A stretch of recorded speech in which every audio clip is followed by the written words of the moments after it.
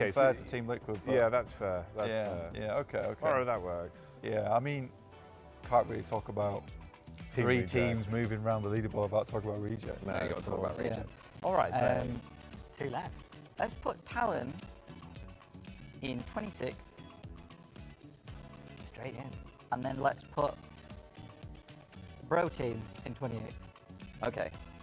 Okay, I'm kind of happy with that. I think that's perfect. I think it is. I think we've earned that. I think this is a souffle that's come up perfectly risen. Yeah.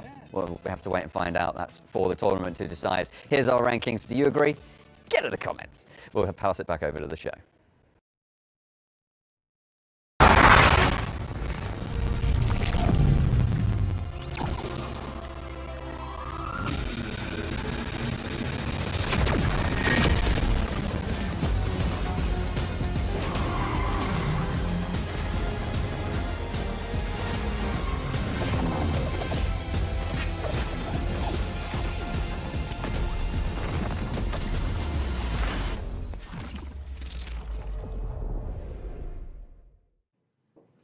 Hello, everybody, and welcome to the final day of the survival stage here at PMWC. I'm Ginny, joined with the 7WG. And we're going to be sending 12 teams home today. Ooh, we're finally going to be crushing some keys here at the PMWC, but 4 teams are going to be going to the main tournament. So stick around and find out who goes to that main tournament and which teams are going to be going home. See ya.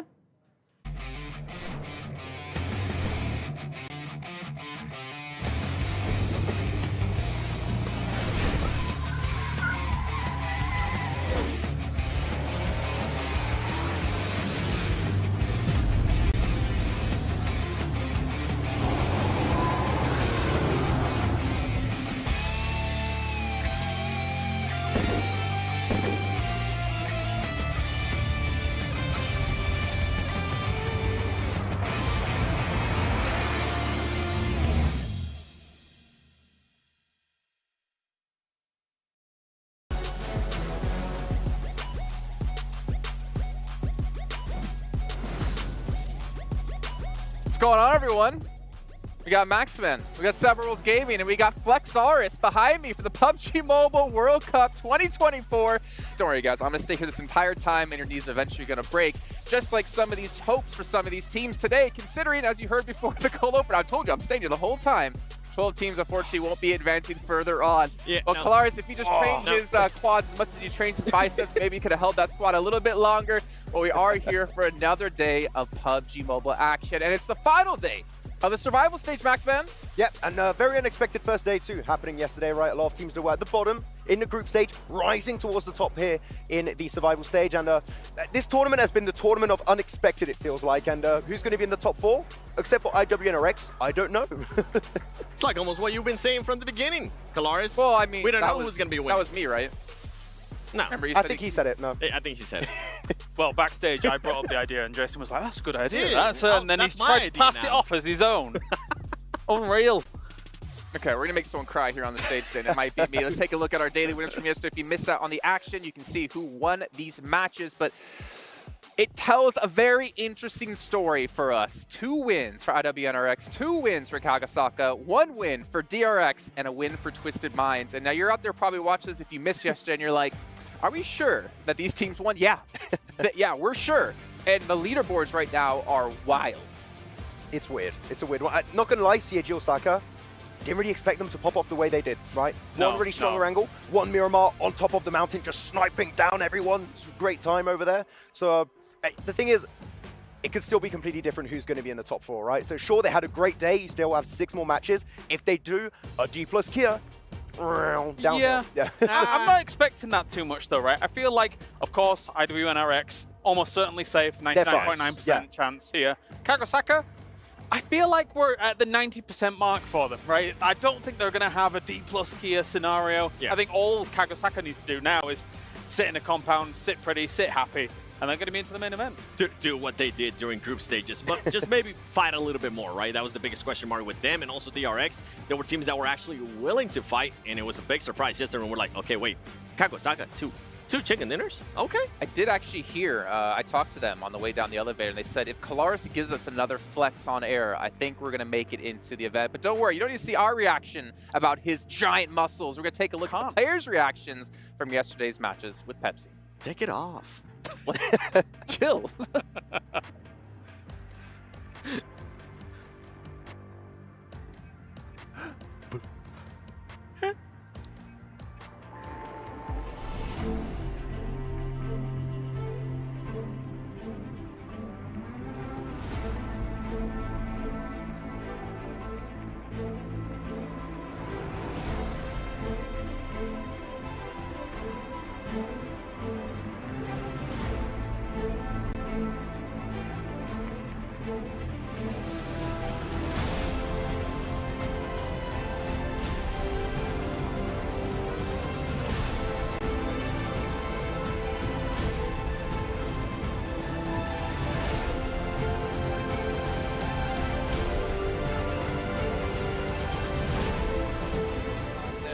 Twisted Minds victory.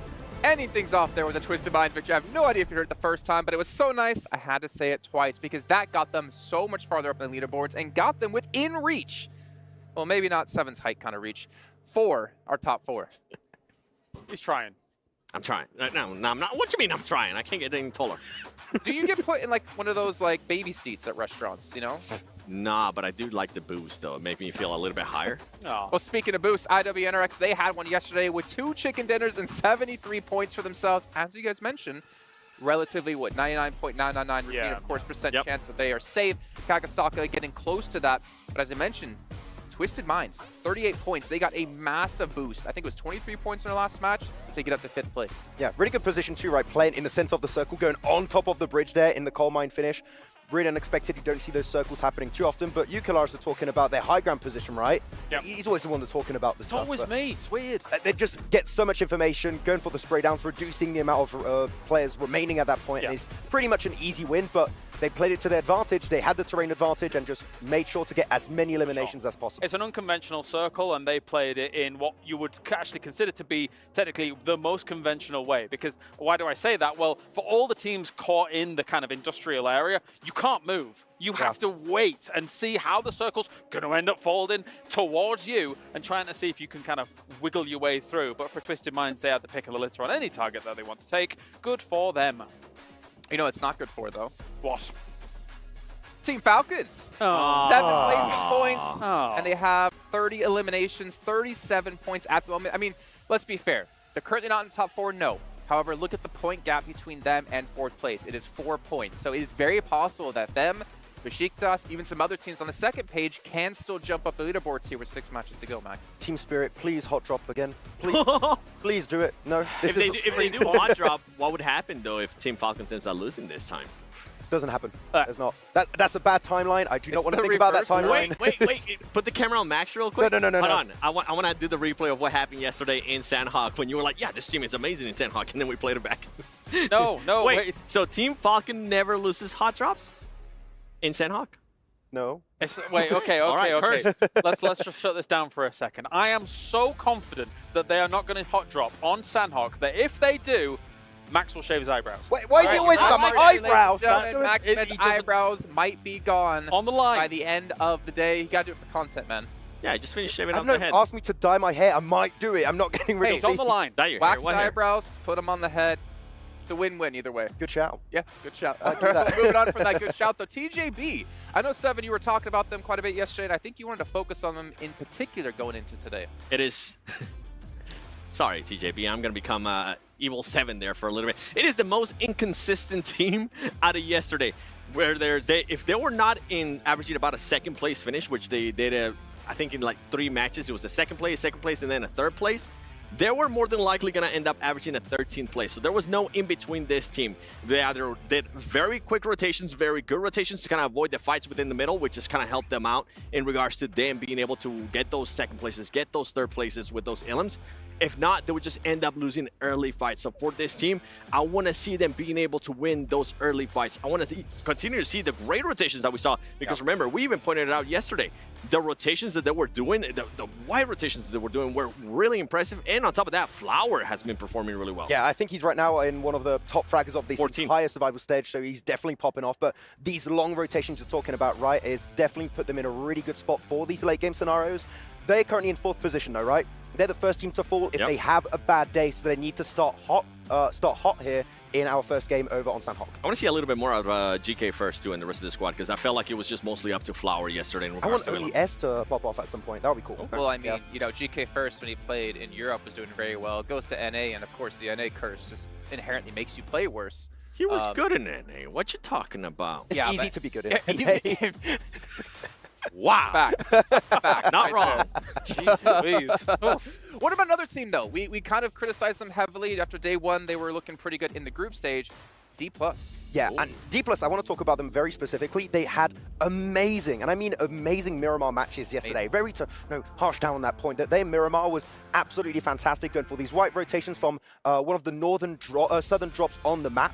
You know, for these wide wraps onto the cliffside. Yeah. I like what they were doing there. I want to see them bring this kind of success over onto Erangel. Miramar alone is not going to cut it. You know, it's interesting because I've gone back at the evenings and watched how D+ has been playing these games. And I do think, actually, yes, on Miramar, as you say, much more kind of success found there compared to Erangel.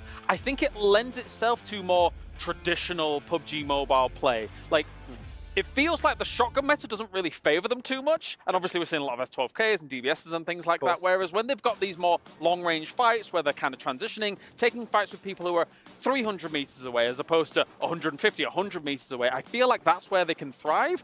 Because they were making great transitions from Partona all the way into these circles, which were very similar to one another yesterday. And they were finding good success in those long-range fights. But maybe we need to see more of that on Erangel. Just Erangel. Really, if they do that on Erangel, I'm telling you, top 4 possible. That's the thing that we saw to them, right? Between day one in group stages, they were just pretty much being given the circles, and they really weren't doing anything out of that. But this time, yesterday, we actually saw them being able to do something when they weren't given the circles. That's why we said I wanted them to be tested and see them adapt to bad circles, which they did. So now, finally, this is looking good. Get tested! Stop it! Stop it! Stop it, Max! What accent was that? I don't know. I don't know. I mean, we really can't do accents whatsoever. We know what? Who can do accents? I've heard who can do some amazing British accents.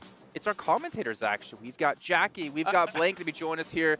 What? I mean, the they Brits technically are doing British accent. They are. Yeah. Gentlemen, do it. hello. Looking great today. Looking fantastic. It's our final day of survival stage. Let's hear a hot take from you guys. I want to see a fanny pack. Oh, man. A hot take? We always keep it hot, Jason. And you're right, we're actually Australian. We just do the English bit for a laugh, don't we, Blank? It's just funny, really. We're actually from down under, 100%. But some teams are down under on the leaderboards. They need to bring things up just a little bit here in this tournament. You got Team Spirit sat right down towards the bottom. I don't think they're making it. But there's a lot of teams towards the top that have that chance. But CAG Osaka, man, did not expect that from yesterday. And IWNRX just bullying the lobby. Oh, yeah. You had Tongjia Bao making everyone bow down as well. It's very exciting to watch. I'm just looking forward to it, Jason. Survival stage is closing today. That fanny pack is so awesome from Jackie.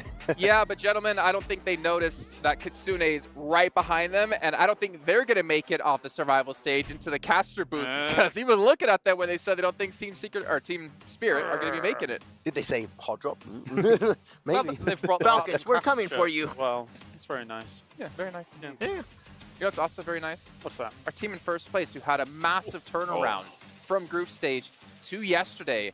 IWNRX, I don't know what they did from their day off, but honestly, it is not easy to pull that kind of switch around. And honestly, it kind of worries me to see a team be able to play that hot and that cold. Yeah, coming in so much so that those dogs were taking pictures of them. That was unbelievable. They had cameras and everything ready to go. But IWNRX, I really like how they were able to perform yesterday. Obviously, I think that what we expected of guys like Z-Wolf, and again, even in Miramar, we got to see the Mini 14s coming out and absolutely blasting with them. Bring me more Mini 14s. I want more DMRs on the battlefield. Maybe on Erangel one day.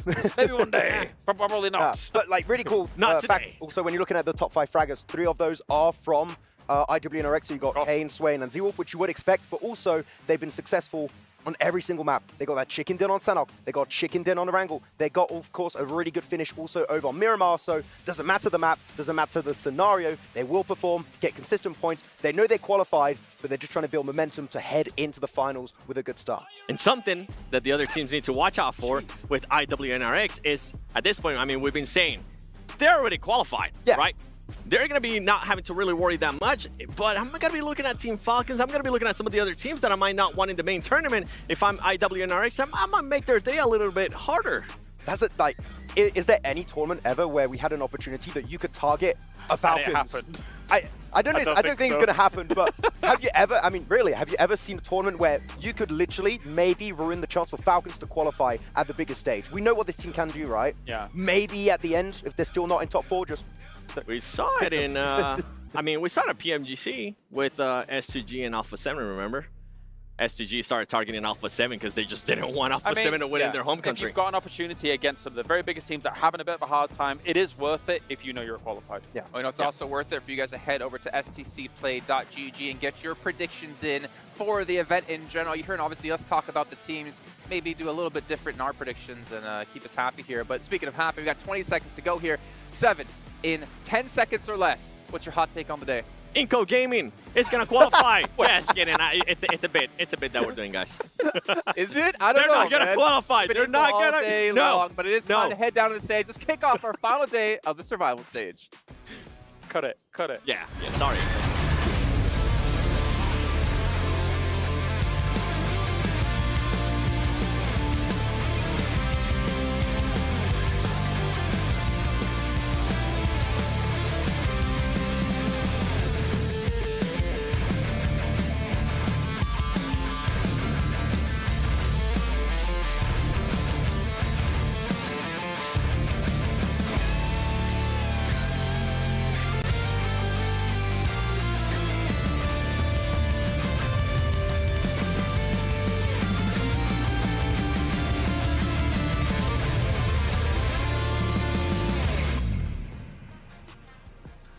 Day after day, week after week, these players grind, scrim, and stream in order to be crowned the best in the world. It is the ultimate achievement, what every competitor strives for.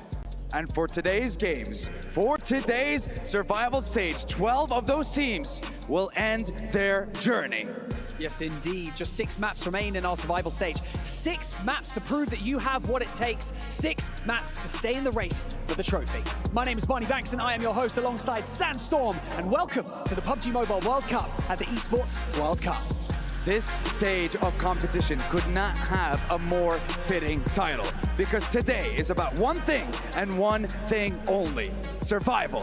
Who will survive and who will make it to the main tournament? Because the teams coming in today, most of them will have a target on their back. Can they handle the pressure?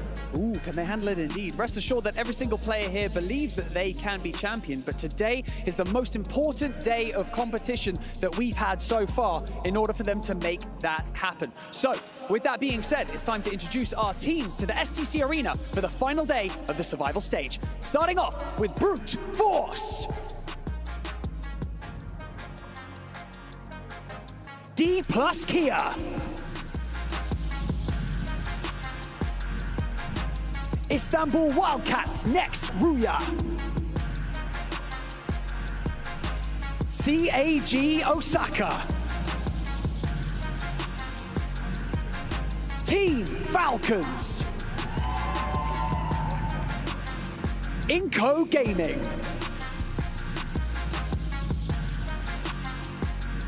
Mad Bulls.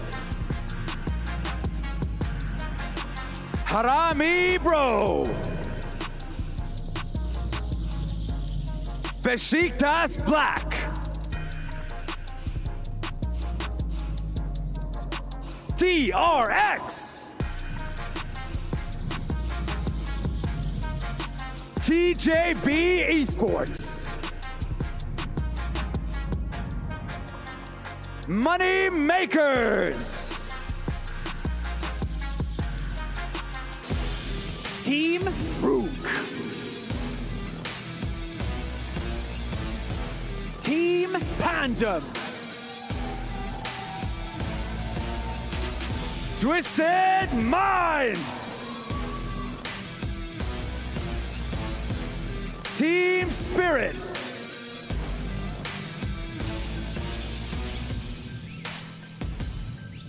These teams have traveled all across the globe to be here, fought tooth and nail to stay here. But only 4 teams can join us in the main tournament. Who will rise and who will fall? That's right. They've had 24 hours to make adjustments, and now it is time to bring it home. Ladies and gentlemen, it's time to find our final 4. Casters, over to you. Oh, thank you, Banks, and thank you, Sandstorm, for setting the stage with your magical words that really do bring the pace and importance of today's games here in the survival stage. Day 2, Blank. This is where Giants will make their leap into the games that are yet to come. And then we have to say goodbye to everyone else that fails to make it to the bar. 12 teams will be leaving us at the end of this one. Spells and rituals will be needed. Oh, yeah. Sigils drawn in the ground, trying to evoke some kind of performance from today, because some of these teams have just not had that oomph that we were expecting, Jackie. And I think Team Falcons, so far, they were impressive on some maps yesterday. Where was that in the group stage? Maybe they can bring it home. For one team, we know they're safe. IWNRX have absolutely nailed this survival stage. These guys are already living it up in a house, central heating, aircon on.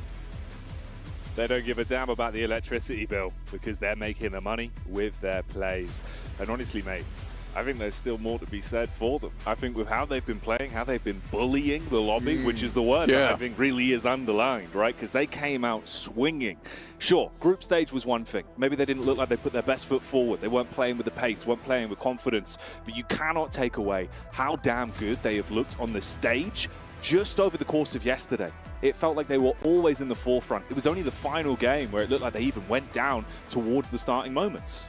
Yeah, I mean, for IWNRX, there was just not a single game that really seemed that bad. There was games where it felt like they were having fun. This is not the stage for fun, Jackie. This is the stage for really high-octane performance and moments, but it just felt like they were in Longhouse, fighting against 3 teams. They kept trying to come in. They kept telling them no. We don't take any kind of knockers on doors here. And they just sent them back, and it was great. It was really good to see. And it really did feel like a moment came where everyone was like, Longhouse is taken. Yeah. We can't go in there. There's a new landlord in town, and I think rent is due with how they were playing, mate. They were kicking everyone out and not allowing much room to breathe. There was a few sides as well that it just felt really underwhelming from how they were playing, and it was a shame to watch them consistently stumble and falter. You know who we're talking about. It kind of feels rough to bring it up again and again, but it's a big focal point. If you know, you know. Yeah, if you know, you know. Viewers, you'll be aware with those eagle eyes. Yeah, absolutely. I do think that some of these boys are a little bit more eager to get into it than others. Brute Force, I think that they rallied around Freezy yesterday. Yeah. So proud of that guy on that team, honestly. From what was a rookie startup towards the beginning of the year into PMWC, sort of carrying a lot of these engagements, Freezer has a long road ahead of him, and it's going to be a successful one, I can guarantee that. The optics for that man's career look fantastic, especially with how he's playing now. You know, these benchmark games where he's able to pull ahead of the pack kind of just makes you think if everyone else could fall in line, if they can pass the baton a little bit, the level of lethality they could have, yeah, that could be through the roof. And the roof's pretty high. I don't know if you've seen, Blank, the STC Arena, that's a tall roof. I mean, I've been exclusively looking forward. Today, I looked up and I was surprised at the magnitude of the arena. The sheer stance of it. The sheer stance of it was intimidating, yet also awe-inspiring. Well, there you go. That's what they've got to go through. All of these players on that grand stage. If you look up, you better not be afraid of heights, even though that would be looking down. But in this instance, you might be afraid of verticality in general. That's why they call it heights. Verticaligo. Other fears are available, of course. What, the sky? What is that? It's a roof.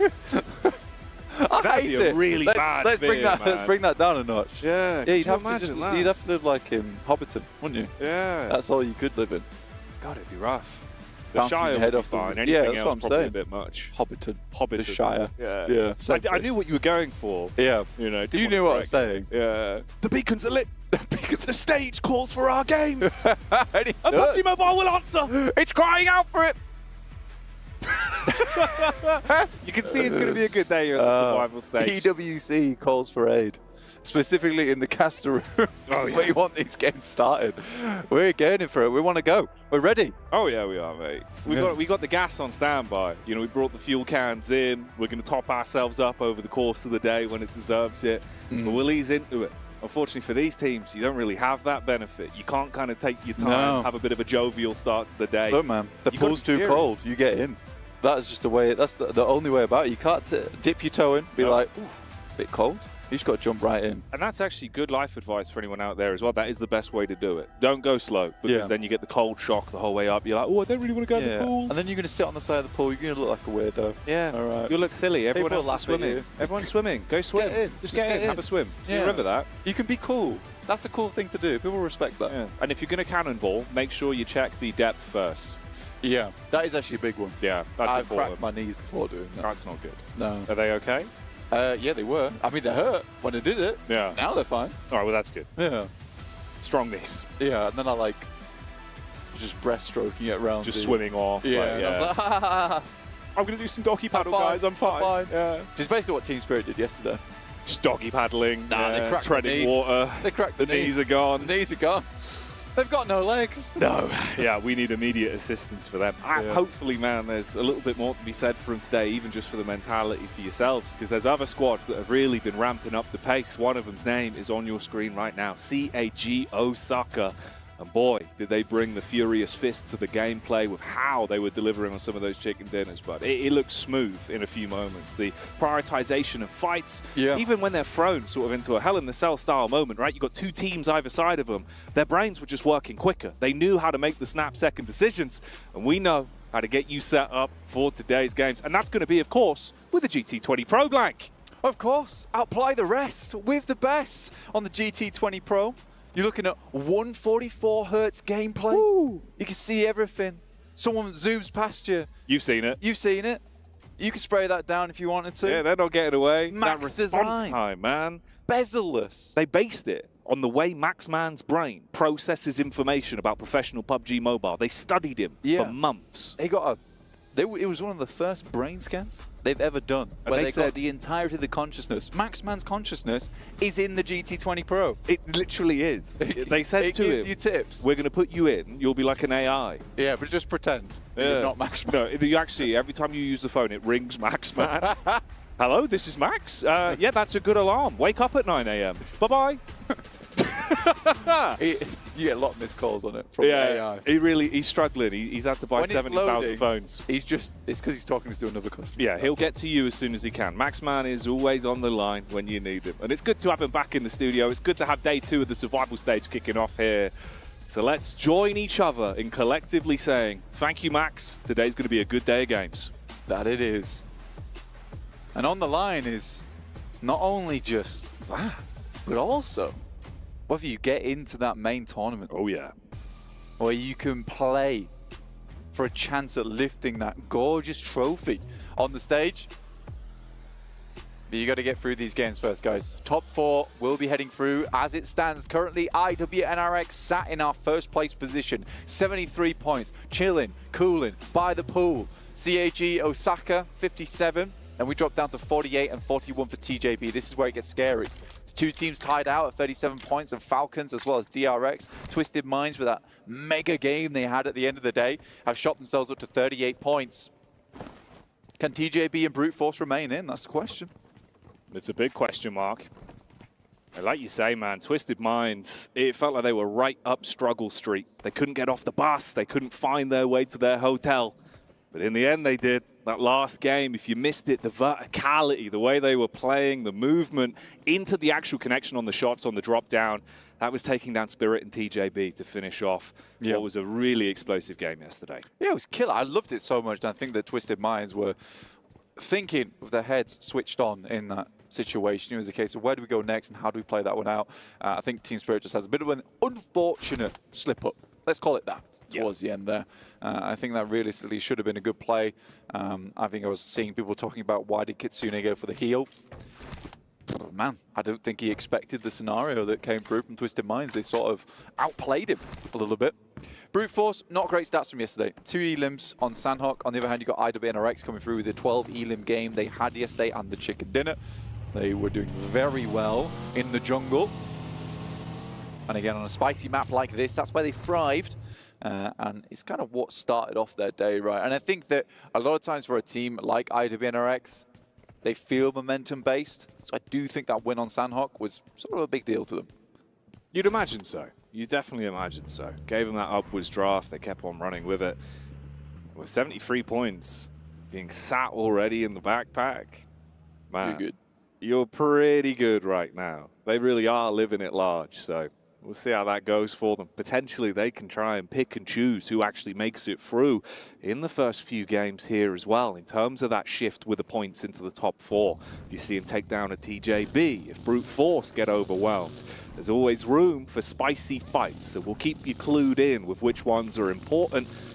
For Twisted Minds as well, bud. Can they carry on from where they left off yesterday? First knock comes through as Rook take a heavy hit from TJB. That's big news for TJB, but it is coming backwards onto GK first as he falls. The rest of the team's rocking up towards the compound. There's a knock that's on board, but a quick finish there. First elimination found by Tulika, of all people. Uh-oh. Okay, so Tongji about. They see an opportunity to get stuck in early and want to farm some points, but they leave themselves exposed in the rear to Madballs. Madballs making the best of this opportunity. That's huge gameplay so far. You get the stab onto TJB. You continue to assault now on the Rook as well. Twisted Minds lurking in as the third party waiting in the wings as well. Meanwhile, CAG suffering heavy losses as they get dove onto. That's just the duo left for our number 2 squad. Yeah, Moneymaker's been able to extract a couple of points from that engagement. That's very nice for them. Madballs up to 3 elims. I think they stole a lot from this one. IWNRX also were able to get a cheeky point. Feels like Rook Esports just torn apart between several of the pack animals in this lobby. Down to just 2 players now. Brute Force still with 4. Up towards Cow. This is a pretty typical position for them. And I think they have won a lot of games from up in that side of the map. They're even taking control of Mong Knight. Nice position to play in. I think the worrisome thing that happens for Brute Force is sometimes they leave Cow when really they should have just stayed there. I can kind of respect it a lot of times because they want to get more control of the lobby, but with the amount of teams that will just make that switch back over from the northwest side, you kind of can't go for something like that. This is a nice spray down. Got 2 of them immediately picked up by the team surrounding. That's where they thought maybe they had a bit of an edge to the fight. That initial engagement between Rook and TJB. It's all got wrong. Yeah, we saw how that one panned out. Not pretty. It's like a souffle, but there's a loud noise going off and it's just gone... Deflated. I imagine that's how Rook feels right now. Nice rotate actually from Team Spirit. I like that. Sending up towards the northwest side and Tapmock, which is nice to see. I think that for Team Spirit, a lot of their problems in the past when Kitsune was playing with Gladiators was just a refusal, really, to actually move out over towards that northeast side nice and early. So this is good. This is really, really good. I'm a big fan. No, it's nice to see, mate. DRX as well. You'd hope they'd have that form from yesterday, bro. If they can try and keep that going, have some cheeky maneuvers, maybe they can peel ahead. You know, it's not much of a difference, like we were talking about, right? 37 points, mirror matchup for them and Falcons. Only 1 point ahead for the Twisted Minds. They were scrambling everyone, making them look smooth with the plays they were making yesterday. It's all about consistency, though, Blank. You need to keep putting up those points. I think Kale was saying at the end of the day yesterday, it's sort of an interesting thing to say. Yeah. Because it's Kale. He always comes out with the interesting stuff. And he's an interesting human. He is, yeah. Yeah, he is, really. But he was saying that it's still technically not over for some of these teams down towards the bottom of the lobby. And I would be inclined to agree with them. but it does require you to make that performance happen early in the day. Yes. So for any team down towards the bottom side of this lobby, they need to get themselves into a fighting position on this game and also hope some of the teams towards the top don't have themselves a good game either. Here's our shift on the circle over towards that eastern side. If we take a look at what's going on right now, you've got CAG Osaka currently in boot camp trying to hold out some of these teams as Inko tries to flow around that south side. And there's definitely an opportunity there for them, but I always find this quite a difficult position on the map to play. But yeah, a lot of these teams on the north have pretty simple rotations to go for. Mad Bulls on the move then. The Bulls that are on parade, will they be seeing red? Or will they be left down in the dirt? It's D plus Kia. One man lurking behind the geometry. Potentially a bit of room to find some chip damage, but he's going to know they're all there. Doesn't want to overcommit. Of course, you are just a solo. That output, that firepower is more reliant on your timing, and that's a good one to take the first hit. Zerich gonna buckle. If he could actually prioritize this somewhat, there could be a few more stabs, but the problem is they've got close grouping. They can go for the pickup onto Zerich when they feel comfortable. Fleek's going to make that move now. I think for Mad Bulls here, they really just need to keep pushing because 25 points is not actually bad at this stage of the game with 3 elims to start the day off. It's really quite a good result for the squad. So they're going to keep pushing as much as they can. There's shots onto Brute Force from Team Spirit. This is a big actual crash that's come through between both these teams. Now, Brute Force made that rotate on the northeast side, and Team Spirit, they've managed to get themselves sandwiched in between Brute Force and the circle, and that's put them in disarray now. They're all over the shop. Yeah, this is a little bit of Panic Station's moment. So you lose Prepod. He's down. He was taken out in a bit of a rough spot. Okay, hang on a minute then. I mean, there is room. If you expose yourself on these peaks, Brute Force could still take a couple of pot shots back, and that's one of the reasons why. Seizes the window of opportunity, literally, as he pumps those bullets through. Meanwhile, Mad Bulls, they rotate it off, not wanting to face the squad that roamed in from D plus Kia, but they go running straight into the Moneymakers.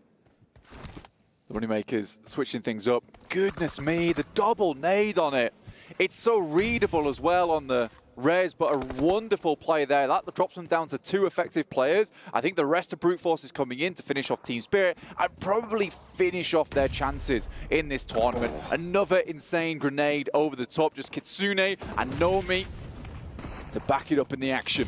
Ooh, I mean, Nomi does get the first off at least. Big Papa Pump makes an introduction as he'll hit with that one. Be able to commit onto it, so Brute Force now in a similar position. It's all down to the battle of the duos. Little peek on the sideline.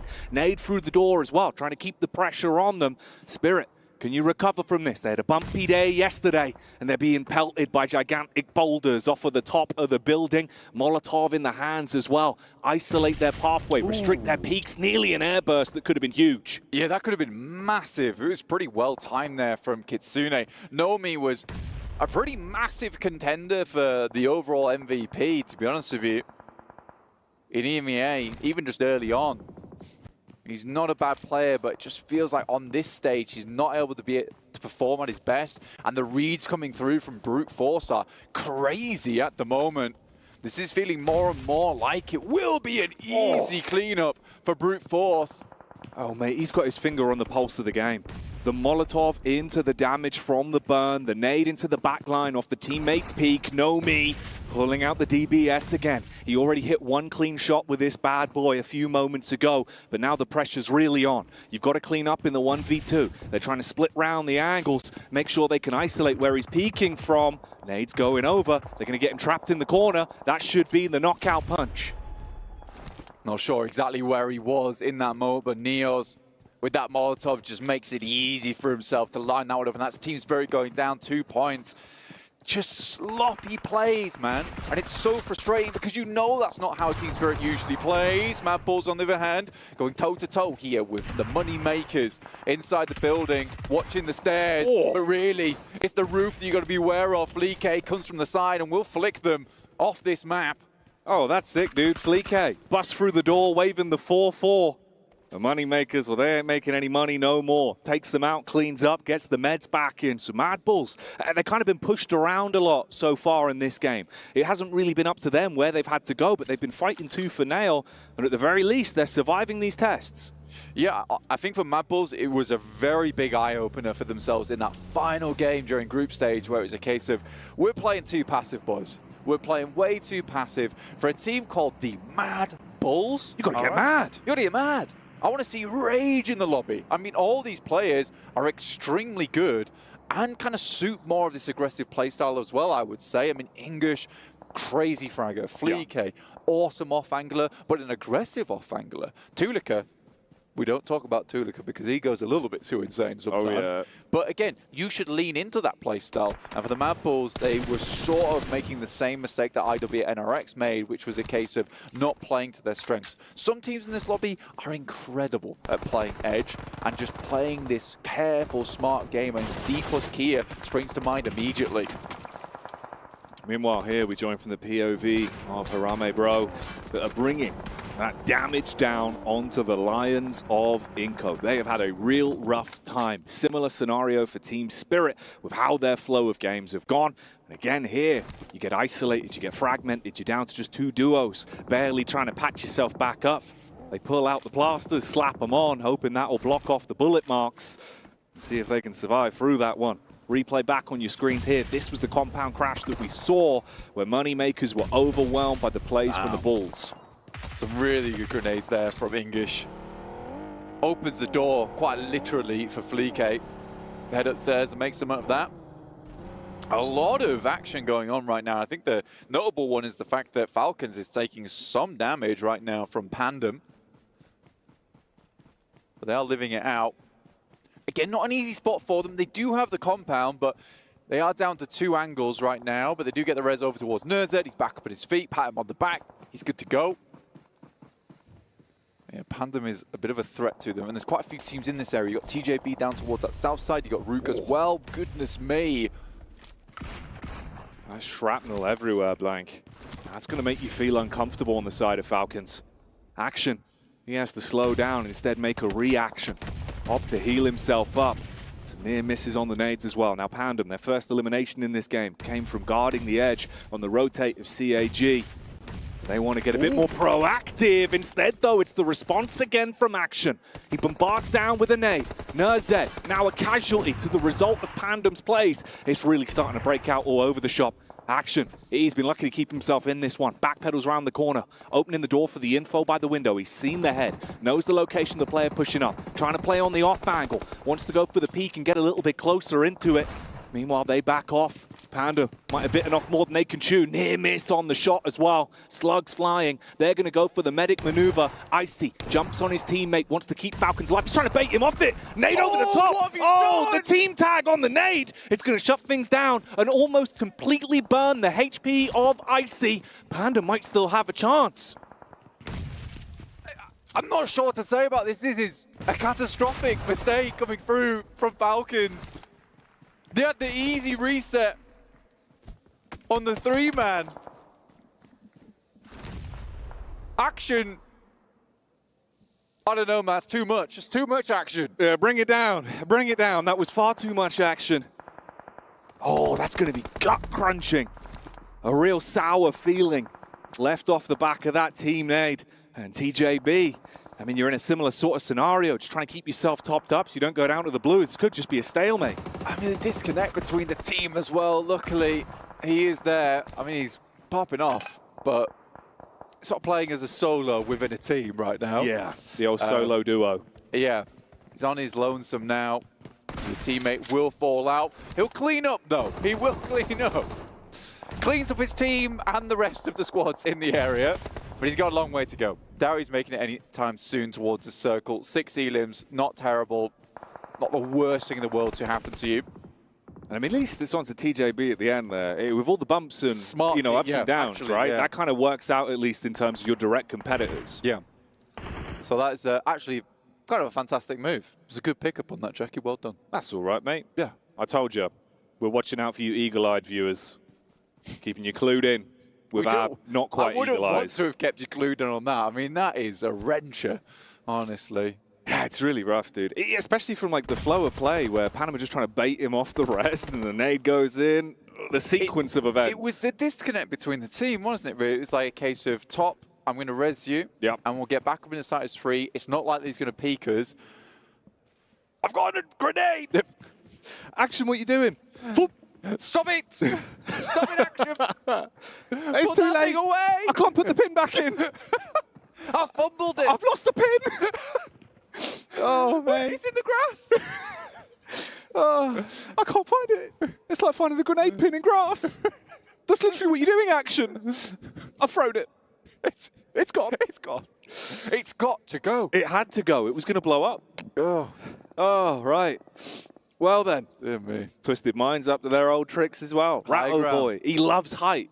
He does. I like where he's playing, right? It's a really smart position as well. And the circle heading up towards that northwest side, we might have the unofficial back-to-back between yesterday's game into this one. The Mad Bulls will need to move themselves out of Camp Bravo, but they are now down to just the 3 players.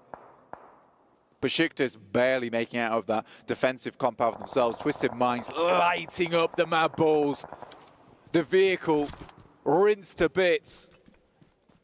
And their spread's working well.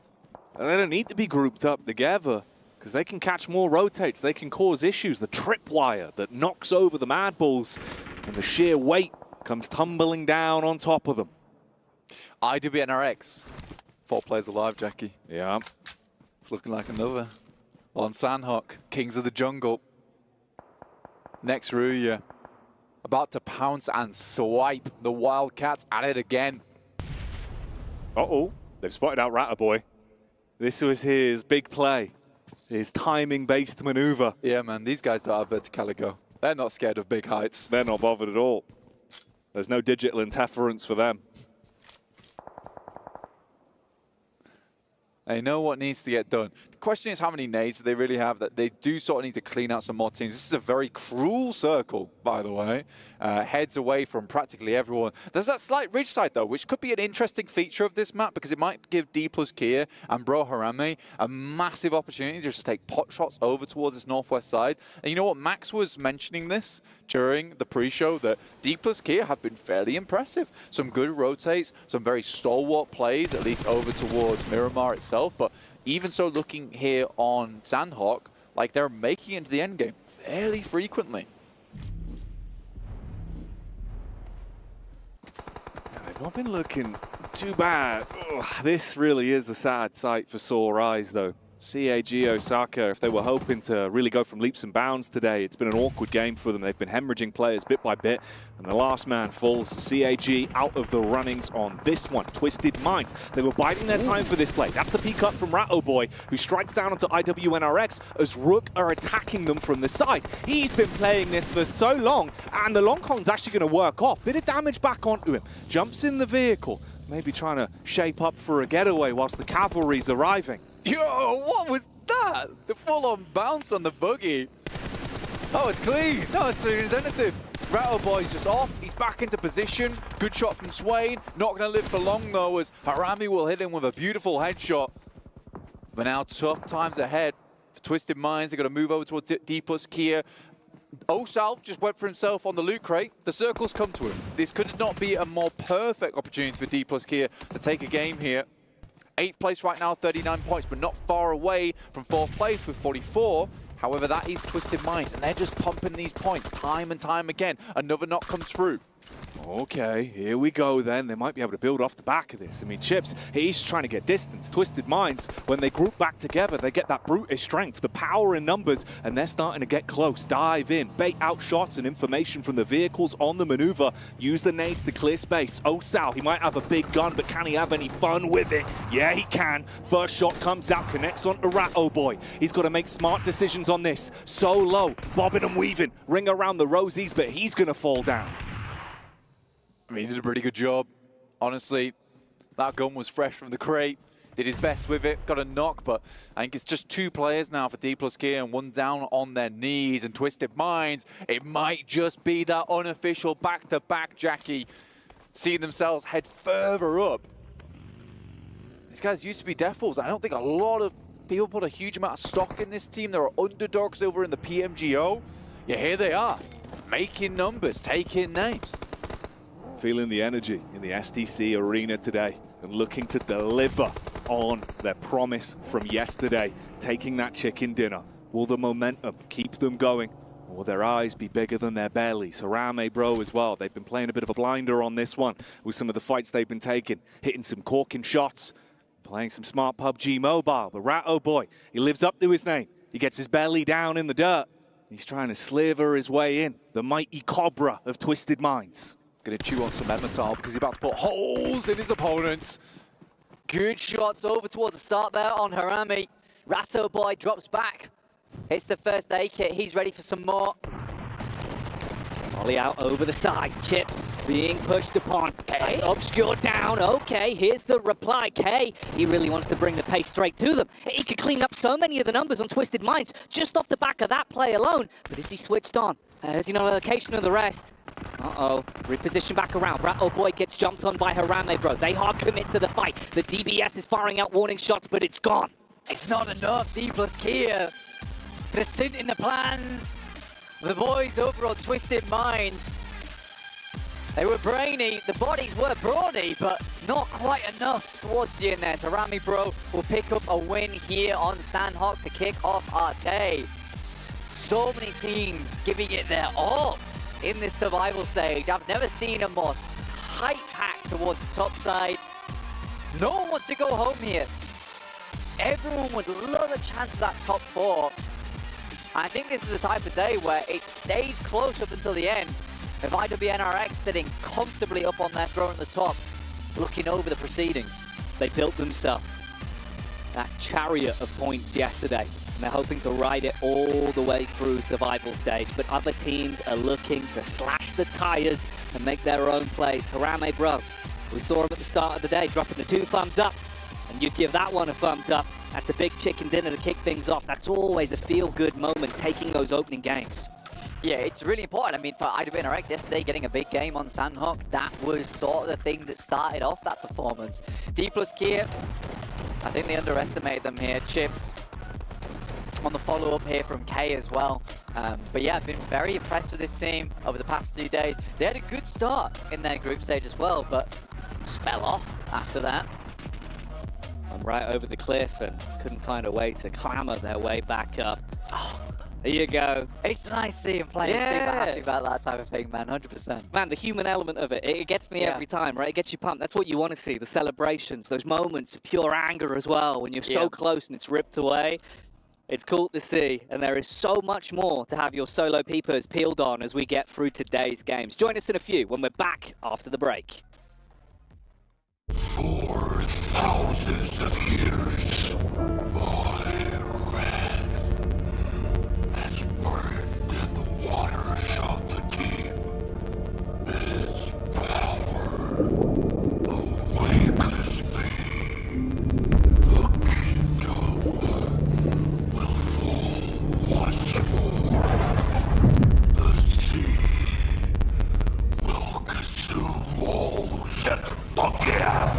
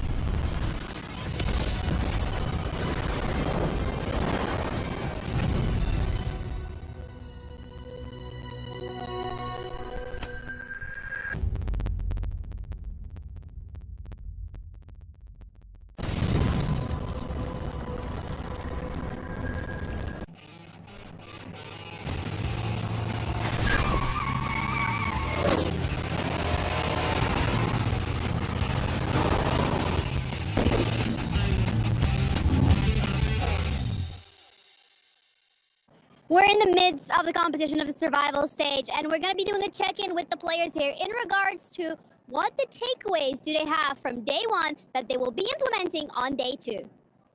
Today we do some mistakes, because of that we lose a lot of points. Tomorrow we will check our mistakes, change them, fix them, and tomorrow we will show our best. I learned day one is like we were lack of confidence, and maybe we need to improve on how we take team fights, and we need to review more about other teams' rotation. So we will probably play a little bit faster and a little bit with better timings and closing teams around us, and get into a fight better and position ourselves better because we're dying. Hello guys, Kitsune here. So I think for our team, the biggest lesson we learned today is that we need to play a little bit faster in the zones that are hard for us. So we will readjust our gameplay for tomorrow and hope it will work out for us. But I mean, we've got just a little amount of points, and we will have to do like really insane job tomorrow. Hope guys you will see it and see you in the games. 첫째 날에 미라마에서 페카도 쪽을 털면은 상당히 저희가 힘들게 푼다는 걸 알았고 2일차부터는 페카도 랜마전을 해서 랜드마크를 뺏어낼 예정입니다. Aslında çok bir şey öğrenmedik yani bugünden. Sadece grup aşamasında kendi oyunumuzu oynamamıştık bazı şanslılıktan dolayı. Burada da yani aktarabildik yani. İkinci günde aynı şekilde aktaracağız ve en iyi oyunumuzu ortaya koyacağız. Para amanhã e fazer tudo o contrário que a gente fez hoje, entrar e jogar o jogo, porque hoje a gente não entrou, o resultado foi vergonhoso. Vamos tentar dar o nosso melhor amanhã. Tamo junto, Brasil. I love the IW NRX interview there of, yeah, we just played bad in group stage. I mean, like, look at them, right? They didn't learn anything today because they dominated yesterday. That's all not wrong. Yeah, we'll take it. Yeah. And they got some extra points here in Sandhawk as well. They Yeah, did. there's nobody gonna... They're qualified, all right? They're going to main tournament. Well, you know who's still in the running, who's trying to chase that top four? Harami, bro, taking home the chicken dinner. Though I think we kind of agree, they didn't have to work too hard to get it, but they did get it nonetheless with their 17 points. Obviously going to help them quite a bit in the leaderboards, but it's all about Ratto Boy and Twisted Minds. Well, for Harami, bro, kind of skirting along the high ground alongside what was a very important combat for D+ Gear, meant that they weren't going to be impeded in a lot of their approach towards the later circles. D+ did a smart thing in terms of moving beyond that compound, making sure that you don't get locked in there by Harami, bro. But eventually that fight had to ensue, and eventually they were able to win it. So I like the moves actually from both teams, but Harami, bro, comes out on top. I was a little bit surprised that D+ Gear didn't want to engage in a fight with them. When they were just earlier, because they were together for a very long time. I think they were together for like the last 3 circles, if I'm not mistaken. So it was a bit of a surprise to see that. But overall, I mean, we got a chance to see D+ Gear from day one of group stages, right? Being able to hold a compound, being able to get those eliminations, being able to get those points that ultimately is trying to get them to the main tournament. It's one of the best compounds. Like in that circle, as long as you know that you're not going to get locked in by a high ground team, it is one of the best compounds. But once it navigates north, you have to leave. Things become a little bit dicey, and well, we saw how Twisted Minds was playing this out, Jason. Yeah, you know what? We don't know when Ratto Boy got on top of that rock, but the position was so good for them. Yeah. It gave so much information. Go ahead, Kosh. That's what you want to do. You found some cheat. I was like, well, what do you want me to do? He like scrambled up there, Ratto Boy, doing what he can. Yeah, there you go. It was cool though to see that kind of position. What was awesome about it, and I thought maybe, okay, when is he gonna leave? Because I really don't want him to leave too early. You could, even if you sacrifice yourself to blue in that moment, I still think it's probably worth it in a lot of instances to do that, be able to take out the entirety of NRX effectively, and then allow your 3-man to sweep it elsewhere. Because it was such a strong position. It's rare you get to see it used actually on Sandhawk, but here we are. And for Twisted Minds now, another great game here in Sandhawk. They had one good yesterday, now being able to back it up here on another day. And Ratto Boy, 696 damage, but even though it's not a lot of damage, it was what happened due to that damage. They allowed the team to do so much. Just the information he was able to gather. He kept an eye on IWRNX. He also was able to help eliminate them as well. Really well done by Twisted Minds here. And again, I think, you know, before Survival Stage kicked off, we kind of almost had them written off. But I will say this, because I want to give myself credit. Seeing what they've done in this year has been very impressive for like a new coming team. Seeing them get into PMGO, like passing the prelims, get here into this as Death. We'll see them qualify for this event, and now putting themselves into, I believe, top 4 as well. This has been an insane run out of this new team this year. Yeah, that's good. I mean, this is a great start for them to start moving up the ranks here for the day as a whole. Again, consider, well, how do I describe it? The position, the compound and the high ground that they had might have been one of the strongest positions, split positions we've seen all tournament along. And on a Sandhawk, that is interesting. You can't stay up there because eventually if fights go on against teams in the south, foliage coverage of the trees isn't going to help you, and also it did get pushed out of the circle. But yeah, so eventually you have to come off, and it did at a good time. The big question mark for me for this team is, as I mentioned, yes, they did have a good performance yesterday in Sandhawk, but after that, in the middle, in between all those matches until the last Miramar, we really weren't seeing them much. It was that last Miramar that kind of gave them that big boost to be currently towards the top. For them to be able to follow up the Miramar they had yesterday to end the day here in the first Sandhawk, it was great, but I don't want to see the same performance from yesterday because we know that some of the other teams are going to start getting hot. I mean, Team Falcons, even though they really didn't get that many placement points, which they haven't,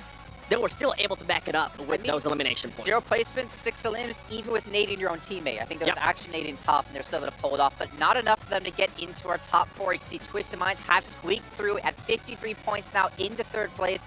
Kagasaka still holding on to 2nd, but this is where it gets really interesting. Again, the gap, 7 points between 3rd and 5th. Not much farther behind that with 10 points between Falcons and potentially qualifying, and even TJB there. I feel like we're going to go into the last half of the day still unsure of what teams are going to make it through, except IWNRX. It's so crazy to see Team Falcons being the only team in that first page with less than 10 placement points. It goes to show how much they are currently being able to frag out. But boy, I just want to see them being able to focus a little bit more towards the later stage of the map, because the elims, I feel like they're just going to become easier for them. There is something, and clearly we don't know exactly what it is, that is not clicking for Falcons at this tournament right now, right? It didn't click in the group stage, and it's ridiculous to say this considering they're in striking spot of 4th, the top 4, but this is a team that we not only expected to click, we expected to challenge for #1 at the end of the main tournament, the championship here for PMWC. Right now they're looking a far cry away from that. It is a little bit disappointing. They've got to still fix things if they want to try and live up to our expectations. If I'm one of the teams that are currently towards the bottom of the page, I'm going to start getting a little bit worried. I mean, Inco Gaming, if anybody's scouting them, it's such an easy tell. That team rotates so late and they become pretty much free points. You have players, I think, getting knocked into the play zone. So if I'm any of those teams that are towards the top, you know what?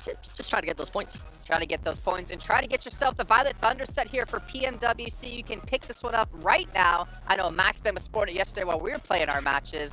And based off the design by Ailu in the PDPX Esports Outfit Design Contest, it incorporates aspects of the trophy. You can see the W on the trophy, you got the W on the back. It looks sick. And speaking of W's, that's all we've got for you here today in the studios. We're going to head into our first angle of 3 of the day.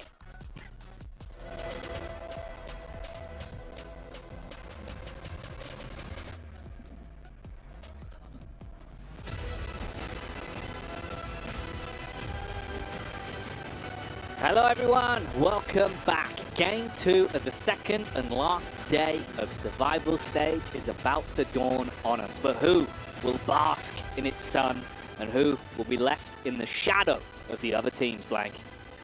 Give you a little bit of a cheeky pause there, by the way. You know, we like to keep you hesitating, waiting, ready for the games, because they are going to start popping off towards the end of the day here. Second match on Arangle, opening up our set of 3 with the GT20 Pro. Get that GT20 Pro. Does anything need to be said? Do we need to say more? It's the GT20 Pro. You get 3 Arangles, and you get 3 phones. Everything that's good comes in 3s. Yeah. Okay. And 20 is probably a multiple of 3, if you're good at math or bad at math, whichever one. You're doing the math. Yeah, it's not. It's not. Well, there you go. Like I said, it's not a multiple of 3. 13's quite unlucky. It's exactly. Not that number. That's why it's not 13. That's why it's not 13. 20's where it's at, man. 100%. We're in the 2020s right now, where the greatest of action is popping off here in PUBG Mobile. And we're heading into our first angle of the day, as Jason has stated, because he's a smart man, and he can see the screen. Jason Status, they call him. He gives us the statuses. Oh, yeah. The status update. He's always there, on time, on schedule, dropping bars about statuses. Yeah. He's an updater. He an is. innovator. He's never on the down low. No. Always keeping it fresh with that funky flow. Circle on that top side of the map here. Brute Force, again, another good position. So Brute Force has been given a couple of opportunities here, we'll say. Yeah. Opportunities on the map. They've been presented. Presented to them. And honestly, 4th place, feel like they can bump those numbers up. Right, okay, 52 points. It's not super safe right now. You want an 80, like IWNRX. They've really they're in the mood. As the boys on the desk are saying, for IWNRX, they just played that during group stage, which is fair enough.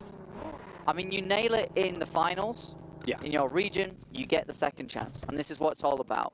You know, if you don't have the greatest of starts, at least you can bump things back up again when you get through the survival stage.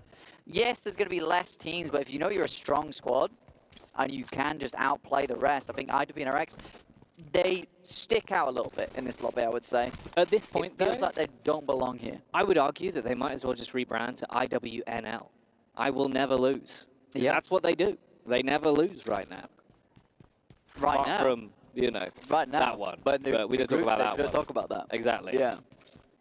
They didn't technically lose. They just didn't carried win. on. Yeah, they didn't win. Yeah. And that's fine. That's fine. As long as they Because you're don't winning go now. out during the survival stage, technically, the acronym still very relevant. At this point, they've still never lost. Yeah. You know? You are right. Exactly. You win the money. No, it's fine. I know. I'm just, you know, I'm there. I'm dialed in. Oh, you're trying to be like Jason right now. No, I know. I'm just trying to copy him. Trying to copy him. I know. aren't you? I'm sorry. Stop that. I wish I could be Jason I clocked Kaplan. on a little bit too late. You've spotted it. thought you were I'll cool take for off a the second. Jason suit. I'm sorry. Put it back in the box. Yeah, let me just reduce my size from 7'2" to a classic. I'll take my 6 platforms foot. off. Yeah, Yeah, back to 6. Yeah, a lot of teams here already situated themselves on the map. Team Spirit down towards farm. Honestly, it's not a bad... I actually like the split that Team Spirit take. But they are surrounded by a lot of teams who currently are just playing so much better. I mean, Twisted Minds have really turned something on during the survival stage. Ratto Boy making some interesting plays. A lot of that high ground abuse going on from this team. And they seem to be good at it. They seem to be very, very good at it. It makes sense that Ratto Boy likes the cheese, and it's been paying off. Like, they've been really good at plays.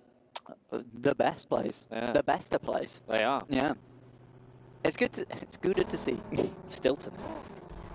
Yeah, well, I mean, they're Stilton on a lot of these other teams There you in the go. lobby. And I think that it's fair enough because when you get to a stage like this where you really have to bring out all the underhanded tactics to get your way through. Especially if they want to Bree in the top 4. Yeah, exactly. Right now they are in the top 4. Any other cheeses? It looks like they're not falling further behind. Oh, okay. Yeah, not bad. Yeah, not bad. Not bad. Look at. We can workshop it. We'll bring it back Let's later. take a Everyone look will forget. We'll workshop it. Let's take a look at Paul Allen's cheese. Oh. Right, we'll put the cheese away. Put that back in the fridge. Yeah, for now. Don't want it to get warm. A little bit dusty. Not nice. We're going to dust off some of these positions on the map, though, real quick, because there is some interesting developments happening. We are having a big glut of teams towards the center of the map here around Rozhok. Mad Bulls, typical position they play in North Rozhok. It's a nice spot. You get some good sight lines over towards the northern side of the map, so you can check out those rotations as they occur on the other side of the river. So I do like this position. I think the unfortunate thing about that spot is you have so many teams around you. Talking of people surrounding someone, that's unlucky for Morales. Man's out on his lonesome. Yeah. This is off the back of obviously just taking a chicken dinner in the last game for Harami, bro. You've run into Spirit, and you've lost the man immediately. He's completely gone. I think the frustrating thing for me right now is Naomi is such a... All of these players are so good. Right. All of these players are individually awesome. And as a team, they were awesome as well. Like, they were very, very team-orientated. There seems to just be some really sloppy plays coming out from this squad. It's frustrating to watch, really. And I think that we do have a lot of Team Spirit fans in the chat, usually for these events. And I apologize to every one of you guys, because I think both me, you, and Jackie all expected more from this squad, and they have not been delivering. As Kitsune said, they would have to have a blinder of a day to even think about getting in. Inco called their gameplay shameful. And I think that shameful maybe is a strong word in this situation. You are playing against some of the best teams in the world. You've got all the way to survival stage. I think that that is still pat on the back for yourselves. Yeah, but you can see obviously how much it means to Inco with them being a little bit critical of themselves and wanting to present more, not only for them but for the fans at home as well. And we know they've got some of the talent there, like we've seen it, right? It's good caring. Yeah, exactly. It's not as if they were completely down on themselves. It seemed more like they wanted to light a bit of a fire under the bellies, get themselves back in. It's a fine line sometimes, though, of keeping yourself sort of in that flow state and hyped up versus overcritical. Rather than just, you know, giving yourself some twists on the wrists when you get home to the hotel. I need to do better. I must play better. No, it's just a case of do some bod review, figure it out, talk to your coach, figure out what's gone wrong, put back in. This is the difficulty with survival stage. It is just 2 days, so you don't really have that midway point where you can like look back and have a really good discussion of what's happened. It is just a case of we fix mistakes on day 1, and if it doesn't work in day 2, we're done. Someone coming in the door. I thought so. I thought someone was coming in. It's just how intense the action is. But hello. No, I think we're fine. Hello. Safe for now. Well, there is a bit of rumbling going on. Oh, is there? We'll let that occur. But yeah, man, it's really interesting. I think, especially as well for me coming into today, it must be hard for some of these teams to sort of prioritize either unpacking the bag and thinking about like how do we reset for day 2 of survival stage, or how do you just keep yourself just drilling on, keep it going, you know, not get over critical of anything and just focus on the individual, that gut feeling. Because sometimes you can plan for something, but the games themselves go a whole different way, and it's just about relying on your mechanics and your decision making in those moments. You've seen some teams are really shining today and yesterday as well, IWNRX, with the way they're communicating. Even CAG Osaka, like the way they were coming inside of fights was so clean to watch. Totally different from the group stage. And I think that if you look back on yesterday, there were some games that really went awry, like in terms of the positions on the map you had to play. A lot of it was pretty unplanned approaches to those games where we haven't seen matches end in those positions before for quite some time. So it's difficult. Circle does move up towards the northern side of the map, towards shooting range. Brute Force about to be getting hit with a brunt of squads who are all moving over towards that north side and have to hold them back at the barricade because this is going to get a little bit tight towards the northern edge inside the forest that surrounds shooting range and this little overlook they're currently playing. Hello, Rook. They always seem to find themselves in some sort of trouble. It's Inco that find the bonnet action to shut that man down. Yeah, Rook's just been moved from place to place and hasn't really found a decent home. But again, I think for Rook, this is an unfortunate rotation. The fact that Inco is still chilling around here and the circle is so far over towards that northwest side, I would imagine this is a planned move, a planned play from Inco, waiting for a team to move through. Moneymakers, IWNRX, tough fight for them, considering this team is on point, on form. Oh yeah, they are. And they could add even more points to that big old bag of points they've already found. Icy Boss takes a heavy hit and he's down. The rest of the squad, they kind of scurry out of there, looking to get themselves into whatever covers around. It's not much that they can work with. Bit of a rock blocking the bullets. If they can get the off angle on him, that's an isolated fight. Could be another freebie. Koa and Co backed off massively as well. Cheeky peek up on the top of the rock. Does at least get the initial damage off. Koa's coming for the recovery. We're going to see if he can pick up his boy. Has to be quick with though. I think he understands this team is just not missing shots. An instant reposition as well from Kane. Get the high ground. Oh, the timing on it. Just for the peek down. Barrage of bullets starts to connect. The Moneymaker having their cash flow cut off as damage is done from the elevated peak. They thought they had the getaway, but not today. Bishke might have to double back here, pick up Koa, but he's got the vehicle, and I think Bishke just has to move on with his life. That was a great reposition by IWNRX, and I think that's the cool thing that we see from this team. As soon as they sense weakness or blood in the water, it's a case of it's all go. You know, the key is turned on the ignition and they're over. So they finish fights very quickly because they immediately know when the tide's shifted in their favor. And it's a very, very smart thing. It's a difficult thing to do during these fights. They seize the initiative whenever there is an opportunity that's presented for them. And there's respect in that alone with how they play it. Oh, huge backstab. This is the off angle they were trying to find for so long. Make him focus on the majority of the squads. And Frozen can find the backstab. Yeah, dude just splits up, confirms that one. Makes it look easy. Yeah, it's very nice. And again, just the confidence to be like, I can make a solo play here. I understand that I've got him. The rest of my squad's already locking him in position. We are going to get our next circle, though. You can see it on the top right of your screen here as we head into our latter portion of the match, northeast shift. And you know what? Brute Force might have a decent spot to play around with this position. Falcons coming in from the northwest, though. We've seen Brute Force and Falcons clash a couple of times. The Falcons want to get a bit of momentum going, climb up.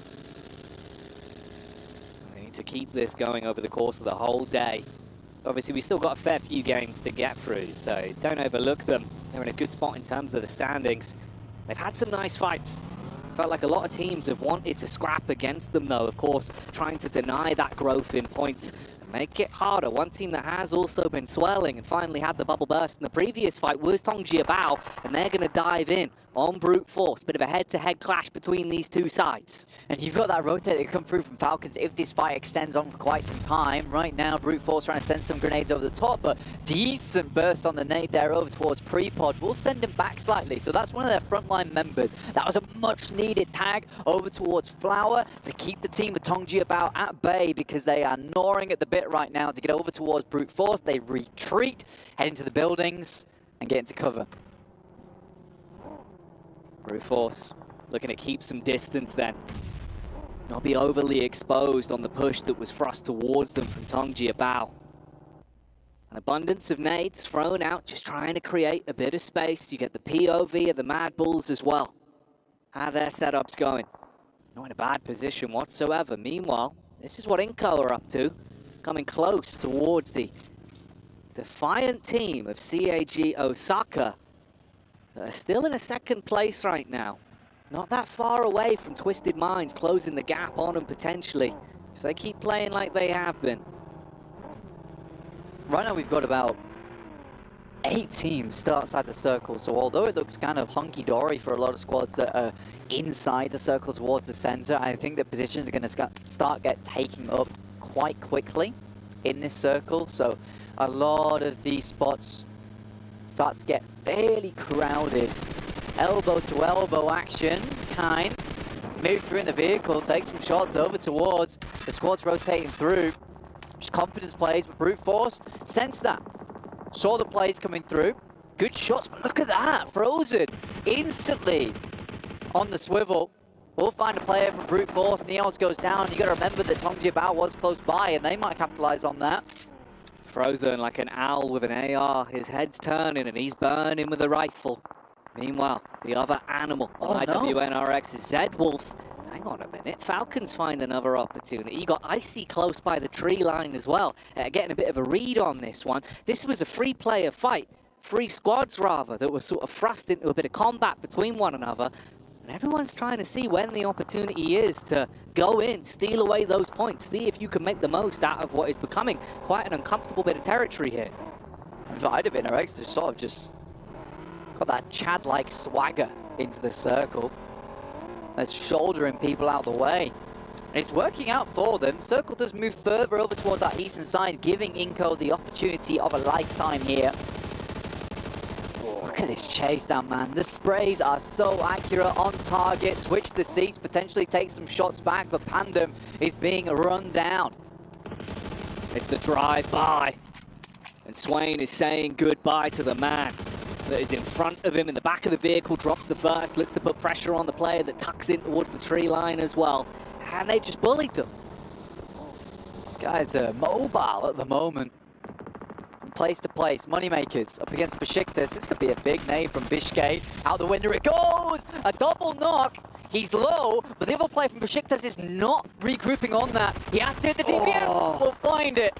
And luckily, these players might be able to get back up their feet, but they're surrounded by so many squads in this area. Looks like they are getting flushed out. Panic stations. The difference a millisecond of reaction time could have made as well on the close quarters engagement with the shot. But that's all ifs and buts. It's in the past. We'll focus on the present, and that's the amount of damage that's being done onto Harami, bro. Rook.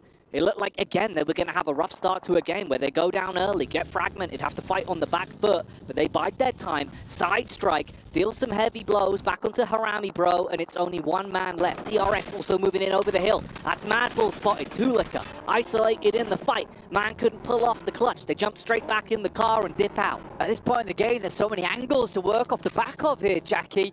It's so uncomfortable to play. Madbulls can't quite find themselves an area that they can call home for the time being. It's the team that came from North Rozhok, so they haven't had a long way to go whatsoever. In comes Yumbin. Zerich unloading from a distance. The Madbulls, they really have to step up to the plate here. The amount of nades that are barely missing them.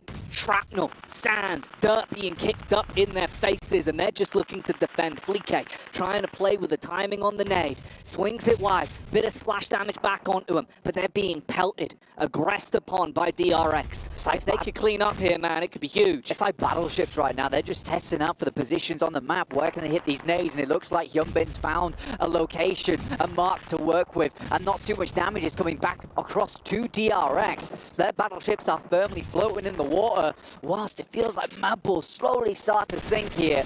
Oh, they could be sinking, but maybe there's a chance for a recovery. The strong sailors of Madbulls, can they pick the pace back up? Find damage to establish control in this firefight that's been going on here. The battle over the base. Who's going to be lord of the land when it comes to the end of this one? Nice nade. Fleek replying. A three-pointer that gives them confidence back in the fight. He's looking to get the angle on it. Shrouded behind the smoke, though. There's the peek up. Takes a couple of shots. Few bullets whizzing on by. Blue moving in here. They are firmly in the waters of the storm right now. Soes tries to move up, but hunkered and bunkered down. Madbulls hold DRX out with just a smoke between them. Manage to keep this one alive for the Madbulls. Circle moves north. They've got further to swim here. Difficult position to play. Right now, Inco, like I said, opportunity of a lifetime. A salesman come by the door, gave them this position on the northeast side, and they're going to try and work with it. It's prime real estate for them. But can they maintain it? Can they hold on to it? Accumulate wealth on their investment? Or will it be the other teams nipping at their heels, starting to snatch that land back off them? IWNRX still with 4 players alive. Fair few squads here taking some hits. CHE Osaka trying to get the res back up so they can stay as a 4-man squad. They'll at least be able to squeak their way through that one with 4 still alive, but it could get uncomfortable the longer it continues. You've got the compound set up as well from Brute Force. That's just the trio, but it could still be a very lethal set of teammates there. You've only lost Neos there, and he got caught off by an unfortunate position. Coming through from the Falcons, Twisted Minds though take down Zerich. Nicely done. In comes Brute Force. Looking for some more here. Falcons though don't want to let this one go in the favor of the team trying to push in. They've got 2 teams to worry about here, Jackie, and just 1 player to rely on. Icy. Oh, I see. This is going to be your hardest task yet, and they try to use the elements against him. Turn up the heat and make him feel uncomfortable with the Molotov. Throwing in those white nades. The reposition barely over the top. That one wasn't cooked long enough to blow him out of commission, so they closed the distance on the Falcons and shut them down.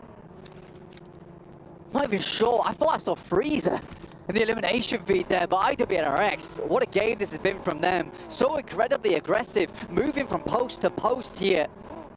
Setting up a line of operations. And they've got all the executive decisions going on inside this map. Everyone else just bending to the will of the Wildcats. Oh, they do not want to stop either. They get that spot down onto Rook. Barely a thin shroud of smoke cast out from Vic to back up his 2 teammates that are further away behind the tree. But they still find opportunities to punish, and you get the backline stab in from Inco. The Lions that have been waiting to pounce, but look what's happening here. That's exactly what's going to occur. Spirit, slide in, try to bring the hammer down. Panicking on contact, Effect gets hit. Nomi replies. You got the distance firefight from Kitsune as well as Inco bail. Inco crumbled under the weight of Team Spirit there, and they don't lose a player. Nunes might be coming back in for a little bit more as they go for these reses. They have suffered. 2 players coming back in for a bit more of a regroup. It does look like with the amount of angles on the side, they're going to have to just dip on out of here. Inco with that opportunity, snatched away by the thieves from Team Spirit. They get in, snatch away the elims and make out like bandits. But Inco, they're just thrown into another team. From pillar to post, a rock and a hard place of rifles facing down at them. Tongji Bao finally start to step up to the plate as well, getting 1 knock across onto IWNRX. They've still got ammo. They've got rough positions to work with. They try and build themselves some geometry with the smokes and block off the line of sight that exposed the Spirit. Team Spirit crushed in by the circle here. Vitali, last one alive, might go for a backstab with a PPV zone. But honestly, for Team Spirit, a lot of teams towards the top side have already been knocked out. A 20-point game here might set themselves up for something later on. It is a wild chance in hell, but it might be available. D plus Kia, similarly, removing the members from CAG, Osaka. Another fight that's broken out. Control the compound, relying on 1 man to make hero plays with the shotty. But there's no chance to deliver that lethal package as he's gone down. The postman removed and the team out of luck. CA to the GG for Osaka there, as D plus Kia will take them out of commission. Flower, the rest of Tongji Bao fighting for their lives in 8th place. 4 elims now for Nomi and Team Spirit. Only bringing back some of that caliber we saw from him in the past. Takes down another in Zedwolf, and he's got eyes on. You don't know me, now you do. Ooh, strikes from the side. Shots, bro. Unloads onto them. Pinpoint precision. Team Spirit saying that they wanted to bring themselves back alive today. 5 elims attempting to go toe-to-toe with any team that steps in front of them. Even with the big dogs in the lobby that are racking up points non-stop, they win out versus IWNRX. We thin the herd some more. Our squad's starting to drip down now. The drip goes through. Teams are going to be lapping up those points at the same time. Tongji Bao retreats. Scared by the onslaught coming through from Team Spirit. Twisted Minds. They've had a quiet game, but they've still found opportunities for elims. Taking smart fights and keeping their distance. It's D plus Kia that are ahead of them. I mean, Twisted Minds right now, they're just consistently in this top 5 every single game. Scary prospect for teams trying to move up. 5 eliminations right now, pretty decent. Bounce on the nade, won't go too far. D plus Kia with 4. Some fearsome teams still in this lobby. Twisted Minds, D plus Kia, Tongji Bao. And it feels like yesterday on a repeat with Twisted Minds, TJB, and Team Spirit. They really stepped up in the latter portions of the first day of survival. And now we're starting to step up the pace. The roam in, the aggressive crash down onto Twisted Minds. D plus Kia, can you make this play count? The first connection comes out from Rattle Boy, but there's an instantaneous trade back.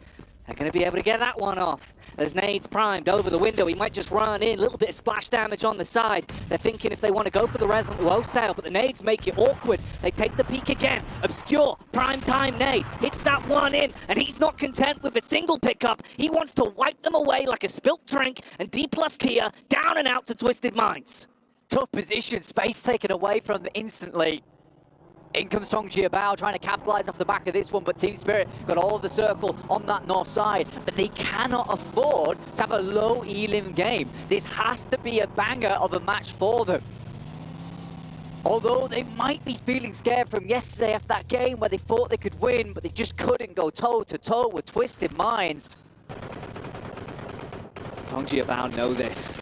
They realize they've only got the 2 elim points to play off in this current matchup, so they got to think more about the longevity, the bigger picture. The devil is always in the details, and that's what they're going to be aiming for. A bit of a lull in the battlefield. What remains of Harami Bro trapped dead center amongst all of these squads that are playing with passion. Looking to secure their positions. 3 stories on the go at the same time. Twisted Minds maintaining their position in that top 4 right now. TJB looking to leap up into it. And Team Spirit, they're playing for a hope in hell. This morning, Kitsune was saying, we need someone big, and we hope we can show it. And this might just be the beginnings of that greatness, of a comeback. It just seems so unlikely. Kitsune drops wide, spots players rotating in, gets a bit of a tag on, but will back off. What's this? Masters found one from Twisted Mind. An opportunity presents itself. Oh, saved again by the backline of Obscure. But this is what we were waiting for. TJB sees that opportunity. They see the moment to go in for the side sweep. It fragments the setup from Twisted Minds. Obscure's down all the way towards the backline. Spirit, barrage bullets, unleash the hellfire, trapped on the players towards the middle. Some big damage coming through, softening up everyone that's stuck there. There's a reply back onto Tong Jiabao. Good connection on the first, looking for the distance shot as well. Nomi still putting bullets into Twisted Minds. Effect from the side here, getting a lot done. Both teams absolutely battered and beaten. Can Team Spirit pick up the eliminations they need here though? This should be a free game. If they can keep this rolling, keep it ticking on over, Team Spirit could finally get their hands on a chicken dinner and put the bad times behind them. So important. Guizhou will find himself only from TJB. 2 teams remain, and Team Spirit, they have the lion's share of the circle. They need even more. Naomi, the nades were on point. This is more what we were expecting from this player. One of the best naders in the game. But again, Guizhou, out of nowhere, in the smoke like a phantom, finds the pickup, and there's no answer. Naomi is no more. Man down for Spirit. Twisted Minds. They know how to play from the back foot, swinging with the full weight on every punch that comes out from Guizhou. He's got so much to do on this one, and you're penned in the middle. 2 lethal squads either side, the nade stripping his HP away. Second won't do it in effect. He's out of nades, he's out of util. 1 stun grenade in the back pocket, gotta make it work. Playing hidden. Nomi, 5 elims on this match. 4 potential more for them.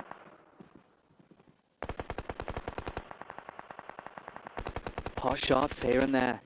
Little peaks, no overcommit. Don't give away that edge. Don't make the first mistake.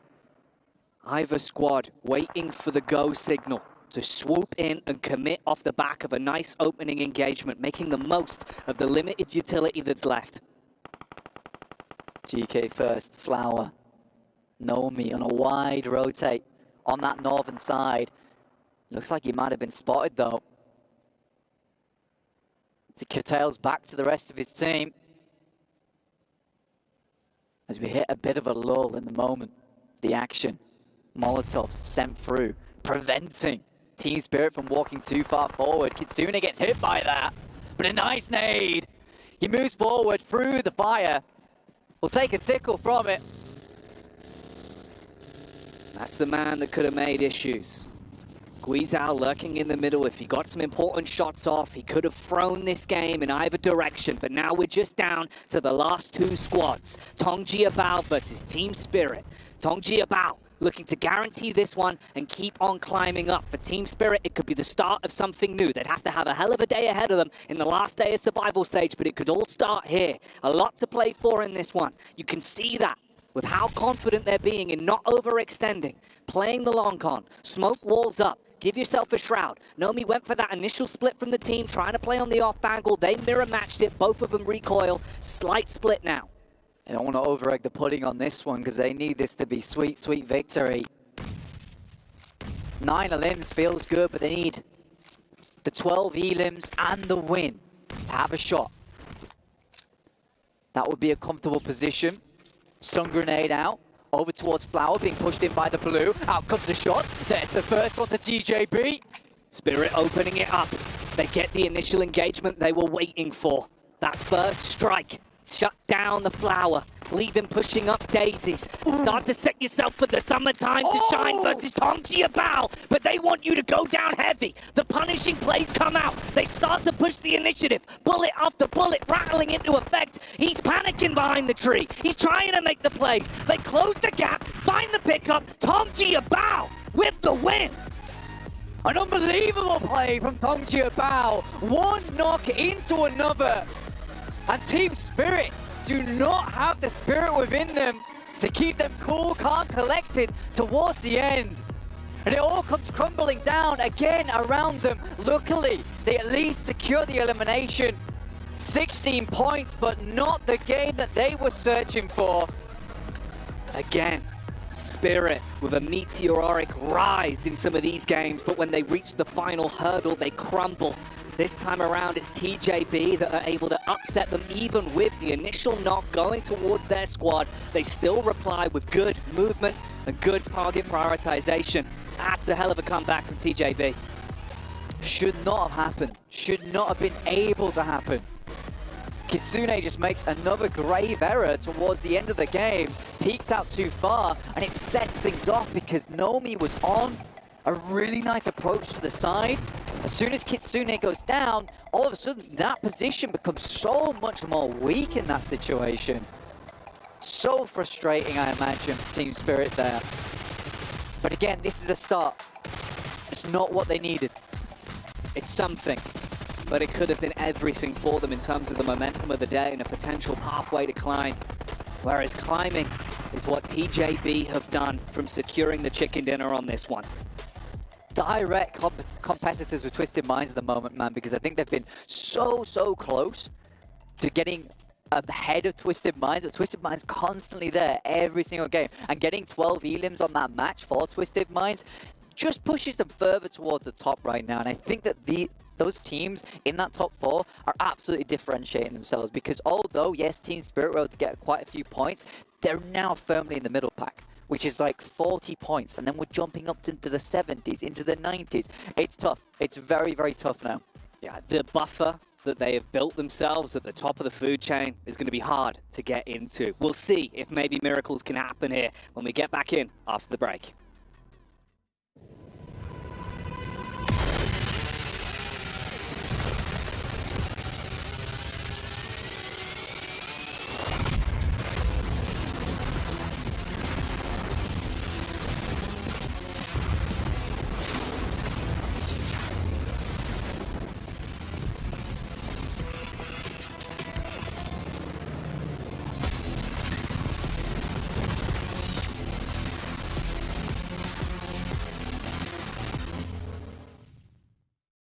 لحظات البداية عاشت معنا. كنا نحسبها وقت للتسلية بس. نحسبها بس ذكريات. عبود أعطي أختك اليد يا ولد. ابتكرنا فيها ابتكارات، وإذا بغينا قلبناها خرافات. كنا نحسبها بس لمة وصحبة وسهرات. انتبه نوب ترى نوب. لكن كنا نشوف عالم ما حد يشوفه. لا تشغل وقته بشيء يفيده. الله عليك على الصوت. عالم كبر وعاش فينا. عالم الحماس فيه يوصلك كل مرة لحلم أصعب، بس ما يصعب عليك. بارد معك وين ما تروح.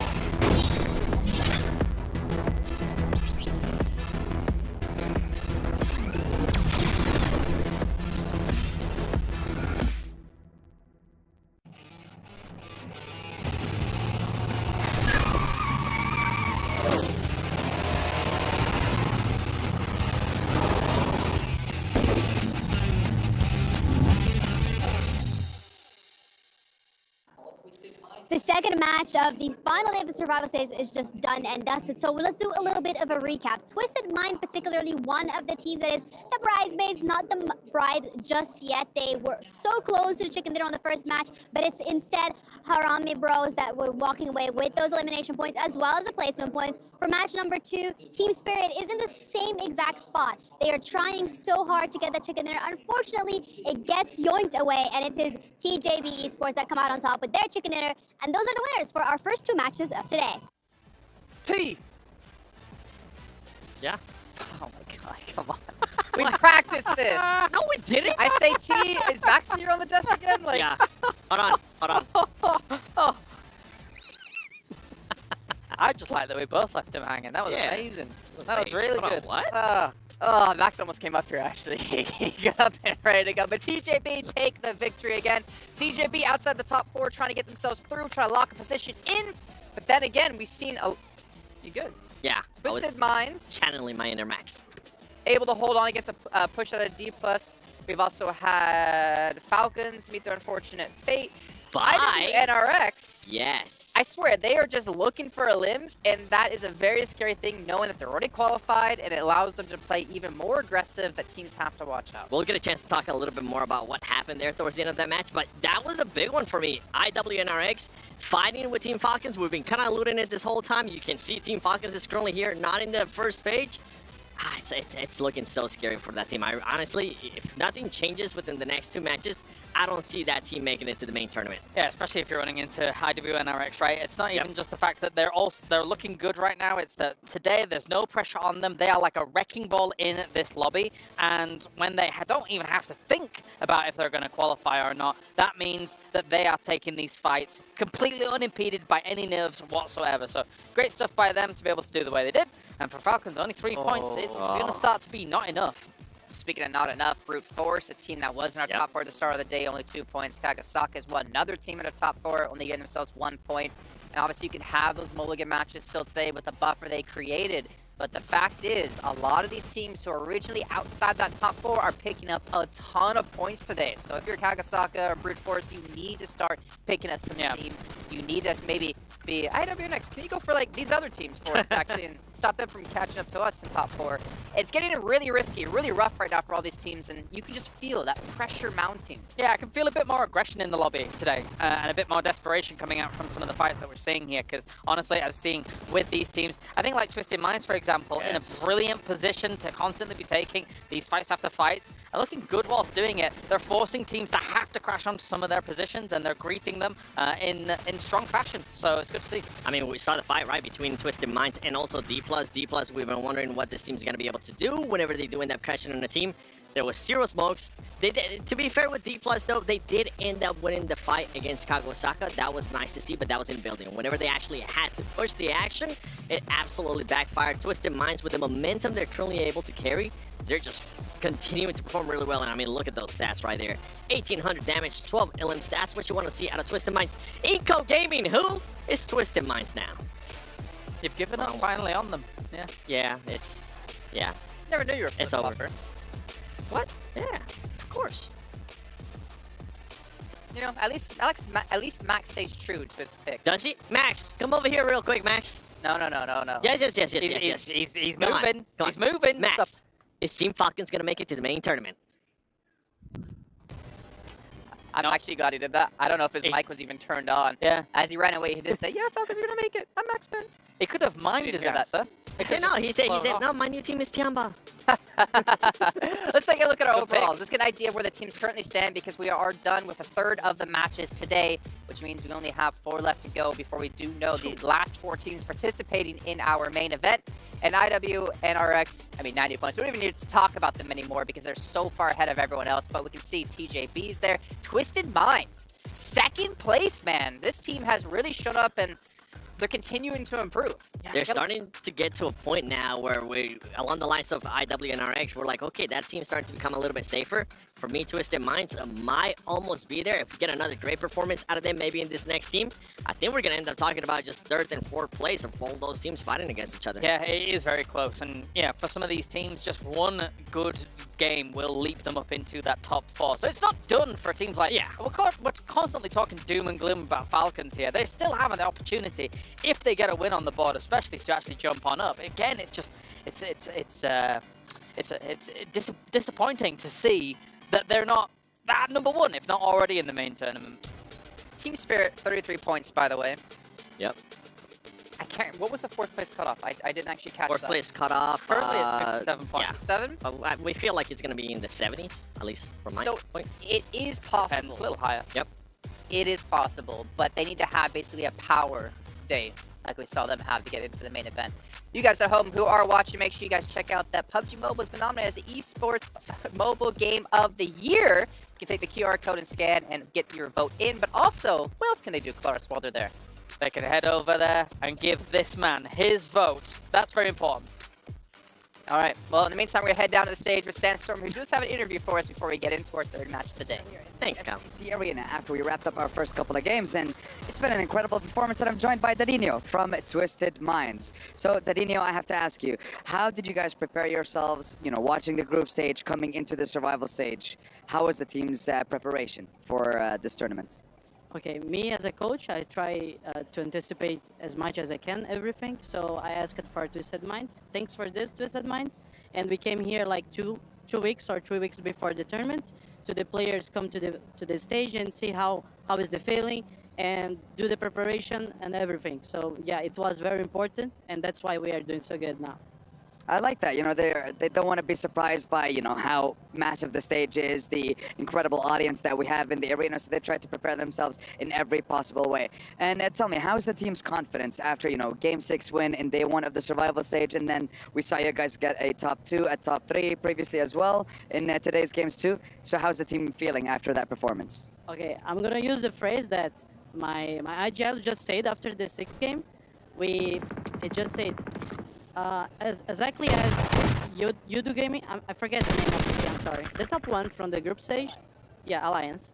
So he said they get top 6 and the first day after the 6 games, and then at the end they got top 1. So if they can, why we can't, I like that. If they can do it, we can do it too. It's as simple as that. And when it comes to your team, do you feel like they perform better when they are under pressure? Yeah, this is one thing that me and our psychologists notice about this team, about our team. This trait from our team, like we used to start very, very slow, like being passive sometimes, and then we go to another extreme that is be so fast, and with the time we just find the base, the equilibrium. So yeah, that's it. I like that. They found the perfect spot. They're not going too fast. They're not going too slow. They're finding just the right spot. And as we've seen previously in today's games and yesterday, they got a chicken dinner and they got a top 3, a top 2 in day 2 of the survival stage. So maybe they can keep themselves in the top 4 and we'll have Twisted Minds in the main tournament. We'll find out. We still have a couple games left to wrap up day 2. So time to head over to the studio and see what's going to happen with the rest of our games. Take it away, boys.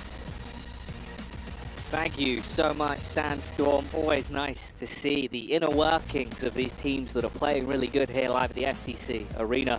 And to get that check-in with Twisted Minds. Twisted Minds that have been having a blinder of a day so far. And as we reach effectively the halfway point for the last day of survival stage, that big question mark blank. Can they keep it up? Is there any room for other teams to sneak their way in? Will IWNRX continue to just look unbeatable?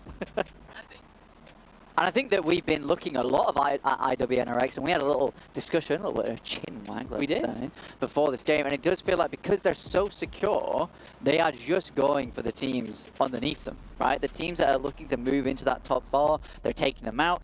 But it's not D plus Kia, Brute Force, or Team Falcons they're worried about. They're worried about Harambe, DRX, Besiktas. These are the teams that they're going after, teams that they think are relatively weak right now, that they can easily beat, because they are so far ahead that if they can just secure Twisted Minds, TJB, maybe another team underneath them, which feels a little bit undecided at this point in time, that's fine, because they're going to stay at the top. So if they can enable those teams, this is great. This is good news for them. Yeah, try and keep that distance between them and everyone else so bolstered off of smart tactical fights. They're just influencing the top 4 right now. Yeah. But it's intelligent because it will sit them at the top, nice and safe, not give anyone an opportunity at a banger day out of nowhere. No, they're controlling the flow of the games. And it's not only because of the smart decision making and sweet moves they're making, it's also because of those GT20 pros, Blank. 144 Hertz taking us to the next level, to the extreme, because some of these players are having to play at that extreme, like we heard from Didinho. It's important, it's imperative. And for some of these teams, they have found that sweet spot. All right, the money position where you want to be in, where you're playing at the highest caliber, and you just feel in the game. You are in the game. You're totally immersed.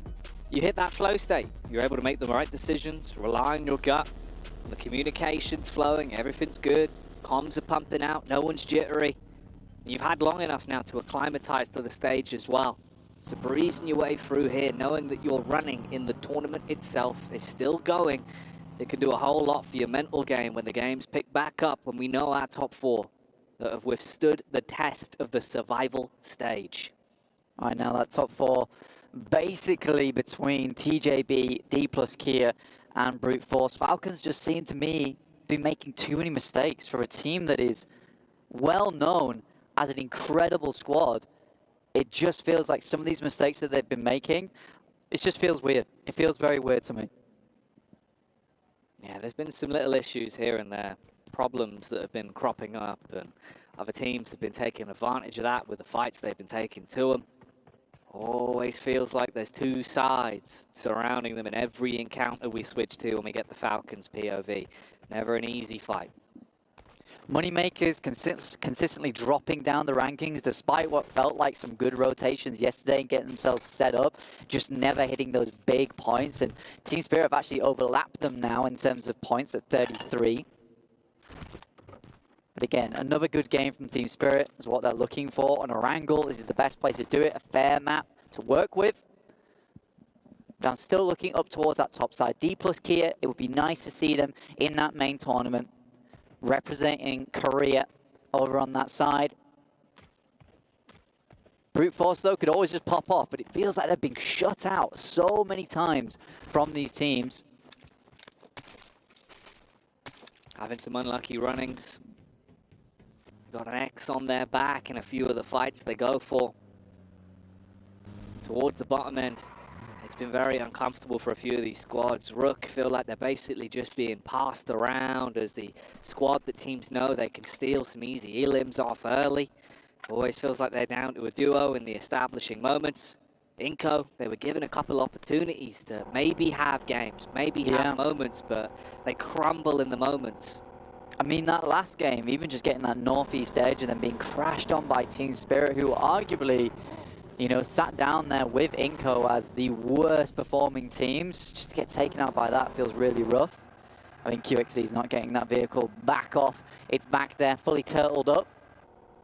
Hasn't got the momentum to roll side to side. Always a sad sight for sore eyes. The vehicle on its back, like the mighty Galapagos turtle. The mighty, but not so mighty when it's rolled over. And my eyes are feeling pretty sore after that one, and only sorer. I should probably blink. I do love going from like the loud noises of a roaring engine to sweet cadence on a bicycle. That's what we've got here at PUBG Mobile. It's Bicycle Cam segment with Pandem. If you enjoy cycling, make sure to get regular scheduled time outside, cycling around, getting that vitamin D, and enjoying the high life of exploring nature in beautiful Erangel. Make sure you get home as well. Safe and sound, just like Pandem here. Don't forget to padlock your bike somewhere safe. Don't forget to pick yourself up a Pepsi Max. Yeah, stay hydrated out there. Yeah.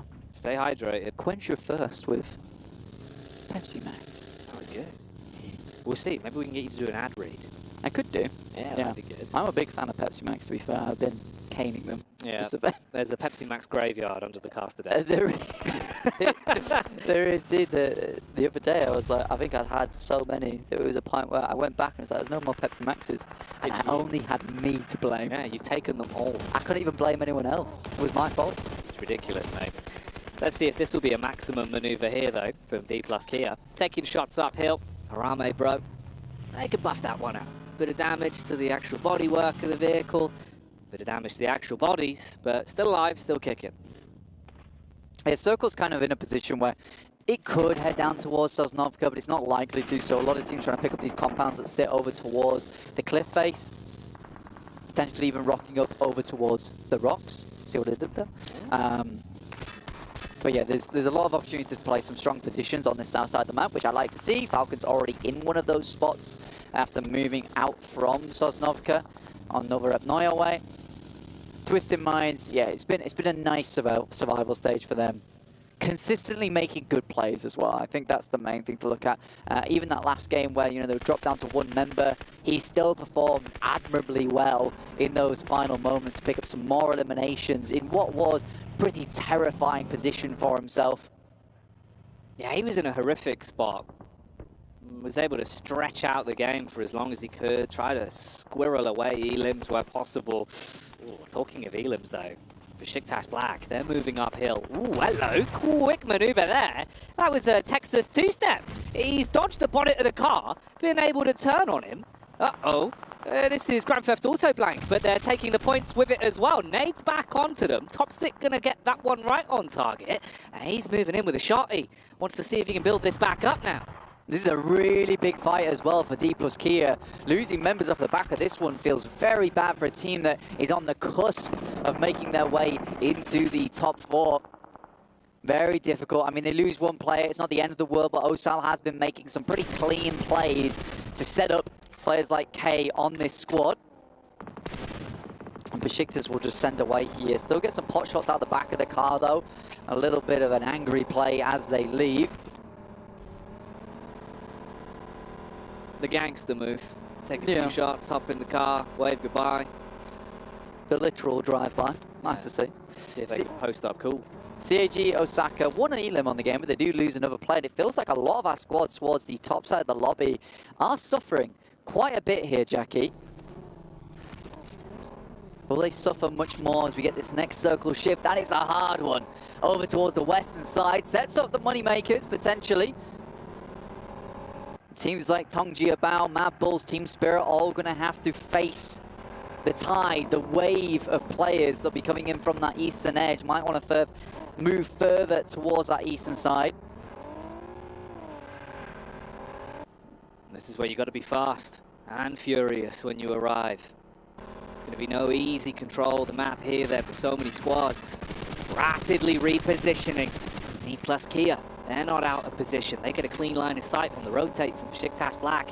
Put the bullets into the back of the vehicle. Now already, bear in mind, from the fights they've been thrown into this one, you're down to just a duo. So you do not want to have it taken out of your hands here. Ooh, nipping on the tails of Inco as well. They spot them over the ridgeline and realize they need to course correct, find safe ground. It's a tough maneuver as well for Besiktas to make because the vehicle is smoking. It's close to exploding. So they don't need to get far into the circle, or at least somewhere they can stay consistently for the rest of the game. And they do go boom. Blown to bits there as they were spotted by Mad Bulls. Seeing red. That was the little sidestep that we saw as well. That was how the initial damage was done onto Besiktas. Yeah, tough moment there. Luckily able to get Toshpik back up on his feet somehow, some way. Must have left the vehicle, and just as they left it, the explosion went through. But there was no follow-up from Mad Bulls up the hill. Don't want to expose their position too much by taking a fight which might open them up to a third party. Brute Force spotting over towards Inco. But yeah, we are centering up around Pachinki at the moment. There's the fields over towards that western side. The chopsticks potentially in play late game. But this still can go all over the shop. Falcons cowering down towards the water side, looking over towards Twisted Minds, who just rocked up in the warehouses. Nice shot from top, though. Headshot from long range in the warehouse. It's a good opener. Takes the top off. Headshot. Man's been training to be a photographer with that one, as he will get that opening tap onto Twisted Minds. They've got cover. Got a bit of distance between them as well. We're going to see if they can recover things. They do get him back up. There was no secondary peek off the back of Falcons, but at least they've assessed the lay of the land and know exactly where Twisted Minds are. Yeah, the difficulty here for Twisted Minds is the retrieval of the position, really, because at some point they're going to have to leave. They're going to be exposed to the sights from Falcons. Unless it's an incredibly hard shift on the next circle, it's likely that Falcons will be just right on the boundary, which we'll see right now. At the moment, Brute Force taking shots over towards Inco on that northern side. Tongjibao, Team Spirit, slap bang in a pretty tough spot for themselves, but they are keeping their cool in this location. Laid back, waiting for the action to start. Twisted Minds, they take a knock as they try to make that maneuver outwards. And this is what I'm talking about here. They might be able to get their boy back up. Really depends on how much room these other teams give them. Everyone's grouping quite close together now with the limited space that's becoming available to set yourself up in CAG Osaka. They were on the move down. DRX off to the distance. Tongjibao nearby as well. Falcon still firing off the warnings towards Twisted Minds in the meantime. And everyone's scurrying to grab themselves some land, some cover to play with. Now the circle begins to close in. Again, forcing teams out of position. Pachinki's still in this circle, as is the field that sits over towards its east side. And you've got some of that high ground that currently Moneymakers are split across underneath Pachinki. Other than that, pretty flat ground. You have that dip over towards that eastern side as teams don't really want to head over towards DRX's position all that much. They know that you can be exposed to so many positions in that area. Teams just keeping their cool. Twisted Minds were able to make it out. They know where Falcons are roughly, and this seems like a bit of a bold push to me. We'll see if it pays off. Already here you take damage. That's not the ideal start to things, as Icy gets shot down by the Mini 14, and a connection will result in them trying to play for the quick pick-me-up. Smoke's going down. That was off this angle here, way back towards the coastal ridge, playing off the top of the rocks for Pandem. Little snaps, little taps with the Mini 14. Technically a really strong warehouse to play if the circle moves down towards that southern edge. So I think for Falcons, they're going to try and set themselves up for a big chicken on the back of a circle shift. But again, this is feeling like it could go anywhere, and there's a lot of positions inside this circle which can open up for strong finishes. This compound that sits just on the south side of the field that DRX are currently in, over towards this north side of the map, very nice, as is the one that Besiktas have been able to pick up as two though, so very crashable, I would say. D plus Kia looking over towards Rook though. Nades in to open it up. Close, but not quite on the money yet. Instead, it's Chips that's going to be able to hit heavy with a peek from the sideline and deal damage back onto Rook. The quick reposition as well. Keep them pinned from pillar to post, so they're trapped down the middle. Split the angles up. The zone ushering them in as well. So you've got to hop in the vehicle. You're taking damage from that right over the rock side. D plus Kia hard commit onto the weakened players, and they're able to deal with it. Nice plays from D plus Kia. Get themselves a fair few elimination points for them as well. Brute Force out in the wind. We're looking for a bit more, but down to low HP, and they'll have to move out. IW NRX get themselves a very sick position down towards this south side. Sitting pretty. The compound they've been able to confiscate from the other players. And concessions will need to be made for everyone else. You've got to think about getting a move on here. Bit of a chase going on as well. TJB nipping at the heels of the rotate from CAG Osaka, but that's right on the edge line of that setup for IWNRX. So if they can get their eyes on it, they could potentially steal away some points. That's what Moneymakers are also trying to do. You've got TJB trapped now. They scatter back, tuck in behind the van. Yeah, for TJB, they know how much these games mean to them. They are so, so close towards that top four. CAG Osaka, you said they moved in already and they've got themselves a position on the eastern side, but this circle is really unforgiving. A lot of times you're going to see quite a few teams trying to head up and create these car compounds on the base of the hill, just on the roadside, but that's not too possible right now with Moneymakers heading up that high ground. So teams on the outer edge likely going to wait for the next circle to hit and then make a bold move after. Those bullets over from the Moneymakers do connect onto TJB in the end. Once again, knock a player back down. There's the detonation that Brute Force were gambling on, though. And that's gigantic for them. Brute Force, down on numbers, but playing smart. That's an entire steal away the opportunity. Everyone was grouped up behind the vehicle. entire team just goes down off the back of that. That is disgusting.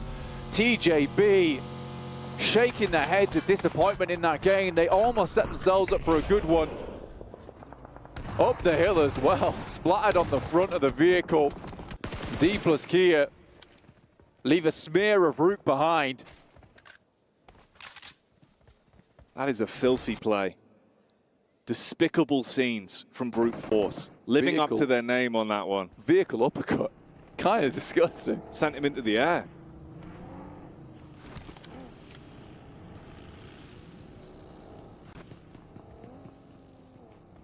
Arame, bro, though. Close towards Spirit. Off the back of the highlights, we'll give you a second to breathe. Focus back into the gameplay that's occurring before us. Spirit looking to defend. They spot him on the angle. Cleave round the corner with the butcher knife for the DBS. But no clean connection yet. Federales given the opportunity. Trying to bait him out with the sound cues. Making loud footsteps round the corner. See if you can get him off the heel. But he sticks to his guns. Holds down the bottom with the SMG. Can Nomi get the connection off? There's the first tag. Molotov through the window. He dives around the corner, but the refrag's good. Wow, this is a nice play as well. They're able to get all their players back up on their feet. 2 elims accrued, but again, there's more action over towards that western side, and they're about to get pushed in by the blue itself. So a tough rotate for Team Spirit. Falcons waiting in the wings down towards that south side. Twisted Mind moving in on IWNRX at Wizard Tower, and he's casting magical spells to make Twisted Minds disappear. Team Spirit, they lose Kitsune on the cross. Still keeping 3 players though, but Falcons always had a good idea of where they were, and Mad Bulls off in the distance on their north side. A 3v4, not an easy fight versus an aggressive team.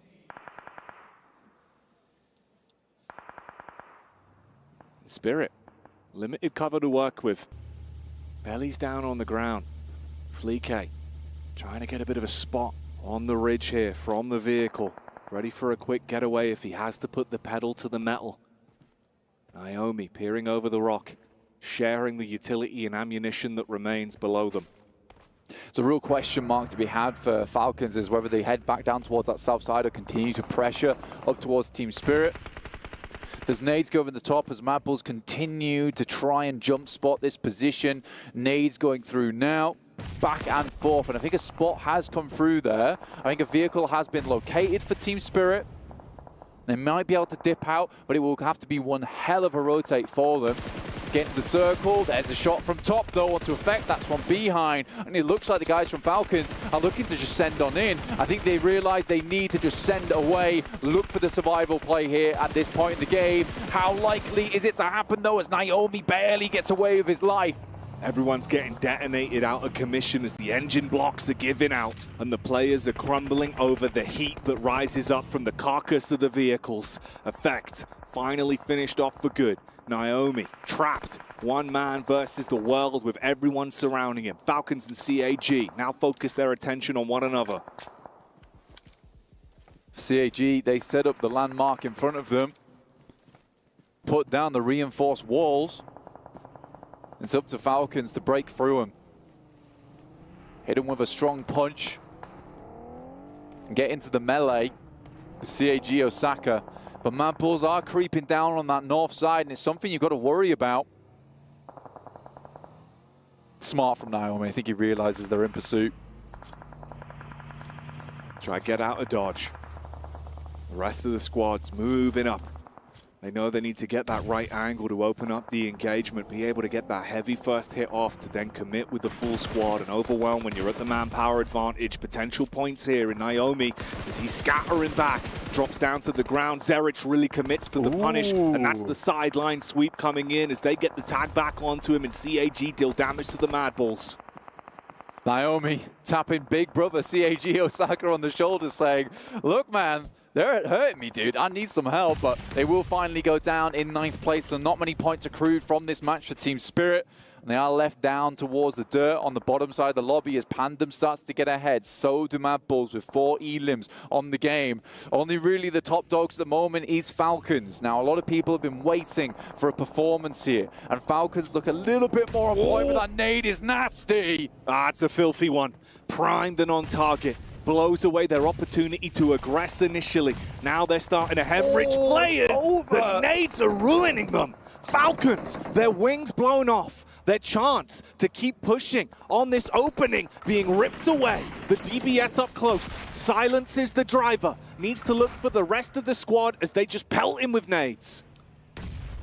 Oh, I see. Once again in this position where it's just him alive, trying to keep his team at bay, but the shots coming through from the sidelines. Nurzed desperately trying to keep the Mad Bulls at bay, taken by the horns here, but it's just not working out. Matten even taking huge amounts of damage as Mad Bulls are capitalizing off the back of this engagement. Oh, English, he's getting up close. I mean, he's found the opportunity to close the distance, but there's so many targets that he's got to be aware of. He takes the correct play, hits the head back onto another one. Little bit of damage done now as the Falcons start to get absolutely torn to shreds. English still bobbing and weaving. CAG, they might be down to a solo, but they're not out of the fight. Fleeke, however, will be removed by DRX that have now arrived on the scene. DRX hear all this fight, and they can't let it just happen. They need to get involved. This is a big fight that they're hearing on this side. Lovely nade will take down Fleeke, leaving Mad Bulls at just the one player now with English. This was the smart move from DRX, and a lot of the aggression that we lacked from this team in the group stage. So just let things happen around them as opposed to having any kind of influence on it. And they've had such a good position for so long, but now it's time to spread that influence on the map. Can they build from the stepping stone they presented for themselves here? If they could rack up the elims, play for the big picture of the chicken dinner here at the halfway point of the last day of survival stage, DRX could still show that they can go toe-to-toe in the middle of the cell. The nades are what's giving them edge here. English, the last man for the Mad Bulls, might be blown to pieces. He's trapped between both squads. As Nurzed's lurking in the wings. The solo on top of the other solo, waiting to see if he can punish on it. As they push up, he could have a prime time to peek, deal a bit of damage back onto DRX. That's the commit on the engagement. He doesn't want any piece of the pie. DRX not in a bad spot actually on this game. 46 points. They have a position to climb here on the ladder. The difficulty is whether you're going to get too much further into the game, because IWNRX setting up towards that central position of the map, a team that is fearsome, terrible to come by. They can really inflict some big blows. And Inco surviving deep into this one. But do they have the overall flow to make maneuvers? That's the location of the last man for Falcon, spotted out. DRX taking down their competitors. As Falcons are finally removed, you can restock, reset, and see if you can build from this then. So this is what we're left with. IWNRX, are they going to be in position again to have a power play, steal away another win, further inflate the points they've already racked up here in the survival stage? If they win this game, they're done. They've basically got themselves safe into that top 4, and they will be going through to the main tournament without a doubt at this point in time. I mean, it was already shaky, to be honest with you, whether they would even go out. But I think after this game, we can pretty safely say that there's no way they're going to be dropping out from the top 4 at this point. But for Inco, this game, again, is much akin to what we saw from Team Spirit on that last match. It's such an important game to set themselves up for the last 3 matches of the day, where they would have to have banger games back to back to back. But with 2 elims, it's really not going that well so far. A nasty bounce on the tree. The geometry works in their favor. Oh, that's huge for them. Get those elims build closer to potentially getting the chicken dinner and having points to play with. Inco looking switched on right now.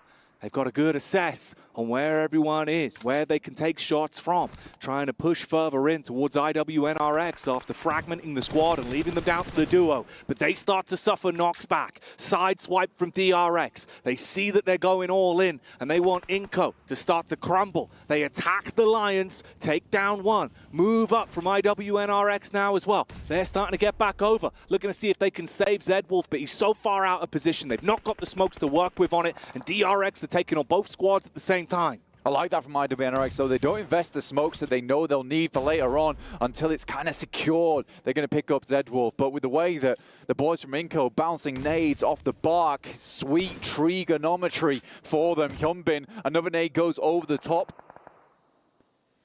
puts the hurt into IWNRX, and this now looks like a game where Inco just might be able to squeeze some points out of it. They've played so slow, but now they need the chicken dinner on top. Are they hungry for it? Can the lion's claws come out? The caged animal show how powerful it can be when it feels threatened in a game like this. DRX, 4 players alive. They've got the battle of attrition on their side. They found opportunities to take smart fights, already racking themselves up 7 elims. If they can build off the back of it and take the chicken dinner, they'll be sitting pretty and try and push themselves up towards the latter end of the day. Try and have a pathway to stay alive and withstand the test of the survival stage that so many teams have already crumbled under the pressure of. And Inco so far, that pressure has been mounting, and like you say, Cage without the key, scrambling around the dark, looking to see where it's been thrown. Hyunbin, more damage through to IWNRX, which is the true villain in this circle right now. Could be the cause of misery for both these teams, where they're sat at the top, grinning down evilly, having the chance to twist fates in this game for Inco and DRX on the sidelines. 7 moves forward in the buggy, identifying positions. We saw much of the same versus their endgame versus Mad Bulls. We're able to get a very clear idea of the lay of the land off the back of that scouting. And it was instrumental to their finish. It worked out to give them the info for the nade into the tree line. It means that DRX have backed off. Now they switch their attention. Nice. And that is on point. A big nade. Claps down on IWNRX. Pressure already starting to mount. A bit of panic station scenarios now, and they're going to keep throwing in those nades. They want to hard confirm that one. Get another all-important elim and leave it just on the one man. He scatters. He tries to dip out. DRX from the back, but they can't get the initial tag out. That's going to be snatched again by Inco. All on the head-to-head. 3 versus 4. Is there anything that you can do here, Inco? If you can bring it back, or will it be DRX that make their move up? Start to farm those points and grab that chicken dinner. There's the move in from 7, baiting out the crosshairs. Wants them to take a peek so his teammates can get the shots off. They wait for the move. Nice nade over the top. Nunez eating the majority of the damage, goes for the backup. There's the tag onto it. They first for it as well. Down to 2 now. The Lions crumbling to the might of DRX. A 2 versus 4, a difficult game. DRX brought the passive nature to this, but it was Inco with the aggression. But they've gone a little bit too hard on this one, and now they have a terrible task on their hands. The question remains, can they get an opener? These nades have been good so far versus IWNRX. There's the first one, a 3v4 now. Immediately hits the second. They got to pounce off the back of the opening you've given yourselves. So much damage done. They know they're weak. They know they can buckle them. What's push happening? up with the shotgun. That's how you make it work. 7 strikes with the DPS. DRX are buckling, and the Lions of Inco are rising onto their hind legs. They need one foul swoop. It could still be a winnable game. They slow down the pace for DRX. They look to recoil and try and reset, seeing if there's an opportunity. The nades that have been so prime going again, but it's off target. Last one in the pocket as well. The pin was pulled, but there's no more to work with here. Similarly for DRX, this is going to be a battle of attrition. 7 on the other hand, he's still got ordnance to work with. It goes wide, but he gets a tag. That's a bit of information, Jackie. This could be a big one as well. Ooh. Slightly shallow. Splash damage done. Fragments their HP.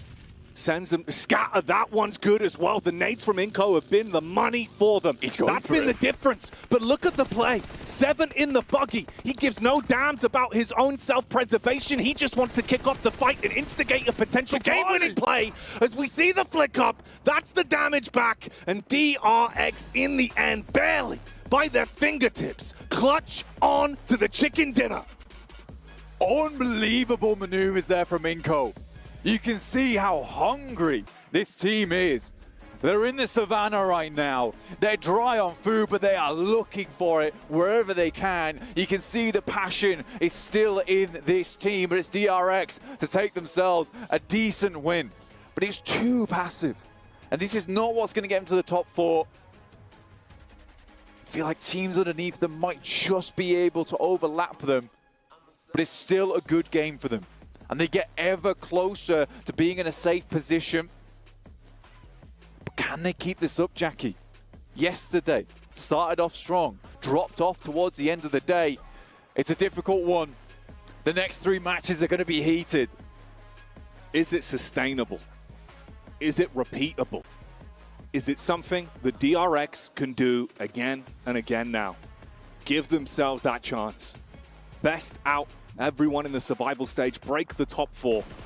A long path ahead of them, but a start here, and Inco's recovery in the day, at least showing they can tussle. They can fight. They made that one look ridiculous with some of the plays that were made, showing just how good Grenadiers they have on this team. Yeah, it was nuts, the amount of good grenades, and the amount of grenades that could have just finished off this map here. And this is a spark in the night for Inco, and one that might just ignite into a bit of a comeback. And we have a lot of teams here down towards the bottom, desperately clawing their way up to the top. Hunger in their eyes. It's me. It is indeed. Wow, that was an intense one. You could see we were absolutely drawn in, mate. The quality of competition has been ramping up here in the survival stage. And like we said, that was the halfway point. The last 3 games of the day, the sheer level of intensity that's going to have to come out, you won't want to miss it. Grab your seatbelt, click yourselves in, and we'll join you after the break.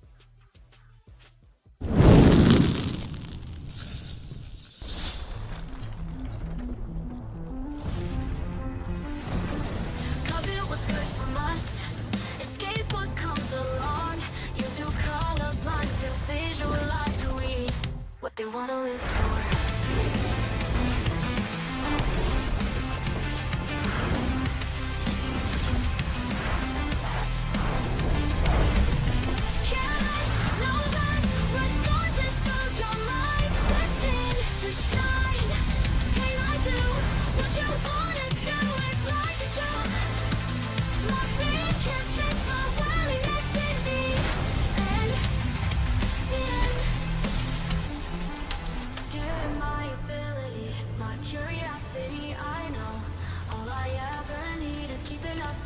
Why'd you prison me instead? Cut it, what's good from us? Escape what comes along. You're too colorblind to visualize who we are. Light, careless, no less, regardless of your mind. Destined to shine. Can I do what you wanna do? It's like to choke. My fear can't change my willingness in the end.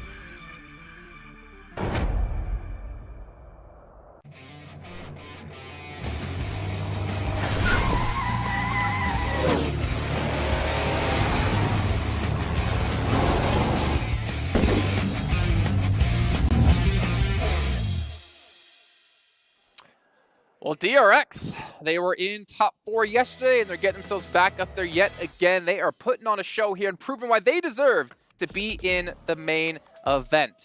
But you know what? Speaking of events, Maxman, we do have the Ocean Odyssey currently happening within PUBG Mobile right now.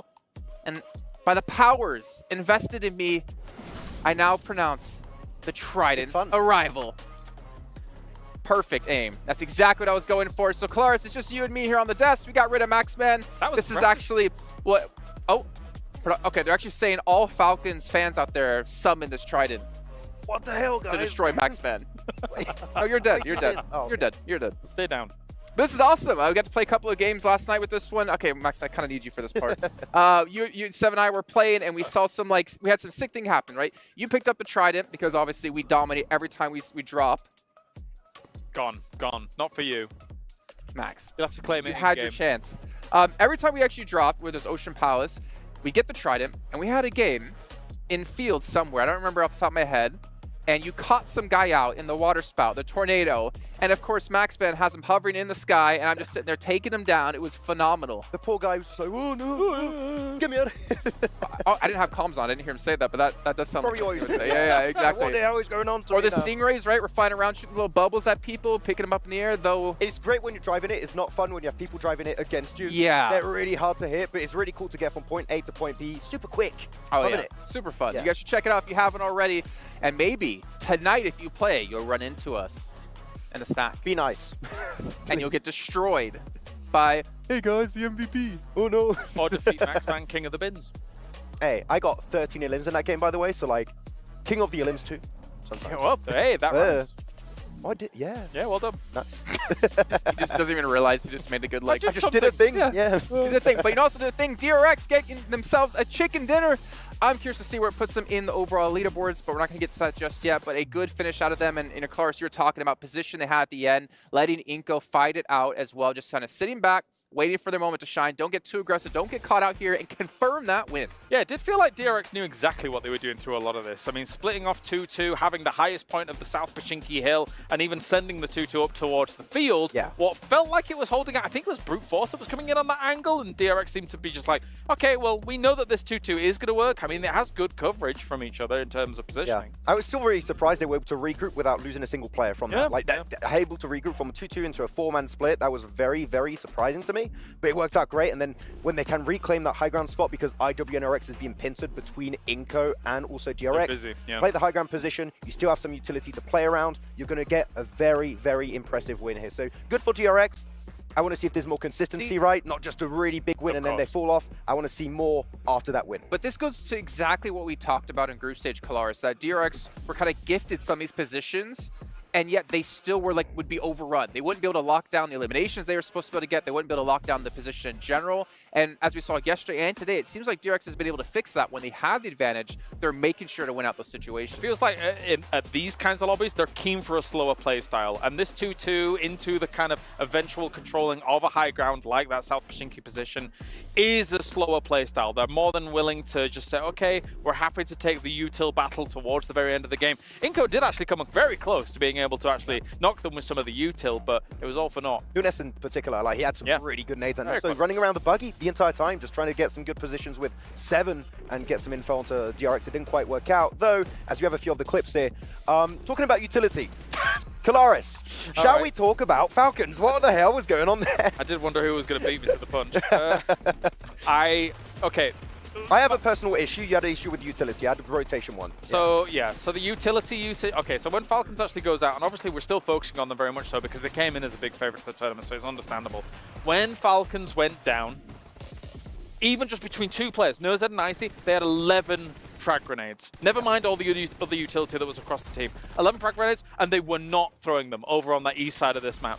It's inexcusable. At this point, it's inexcusable. If you are under threat from being eliminated in the game, I mean, yes, they got 9 points in this game, but they could have a lot more if they'd have been a bit more aggressive with the utility and tried to keep themselves alive during it. I don't know what's going on with the team at this point. I do think that's the biggest issue with them this game. I had a bigger issue, like, a bigger issue when it comes to rotations. They were playing the warehouses next to the cliff, which is super strong position. Yeah. They enter into the circle, not even quite in the circle. They play outside the circle on the east, and they just let Mad Balls rock up in a way better position that was free out from the get-go in that position. So I don't know, it's weird. It seems like they're not using utility. The rotations are a little bit wacky from time to time. It's off. It is very off. I mean, I kind of want you, Kalaris, to even be blunt about it, like we were talking about off air. What did I say beyond that? I mean, they just don't seem like they're even trying. They don't really seem like they're caring too much. They're not playing like the Falcons that we've seen for the past 3 years, 2-3 years? Well, I mean, me and Max were musing, right? This is the weakest they have seen in many years. In terms of, it just doesn't seem like, again, they're using the utility properly. Doesn't seem like they're using the rotations properly. And, I mean, the numbers from this, I mean, yeah, they get 5 elims, yeah, they get 4 placement points, but it's just still not really enough for a team that should be challenging for the championship. We keep stressing this. They're not making it top 4 with this kind of pacing, for sure. Not right now. And like we're saying that this is the worst they've looked, I think this is what they would have potentially looked like when they had that big roster change, right? Adding the Z, adding Icy. This team was doing good after that big roster change, right? And now it's just dwindled away. They're just not performing up to par. So literally, I would love to know what's happening internally, because it must be an absolute fiasco inside there. What's going on in their minds? Because we've seen them in so many tournaments look so confident, look so strong, so powerful in the team fights, in the rotations, in utility usage, and none of it's clicking. Yeah, and it's really scary when you have teams waking up like IWNRX. You now have DRX that got himself some good games like this. They are going to fall behind, and it's going to be tough to catch up when you have now 3 matches left. And the thing is, it's not a significantly weaker lobby than they were just playing in group stage. Well, technically it kind of is, right? Because 12 of the best teams moved up into the main event, and then they're playing against the bottom 12 teams with 4 survival stage teams. They should be playing better than they currently are, but unfortunately it's not to be so for now. But we do actually have, as I walk over and get my daily steps in, a check 3 steps with our new commentators. Yeah, that's actually the most walking I do in the day, is from there to there. We got Hot Jukes and John Allen, the red duo, coming in for the final 3 matches. Gentlemen, it's looking grim for a couple teams out there. That's right. We wore our red shirts for a reason, buddy, and that's because 3 games left, and we're going to see quite a few guys go home. And it's so surprising to see the squads that we still see at risk here. Yeah, absolutely. And obviously the big story over the last 2 days has been the emergence of IWNRX, or rather the resurgence, given their performance back in EMEA. They're looking too good right now. That's for sure. Let's go ahead and take it back to Jason in the Cube to talk some more. Speaking of looking too good. The Cube. The Cube is very ominous. Is this a cube? I mean, I feel like if you say we're in a cube, we're kind of like trapped, but we do have the ability to walk out of the cube. Have you seen the film The Cube? Yes. Good film. Anyway, pretty cool. Cool. It's very Good chat. Good chat. Let's take a look at overalls, because this is what it's all about, right? We have 3 matches left to go. IWNRX, yeah, they're through. They've been able to make it. Falcons even getting 4th place in that last match, ended up in 8th place. TJB has fallen out of top 4. DRX has been able to get themselves into top 4 yet again. But this is like stupid. 7 points separates 4th from 8th. Like, DRX are not safe whatsoever. Kagasaka, which we talked about as being, what was it, 90% instead of 99%, they're not looking safe anymore. Yeah, big drop off for them. D plus Kia happening for them this time around in the survival stage. I feel like it's going to be down to the last game here to see who's going to be outside of IWNRX, of course, who's going to make it in. Twisted Minds are looking good to also make into the top 4, but I think it's like 2 slots remaining now, really, for the main event here. It's so unreal close. Unreal close between these teams. Again, you know, we're being hypercritical of teams like Falcons because we just expect more of them. But, I mean, even for some of the teams that are just slightly shy of that 4th place spot, right? Like TJB, I feel like they should reasonably, from their PEL performances, be in that top 4, but not currently. We were talking about it a little bit during this game also, Kalaris, that IWNRX, they don't really care anymore. So, like, that point sponge, they just become an even bigger threat here. And that means the point barrier into the top 4 is going to get lowered and lowered, which makes it even closer to the last game to make it into that top 4 position. So they're a big threat for this lobby there this time around. Yeah, there's money on the line here in the survival stage, but it's like it's very small, the separation between 1, 2, 3, all the way down even, I would say, to 16th place. What everybody's fighting for is absolutely just be top 4 here and then get yourself into that main tournament, because obviously the prize pool at that point is ridiculous. Sizable. Yeah, and Miramar obviously will change some things around. We do have one more Erangel to go before we get into the Miramars, where we could see D+ come back up, since they're currently sitting in 5th place, but it is becoming very difficult for all these teams. I cannot imagine the pressure they're under. And Maxman, give me a quick hot take here. Oh, I'm saying Inka's going to win it. 7's not here. He can do what he wants. What? Inka's going to do something. Wait, no, he returned. Actually, they have started speeding up their rotations, so there's a positive change there for Inko. I feel like something's going to happen here. They heard you say it. They got 3 matches left to do so, but in the meantime, we're going to head down to Jeannie, who has an interview for us. Hi guys, Jeannie here, joined with Twisted Minds. We just finished 2 of the matches here on the final day of the survival stage. You guys are getting so close to getting that chicken dinner. Throughout the rest of the day, what are you looking to change to be able to get those 10 points for the placements? Vocês estão chegando muito perto daquele chicken dinner. Através do dia, o que vocês estão pensando em fazer para conseguir isso? A gente vai manter o mesmo plano, sendo agressivo, se posicionando bem, e é isso. Uma hora vai sair. We're going to keep doing the same thing. We're going to maintain the plan. We're going to be aggressive. At some point, we're going to get it. I mean, you guys got it yesterday, and you're doing really well when it comes to the placement points as of now. Do you feel any pressure? Vocês foram muito bem ontem. Quando fala da pontuação de colocação, você sente alguma pressão? Não, não sinto pressão nenhuma, nem eu, nem meu time. Estamos tranquilos. Estamos só executando nosso plano. No pressure at all. We're okay, both me and my team, and we're just executing our plan. All right, cool, calm, and collected. I like that. Thank you so much for the interview, and thank you for the translations. See you guys. Hello and welcome back, ladies and gentlemen, to the STC Arena with the halftime show with Barney and Sandstorm. Barnstorm, hey! Well, we are halfway through our second day of the survival stage, and boy, it's been spicy. It has indeed, because we've opened up with a chicken dinner. I'd say the first one being the most important of the day in order to set your intentions for the rest of the final day of the survival stage, and that being Harami Bro. Next up after that, we had TJB Esports claiming the second, and the third claimed by DRX. However, it's not always about the chicken dinners, is it, Sandstorm? Who's been consistent today?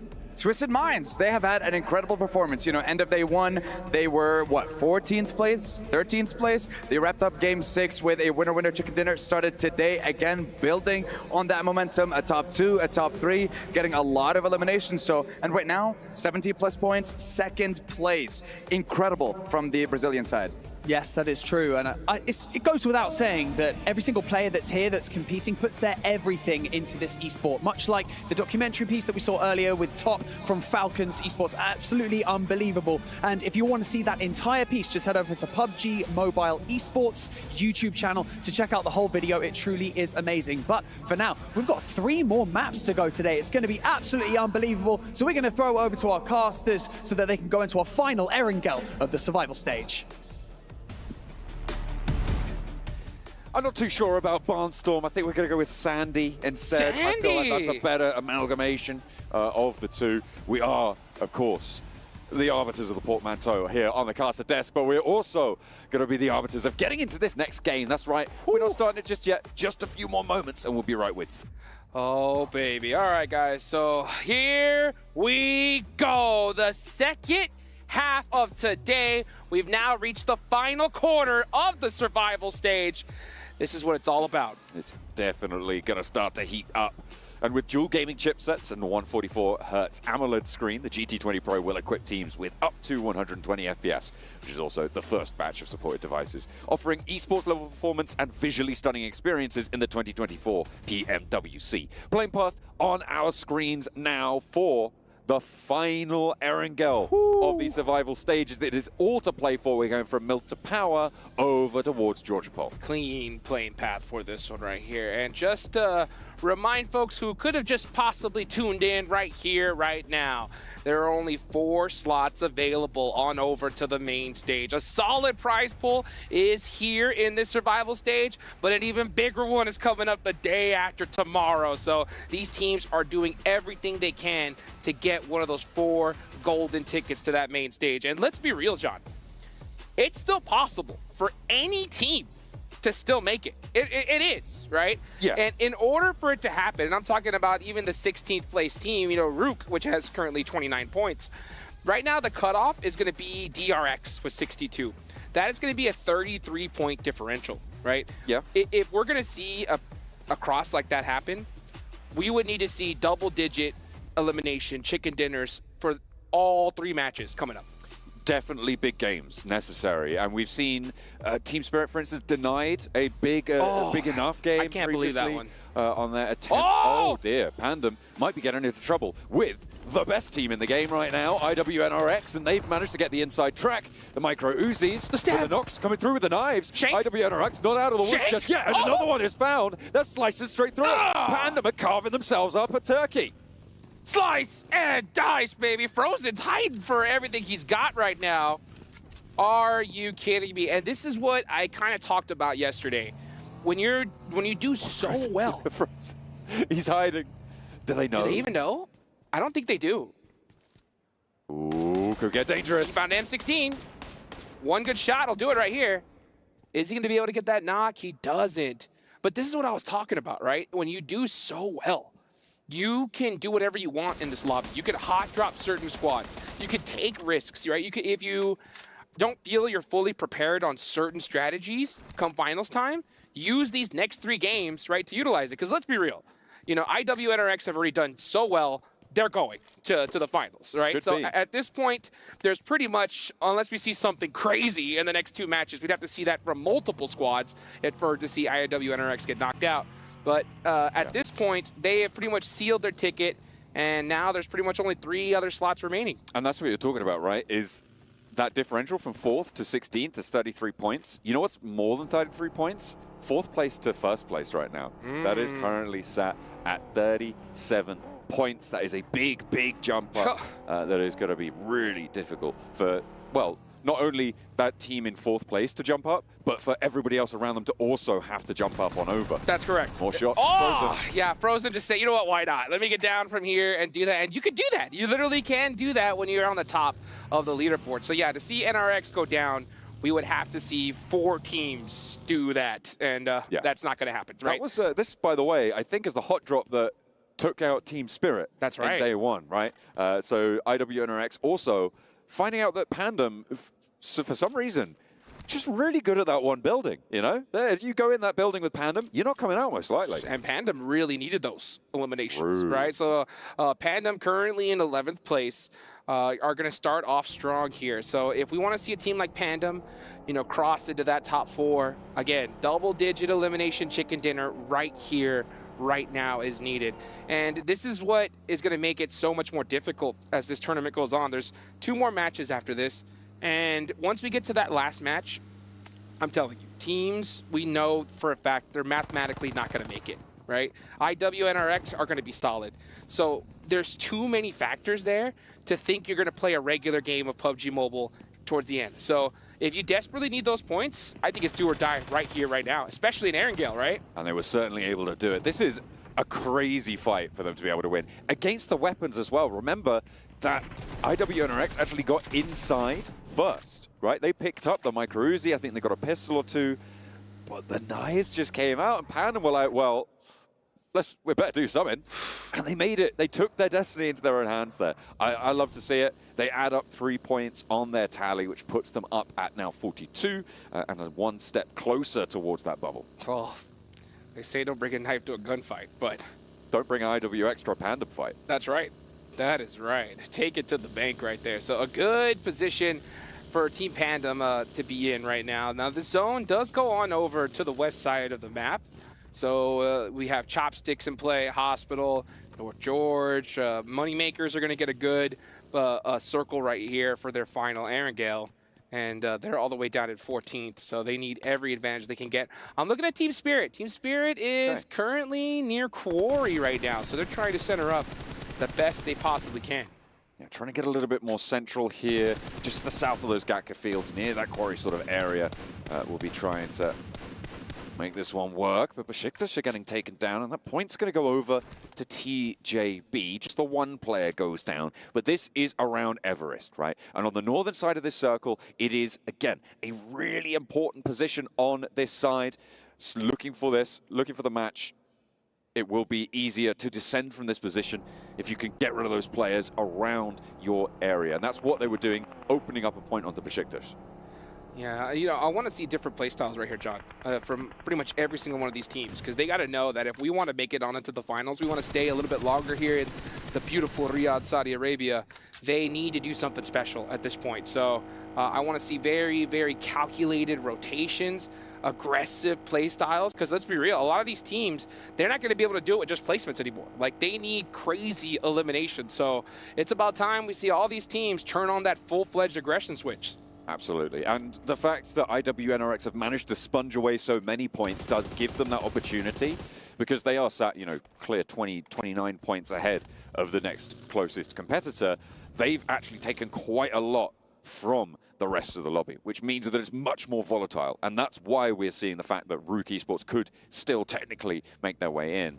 So when volatility strikes, that's when eliminations matter more. That's when their import increases exponentially. Yeah, and let's be real. As far as Rook having a possibility of getting in, it's only for this game, right? If they don't do a double-digit elimination chicken dinner right here, right now, they're done. Same for Inco, right? True. Same for Inco. And to be honest, anyone from Team Spirit down in those 13th through 16th places. I agree with that. They just can't do it unless you also have all of the teams around the bubble also going down early, right? Then with 2 matches, I mean, obviously we've seen, I think the highest eliminations we've seen so far was 20 back in the group stages. So a 30-point game is possible. It's just highly, highly unlikely. It's very rare that it ever happens. Yeah, and it's really hard to happen, especially when you got your tournament life on the line. So many of these teams, tournament lives on the line. I honestly, I can't wait to see some keys get crushed. I'm not gonna lie. I don't want to. I am looking forward to just witnessing that, because that's gonna be crazy. But I know these teams and fans don't want to see their squad go out in that manner right now. So this is the game, folks. If you are cheering on your squad, and I'm gonna say pretty much 9th place on down, they need a big game right here, right now, as it looks like we're gonna head on all the way to the beach here. So a very interesting circle. We've seen this one already. So teams should know what to do when it comes to their rotations. Brute Force rotating around on the north side of Georgia Pole, potentially coming through behind Besiktas here, if they can cross on this close east bridge on George. But they look like they might be thinking about going further, but no, they're just drawing up short, looking for the scout, making sure that they're not going to be cross-fired across this edge of the bridge. Yeah, real smart. Just double check every single position. Don't just blind rotate. You know, just scout and move, scout and move. Call that leapfrogging. That's what you got to do here. DRX, we saw them with a good bounce back game in the last one. They're currently sitting on that cutoff, so everybody's going to be staring at them. And that's another factor is, oh, hold on real quick. Toss pick, getting blown up. And thirsted. No, he's just going to go down. Yeah, he was open to the fields at the back. That hurts. That's tough for Besiktas. That's 2 players down in one of the most critical games for you.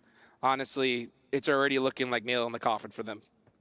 It's so difficult. I mean, for each of these teams, there is so much hope, but it's just every time that someone goes down, obviously, except for IWNRX, it's just a massive hit. Because of the short style of this stage of the tournament, 12 matches only, it does get hairy. Nomi potentially going to be given a shave here as well, but the magazine empties and only 1 bullet connects. And Team Spirit will be able to stay as 4 for now. Currently, they're split, I believe, 3-1, with Kitsune all the way further out east on the south edge of this circle. Yeah, yeah, this is a real common position right here. This Wizard Tower is a very, very strong chokehold. You're going to get vision on pretty much anybody rotating on this side of the map.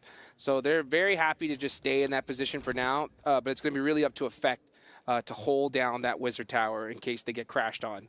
But let's see what ends up happening. It looks like Kitsune is going to try to be able to make it to his squad. And at the same time, John, I mean, even Twisted Minds are not safe right now. No, I mean, there's a lot of open ground around, certainly the northern point of Twisted Minds, a lot of fields there near that sort of swamp town area, just on the south edge of it as well for the rest of them. It's going to be quite an interesting hold on their western side, because a lot of teams on the south are close together, but because where Brute Force sit, it's not unlikely that teams start to skirt around on this western edge and try and push in towards that Gaka Radio area where they're currently looking to hold on the south side. Yeah, speaking of the south side right now, we're seeing a lot of congestion. Let's see where the zone goes, though, because you can see Team Falcons are looking to possibly get into an engagement here, but the zone goes north, so they either need to fight it out. They are challenging Team Spirit for this Wizard Tower top. Oh, with the double knock, can't get the last player. Effect is going to stay up, and he's going to be going for some thirst here in the next few seconds. Here comes Action, but it's just a little bit too late. Only one player, though. It's 1 versus 1. If Action can't get in with a good shot, it's going to be all curtains, and there's a third-party potential from Pandem. They could be rolling up as well, and that is going to be Team Spirit surviving, but Pandem are here to play. They've taken down IWNRX with their knives, and the weapons are drawn now as they scythe through Team Spirit and their hopes. Unbelievable. I cannot believe that Team Falcons took that fight. It makes no sense to me. If the zone did shift south, I would have totally understood it. But the fact that it went north, they should have just completely tried to circumvent them and avoid that fight completely. It ends up being a devastating play and decision for both Team Falcons and Team Spirit. Oh, and yeah, like with that game gone, Team Spirit, that's pretty much nail in the coffin right there. Might be. That is only 38 points now for Team Spirit. Miracles needed on Miramar.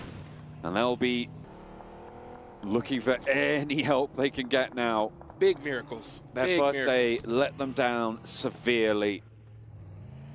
And now they are reaping those rewards, as gloomy as they might be. Top of Everest, though, as we turn our attention to the rest of this match. TJB. Kalaris has been rooting for him with their PL results. I think he likes them. I think he looks for them going into the top 4 here. And with their position, it looks likely that they can make that happen. Yeah, they're right there on the top of Everest. They're going to have sight lines pretty much full 360 here. They just got to watch out for those pushes to see one team just kind of full send it on into them. If they're able to hold them off, they're going to be able to soak up some points big time. But you know, as a matter of fact, John, you and I, we were in the players' lounge here earlier, and we were talking to Sertani, the coach of Vampire Esports, and he was like, he had Team Spirit to win this one. I think I did too, to be honest. And I don't know what it is, man. It's so unfortunate to see them. They look like they're in disarray. They're not winning the fights when they really feel like they should be. I feel like they have shown much more mechanical skill in a lot of scenarios, but I think for the most part, it feels like just a lack of comfort here in Riyadh. Yeah, I'm not sure what happens. Or maybe Team Falcons were looking to get some revenge after those Sandhawk hot drops. Who knows? Who knows? But let's take a look here at Rook. They are currently sitting in last place. They're trying to make a hero underdog story. And in order for that to even be possible, 100% double-digit elimination chicken dinner needed right here, right now. They have Harami Burrow right next to him, and D plus Kia waiting right next to that hill. So it is not looking good for them. The zone does center up here, so not a ridiculously hard push for them to make, but they are going to have to battle. This is huge for Inco, right? On South George, on those crates, the fact that they catch a part of this circle is massive because they can hold this for quite a while. They're going to get some visitors, but Twisted Minds holding on their west, TJB controlling the entry from the south from the top of Everest. It's going to be a pretty decent chance for Inco to get a good match here. I feel for Team Spirit as well, man. They won this fight. It was a third party, which obviously when everybody's moving around, you know it's going to go through. And it just didn't happen for them. They weren't able to clean it up. A lot of that was because of the damage that Falcons did to them with that double knock. I think it was from top rolling up a little bit earlier on, able to find 2 of the Spirit players where by all rights he should have just been instantly on the floor. Yeah, that wasn't a misplay by Team Spirit at all. I mean, it's just Team Falcons that just full sent it on them. You know, there's not much you could do in that situation. So just an unfortunate fight for both ends of that spectrum. But there's still a lot of opportunities here. And honestly, that was a great opportunity for Team Pandem, right? Absolutely. They've gotten a bunch of points already. That's 8 eliminations. We talked about double-digit elimination chicken dinners available. They've already got half of that pretty much already done so far. Yeah, but the other side of the coin is needed to get that chicken dinner. And That's right now, true. Pandem are in a pretty sticky spot right now. South side, not even skirting around Everest at this stage. They're going to have to push past Mad Bulls or flow out to that western side across some open fields. It's so hard for them. Rook trying to hold it together as Harami Bro trying to make sure that they come apart at the seams. Does not have the healing, and they are out in the blue. Rook lose a player. They'll get the res and play on as 3 on the east side now, but they're not in the circle. That could be their chance at the finals, too, to be honest. I mean, they need a massive game right here, right now, and for the next 2 games, if we want to see them even have a shot of making it into the finals. So as 3 players, they're going to have to go crazy here if they want to extend their tournament life.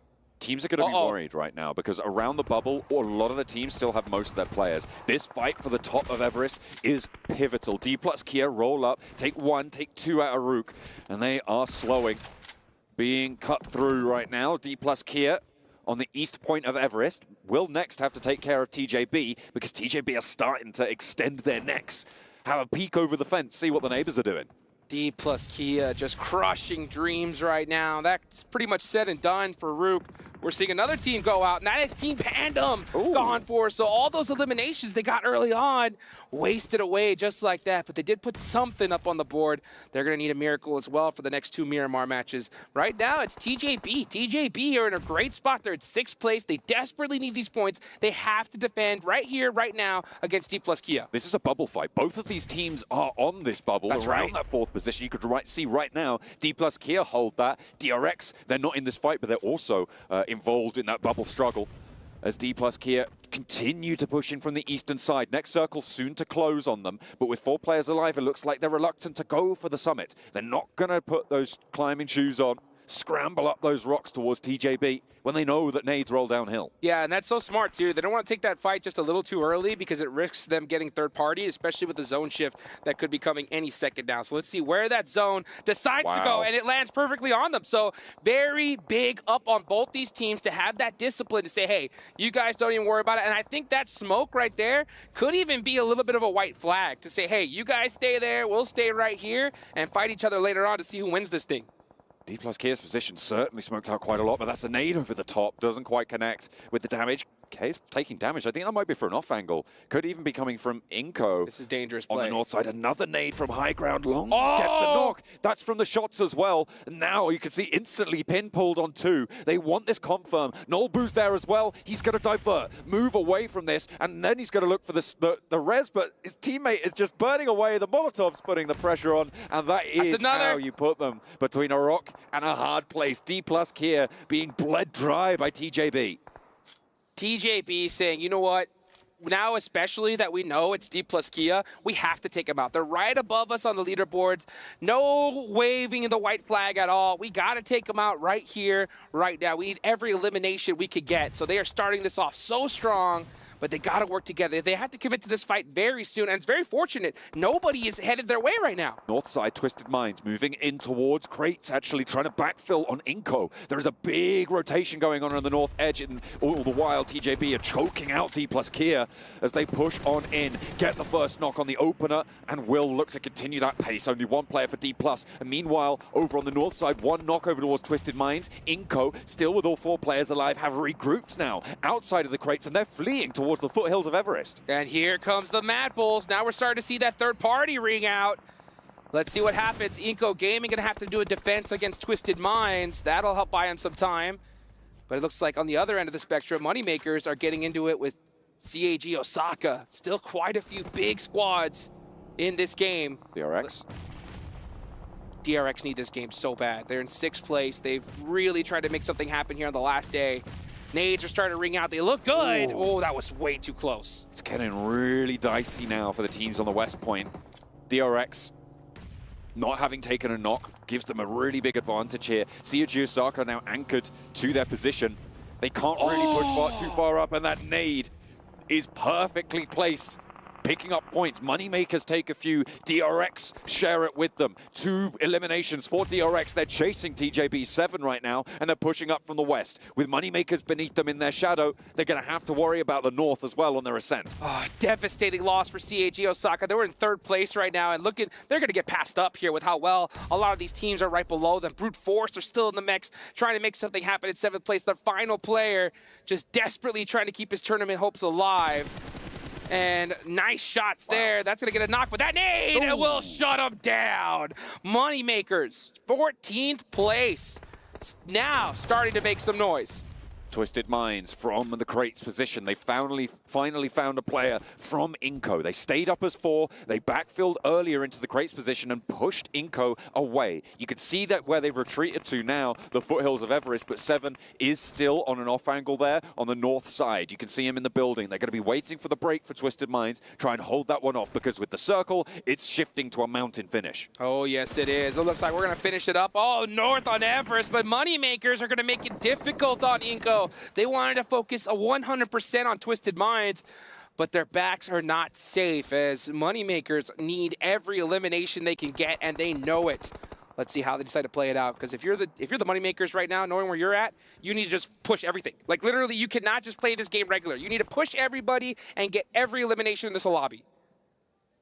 It's going to fade away from you if you don't take the destiny into your own hands. Nades finding their way up towards TJB. There was a knock sent over. They've already lost a player as well, and they're starting to wane now. The Mad Bull's doing work with another nade from Zerich. He finds exactly what he's looking for, a flush and a knock onto another player as well. They're going to be able to find that one. There is no contest, and now one player from TJB remains for that bubble struggle. DRX looking primed to usurp it now if TJB fall in the face of Mad Bulls. Only S busts out the M4, not able to get that knock, and he had a beautiful chance there. He does get one.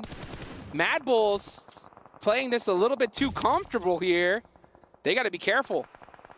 Only S is starting to look angry. Oh, but that's Twisted Minds. That's 2 players for Only S. Is he going to be able to wipe Mad Bulls all by himself? Mad Bull starting to struggle now in the scrap. The nade's high. It's a burst in the air. It tags on a bit of damage to Zerich, and in comes the push. The DBS, both ways. The shells are going to ring out now, and Zerich can't connect, but neither can Only S. Finally, he finds it, and a 1 versus 3 for TJB. Around the bubble, they put 2 digits on the board, and 10 eliminations is the mark to be made. But with only 1 player left standing, DRX now have a chance. They need to take him down now or risk losing that race. Everybody above TJB, I'm looking at you, Twisted Minds, even IWNRX need to start watching out here if they continue to play like the way they've done in this game. 10 eliminations. What a play from Only S to make it happen for his squad. Let's see how many more points he can get all by himself. He is in a very tricky position. Everest is so scary. There's so many nooks and crannies. You never know where a player's hiding. You never know what's going to cause you to trip up either, because Bishke just took a fall, took a tumble, and actually knocked himself there. And another knock over towards the Moneymakers. They had 4 players alive. Inco are taking casualties in the meantime. Bishke has got a player repositioning for him, but DRX not going to let TJB go without a fight. 5 teams remaining. Placement points start to rack up fast now. If you can get rid of another team, you'll add that point to your tally as well. DRX right across the ridgeline. Icy, close range, looking to get the fight in. Goes for 1, 2 shots connect, but not the third, and can't get the knock. TJB finally fall.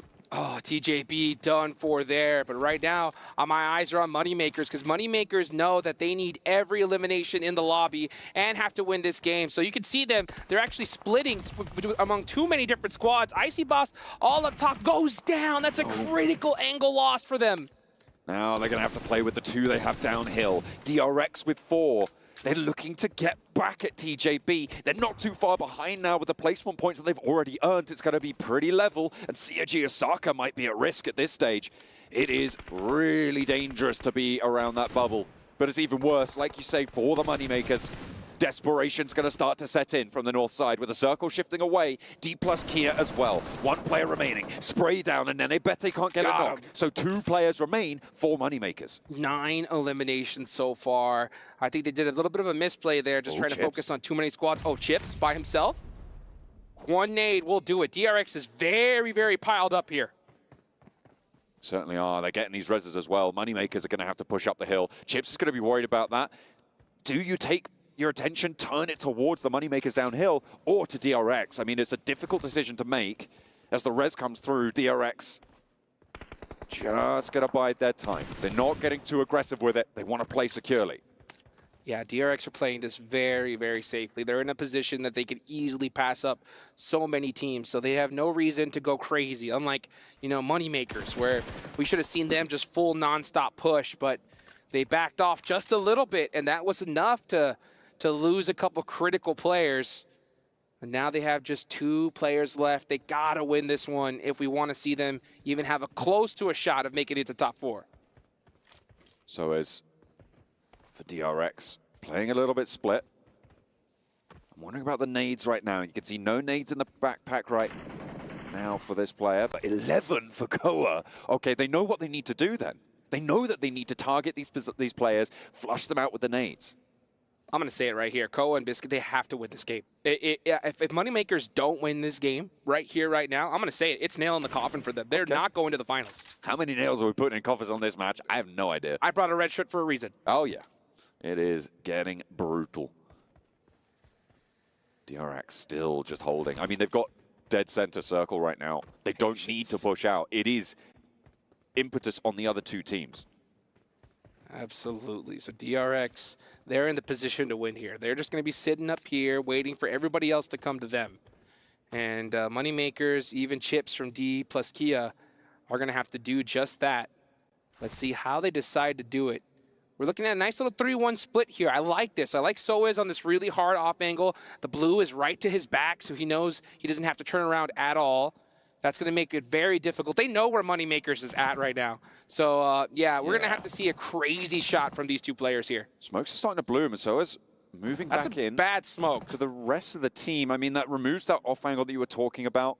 That might allow the Moneymakers in a little bit closer to maybe have a chance here. If Chips pops a nade in at the right time, things can crumble. But still, DRX keeping it under control. It feels like they definitely know what's going on here. 2 nades, and they're looking to start to cook them up now.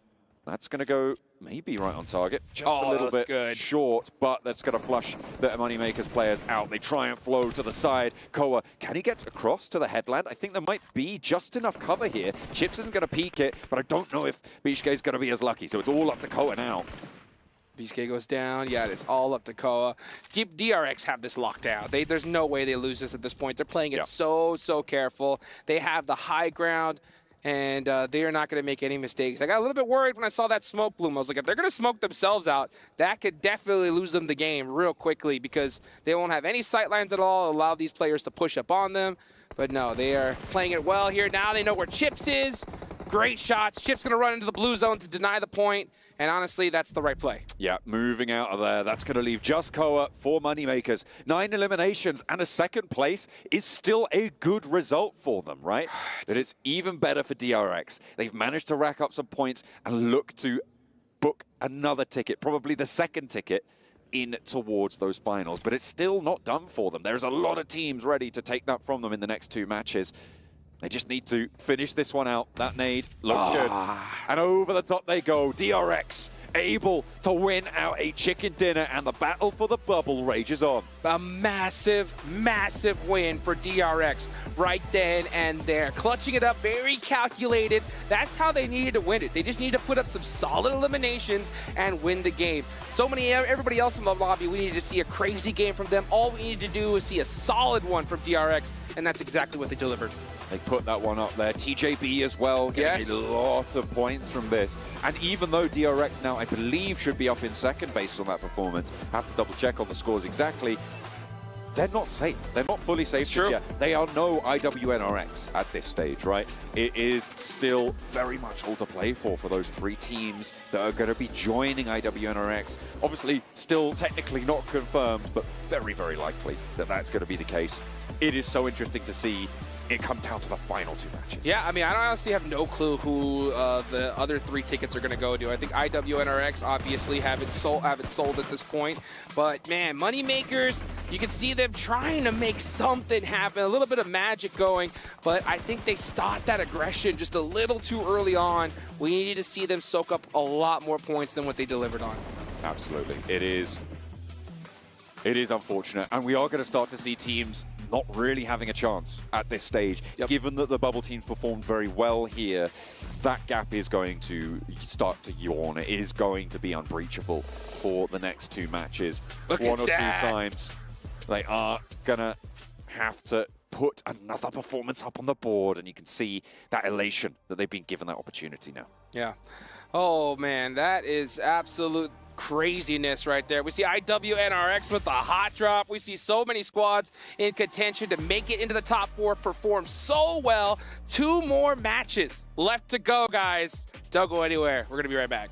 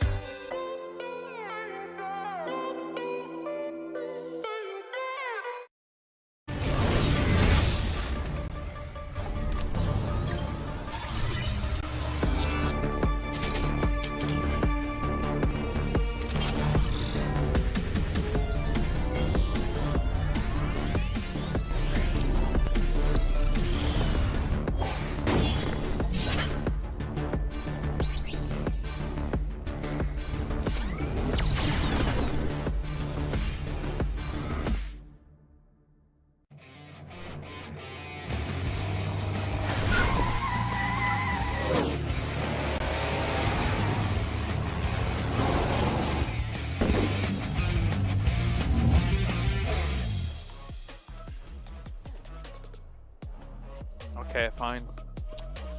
Gotta have some leg movement in it, Claris. This isn't all just bicep movement, okay? Man. DRX, man, they're dancing their way here into the main event. Another chicken dinner for them as they do it back-to-back. This team is starting to look unstoppable and honestly looking like, I'm going to draw myself back now. I was going to say a real contender for the title, but I forget there's another 12 teams who are already qualified. But nonetheless, they are proving they deserve to be in the main event. Yeah, I thought you were going to say Avenger level threat. Then I'm like, whoa, let's calm. We're not there yet, okay? No, let's calm down. No CT, no ALT. Nah, I mean, there's a lot to break down about this game. Me and Kalaris were going back and forth about how you want to play these Everest positions. I think that this could have been a CAG Osaka win, but they were a little bit slow, and DRX are here willing to punish slow plays and get 7 eliminations to boot on that chicken dinner. Man, I would say with 2 chicken dinners in a row here, their spot in top 4 is looking pretty good. You're thinking Osaka win? I think it could have been, yeah. Interesting. Because TJB were willing to fight teams over to the eastern side. I thought they would try and third-party that. They took so long, they made themselves very vulnerable to DRX. Yeah, so it's hard to get the scouting information from where they were relative to where TJB was pushing on the east side, right? You need to go off faint audio cues. You need to go off the idea that, okay, well, if the circle is encroached down so hard, it's very likely, even without sound cues, that there would be a team, at least one, moving up that east side. I think Mad Bulls really was the wrench in the works here for TJB, who would have had it on lockdown for a long time had it not been Mad Bulls' mad send up the hill. And fair play to them. I think it's absolutely the right play given the kind of severity of their situation. But only yes. Sorry, just there, you're being reminded, Falcons 0 points because of the fight they had up against Team Spirit, and then Pandem crashed at the very end. But let's actually draw it back to the end, though. Everest play and this event, Kalaris, I feel like you've been a little bit tilted, but fairly, with how teams have been playing Everest and how they haven't been punished, or teams haven't taken advantage of the situation properly. I mean, at least eventually TJB did get punished, right? But for a long time, nobody was willing to make it happen. Sorry, ridiculous fights going on in this game. But TJB had a lot of room for a lot of time. And when that kind of thing happens, technically speaking, 2 teams can coexist on the top of Everest effectively, as long as you kind of, find one on the west, one on the east. But nobody's willing to take the fights early on. And then Rook and D+ find themselves in a situation where, okay, we're having to try and dash towards the east as quickly as possible, run into each other. Rook's the victim. Yeah. D+ did very well in that fight, actually. But just do it a little bit earlier, though. Like, that's the thing. Exactly. You coexist as 2 teams on the mountain on phase 2. Realistically, go there for phase 2, phase 3. You're going to be good for a majority of that match. But if you send it late game, guess what? You're not the only team that's going to make that decision. You're going to clash, you're going to fight, and chances are the team that's already on the mountain is going to third party and clear off your spot. Yeah, effectively, to boil it down, you're giving whichever single team is on the top of the mountain a free double-digit game, almost every single time. And that is going to be able to, if you keep that in kind of numbers up, you're going to be able to get this top 4, no problem. We're taking a look here at DRX up against Kagasaka in that last game, and the reason we want to take a look at this is because Kagasaka had every opportunity to basically do what DRX could have or did do if they pushed up the mountain earlier on. They got overwhelmed. DRX just eliminated Kagasaka and then obviously took it into a victory themselves. The push itself of DRX going on to CAG Osaka was also very funny to me because CAG Osaka had a ton of utility. I think he had like maybe 5-10 nades all together, and they just go down in their little dip, just get naded to hell by DRX because they're just not willing to take the fight. And then DRX, guess what? They clear that space, get extra loot of CAG Osaka. They have all of the tools they need to go uphill, take the fight onto the remaining teams and win the game. So I think CAG Osaka were too complacent this match when they could have actually maybe not get the win, but at least get a solid top 3. Yeah, I think you're right. I think DRX is just more... How do you describe it? They're taking the initiative more. They're more willing, in being able to take this fight, realizing, okay, well, our only direction is up the hill. What are we going to do? We're going to go up the hill. Great stuff. Whereas Kagasaka, that really was their only direction. And they were like, well, it's going to be difficult. Admittedly, if you really if we really want to get nitpicky here, Kagasaka making the scale up the hill whilst DRX is still below them is a little bit harder because you know that eventually they would have line of sight on you when you want to scale. So it does slow down their eventual scale if they wanted to try for it, but they didn't, so it doesn't matter. Yeah, it's not going to matter anymore because that was our last Erangel here of the survival stage. It comes down to now, as you're seeing, Miramar for our last 2 games to play. You guys watching at home, by the way, if you haven't checked it out, go into the esports client, make sure you check out PMWC, and make sure you subscribe to be notified when we go live and notified for any information out there. Maxman even showed me it a little bit earlier on today saying, hey, we're going live. Also, hold the dance in, don't worry.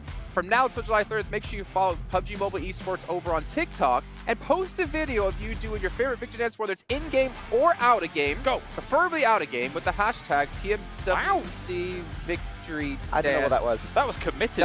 That's not going to be eligible. That's not, that For a doesn't work. chance to I'm win getting banned $3,000 on virtual TikTok gift for that, card. yeah. That was good.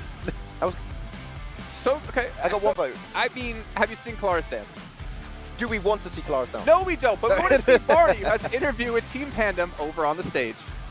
What are you doing? STC Arena, where I've got Dubrengi here from Team Pandem. Thank you for joining me in this interview. Very quick fire one. We'll just talk about kind of where you're sitting at the moment, because you're pretty much averaging 5 points per map, which isn't really enough to get you into contention. So what's been holding you back? Jadi kalian itu kan masih di rata-rata 5 poin setiap map. Nah itu tuh kurang buat kalian kualifikasi. Kira-kira apa sih yang nahan kalian sampai jadi masih belum maksimal banget? Menurut saya sih lebih kita kurang bisa bermain sabar atau lebih ke kurang sabar aja di dalam timnya sih. Yeah, I think we're not patient enough. Yeah, we're just not quite patient as a team, so we don't really get the maximum result. You just want to run at people, get through them, and reset. Okay, well let's think ahead. Miramar, 2 maps left. You got to go big, or you might be going home. What's the plan? Ya, jadi ini Miramar. Bisa dibilang kalian udah harus melakukan rencana yang gede, karena kalau kalian nggak dapat poin gede kan bisa dibilang udah tereliminasi. Kira-kira apa rencananya? Dari kita sih lebih ke usaha maksimal aja di Miramar ini. Apapun hasilnya kami terima. Kami akan usaha maksimal. We'll just try to give our best, what we can do. We just do our best and let God do the rest. If we're eliminated, we accepted it, but we'll just give our maximum effort. That rhymed. Do your best and let God do the rest. I like that. Let's leave it at that. Thank you so much, Dubrengi, for joining us here in your post-match interview. 2 Miramars left, and that'll be the end of the survival stage. So let's go back over to the studio.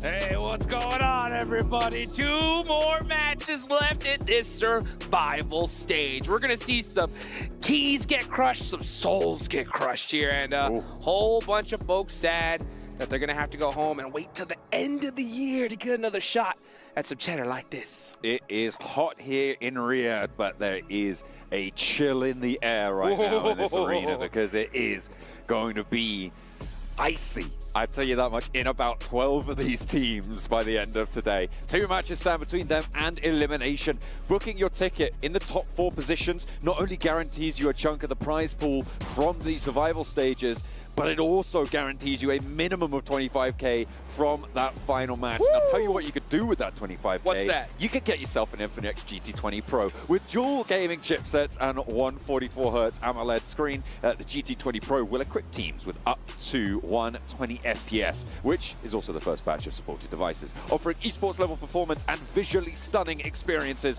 in the PMWC 2024, we are going to be heading into the first of 2 Miramars. That is our terminal destination for the survival stage. Final 2 matches, folks. Let's see what these teams are made of. I want to see that clutch factor, because if we're going to see 4 teams make it to the finals, there's some monster squads there, okay? I want to see teams give it everything that they have, and there are still plenty of teams that have a chance here, but they got to go crazy here. They don't need just a good match. They need an insane match right here, right now. Let's see if they can do it. I feel like it is always Miramar, though, where we see those insane matches. That's true. Maybe it's because we put it at the end of the days now more frequently, or maybe it's something that just happens in this open terrain. I feel like teams can establish more control, be a little bit more ballsy with those peaks sometimes on this sort of a map. The question is, where does the circle take us? Because it can completely change the dynamics, as it can with everyone. I feel like that's kind of North a circle! But we're going up north this time around. That puts a lot of treachery around the area between Minas Generalis and San Martin. Junkyard, Hacienda, in that sort of death triangle there. That's always a difficult place to rotate. It looks like IWNRX have already taken a knock there. Yeah, but this is a beautiful, beautiful zone. So many of these squads would prefer a northern Miramar zone as opposed to the south, because the terrain isn't as treacherous as it is down south. So it's a little bit easier to rotate on, but there's a lot of open areas here. So I think we're going to see some teams try to get on the road a little bit sooner than later and try to secure some of those central positions, because that they need it. They really, really, really do. And honestly, I wouldn't even mind seeing a little bit of edge play from certain squads. And honestly, it's going to be a lot of these teams. I would say, man, even Team Falcons on down. Like, they need to start just tearing up teams and soaking up some eliminations if we want to see them in the finals. Absolutely. It is on everyone, really, to push on up. There is the big drop-off that sits, well, I suppose it's not really a big drop-off anymore, but brute force down to Falcons, that's 62 points down to 55. That 7-point difference is getting more and more ominous, right? Because, you know, oh, it's just 7 points, oh, whatever. It's more than 10% of a team's total score. It's so hard to get 7 points out of a match, unless you're given one of those central positions, unless you're able to fight through pretty crazily. It doesn't happen that often. I mean, you're looking at a pretty unlikely turn of events to be able to not only get those points, but also for the teams ahead of you not to get those points. It is a lot tougher than it looks to mount those tables. And D+ Kia just gonna have a long way to go to be able to not only get into the circle, but jump up over TJB. The tiebreaker right now for CAG Osaka, D+ Kia goes the way of CAG Osaka. Nice. And it's just so brutal. It's so close. It's so close. Yeah, to get 7 points is tough. If you look at right now the average, we played 10 games so far. So the only teams that have had 7 eliminations on average every game is TJB on up, right? Plus. So, I mean, it just goes to show you how difficult it is. So in order to get a crazy game and hopefully see a shot at making it in the finals, and I'm looking at, I'm gonna be real, Mad Bulls on up, right? Mad Bulls, Team Falcons, all those 2 squads especially, we need to see a winning game right here, right now from them. I mean, that basically the entirety of the lobby is under so much pressure at this stage. I'm going to call it, though, for a lot of these teams. Oh, you're going to call it? Yeah, the last game it was possible. The last game it was possible, but after not seeing the performance that I need to see from a lot of these squads, I'm going to call 10th place on down. There's just no chance. Whoa, okay. That's pretty bold. I mean, kind of fair enough, though. Like, the bubble's already at 71. Jumping up there, it just doesn't happen, does it? It just doesn't. It was possible. They needed to win every game, though, right? And since they didn't win that last one, it's just, it is what it is at this point. The last game's going to be so chaotic because, you know, you're going to see some teams at the top do some crazy stuff. All these teams at the bottom are going to know that they have absolutely no chance. So some of these guys are really bummed out. They just start pushing some teams kind of, you know, recklessly. And, or even sometimes we see some bottom teams go crazy because now there's no more pressure on them. So, yeah, the last game of the day, guys, you definitely want to make sure you're tuned in because it's going to be absolute chaos. Only 2 more matches, and I feel like it has been a tournament full of unexpected results across the board, not only here in the survival stage, but also back over in the group stage so far, which to me reads there's going to be an interesting final. So not only is this survival stage going to be great, but yeah, it is going to be riveting stuff in the coming week after we've selected the top 4 teams from this lobby, because we're only taking 4 of them. Key crushing ceremony still there to come as well. Yeah, these teams need to know what to do here. And one thing I want to see is a mix-up in strategies. Like, I will give teams way more props if they just go nuts right now. Like, even if you see a team like Pandem or Harami Bro just start pushing everybody, and if they say they take out one team and go out on the next, I will be so proud of them, because guess what? They gave it a shot, right? They're not just playing passive, because right now, even if they got a chicken dinner with 2 eliminations, what's the point, right? There's just still not going to be able to make it into the finals. So if they want to have a shot and a miracle run, they need a record game here. And you got to go for it, right? Might as well. What do you have to lose? I mean, speaking of records, let's remember Alliance's performance back in the group stages. On 12th match, they put up 122 points, right? And that puts it into perspective just how bloody good Alliance were in those group stages. When you look at what IWNRX currently sit on, they're over 20 points behind where they were with 2 matches to play. So IWNRX also, if they want to break that record, they need to start pushing some stuff. Maybe change some stuff up. They can. rest on their laurels somewhat, but oh, what's this? It looks like DRX not only having lost a player, but they've been taken down to a second as well. No way. This is horrible for DRX, because even though they're in second place, there's still a lot of teams that can catch them. They cannot afford to go out right now. And if you're Besiktas Black, you have to push this. Like, you have no choice. You might as well. It's going to be the best chance you're going to get.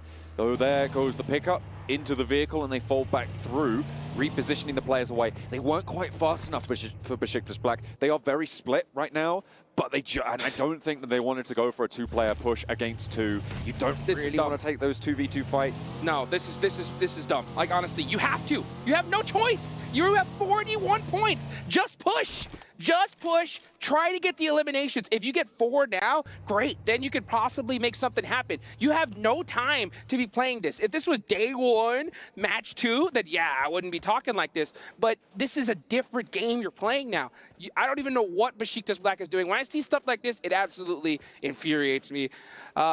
I'm counting them out already, just for them just not playing the game that they're supposed to, right? I mean, they are down in 13th, 41 points. They sit 30 points behind the bubble on TJB right now. They're pretty central in the circle, though. And I feel like, yeah, sure, they probably should have gone for that push in a little bit more aggression, but they just weren't in the position to do so. So it's not really that they didn't go for the push that bothers me. It's that they weren't in a position to go for a push should it present itself. Let's look at this shift, though. This is a hard south shift on the current circle. It's going to push people back down towards San Martin, towards Graveyard on the south edge as well. And again, it's some real trouble. All right, we're gonna see a little bit of a jump out there. Look at that. Nice. Buggy doing a little bit of a carnival ride there. Let's see what happened to Kay. What happened to him here? No, this is not replay. Oh, okay. I was about to say, that was looking a little interesting, but we're starting to see some rotates happen here. IWNRX. Oh, he's in trouble. Doesn't go down, though, and I think that's going to be crucial to establish and keep that angle on the sideline. Swain is there as well, hops into the buggy and gets away. With the heal coming through, it looks like IWNRX are going to be safe for now, but on the east side of the circle, they've got a little bit further to go. We're seeing the M24 being pulled out by Kepa Boss. For Rook, the range, powerful with the 8x on the sniper, but it's not going to be too worrisome for IWNRX. They're just going to keep the sprays going over. Kepa can't even hop into this vehicle. It's slow off the mark, which means you jump into it, you know you're getting sprayed down.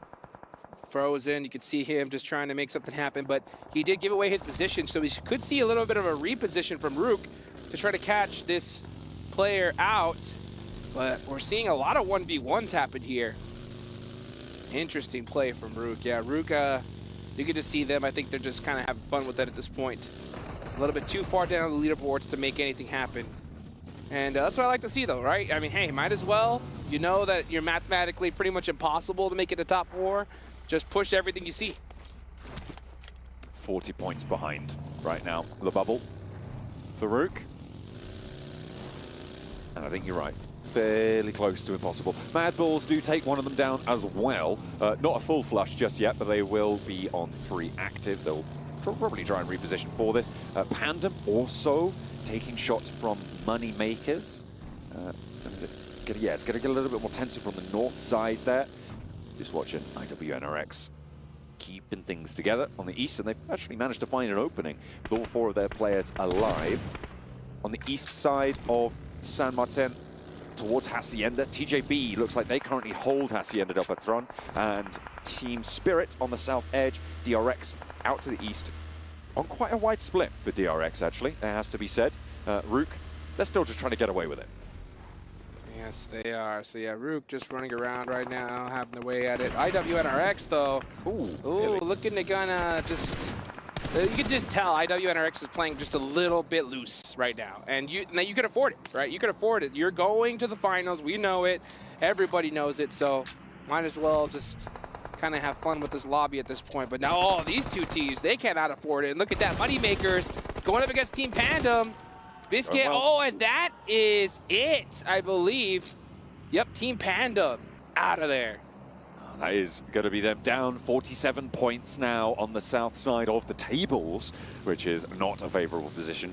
Generally, I'm defining North as good on the tables. That's right. I think that's fair to say. But Team Pandem, 47 points going into the final match. It's all but done for them. Moneymakers, however, with a lifeline. Are they going to be able to keep all of themselves alive? It looks like they will do. Shots over towards Team Spirit from TJB. This is the Hacienda clash. Falcons are just out to the east of this as well. Team Spirit do lose a player fully.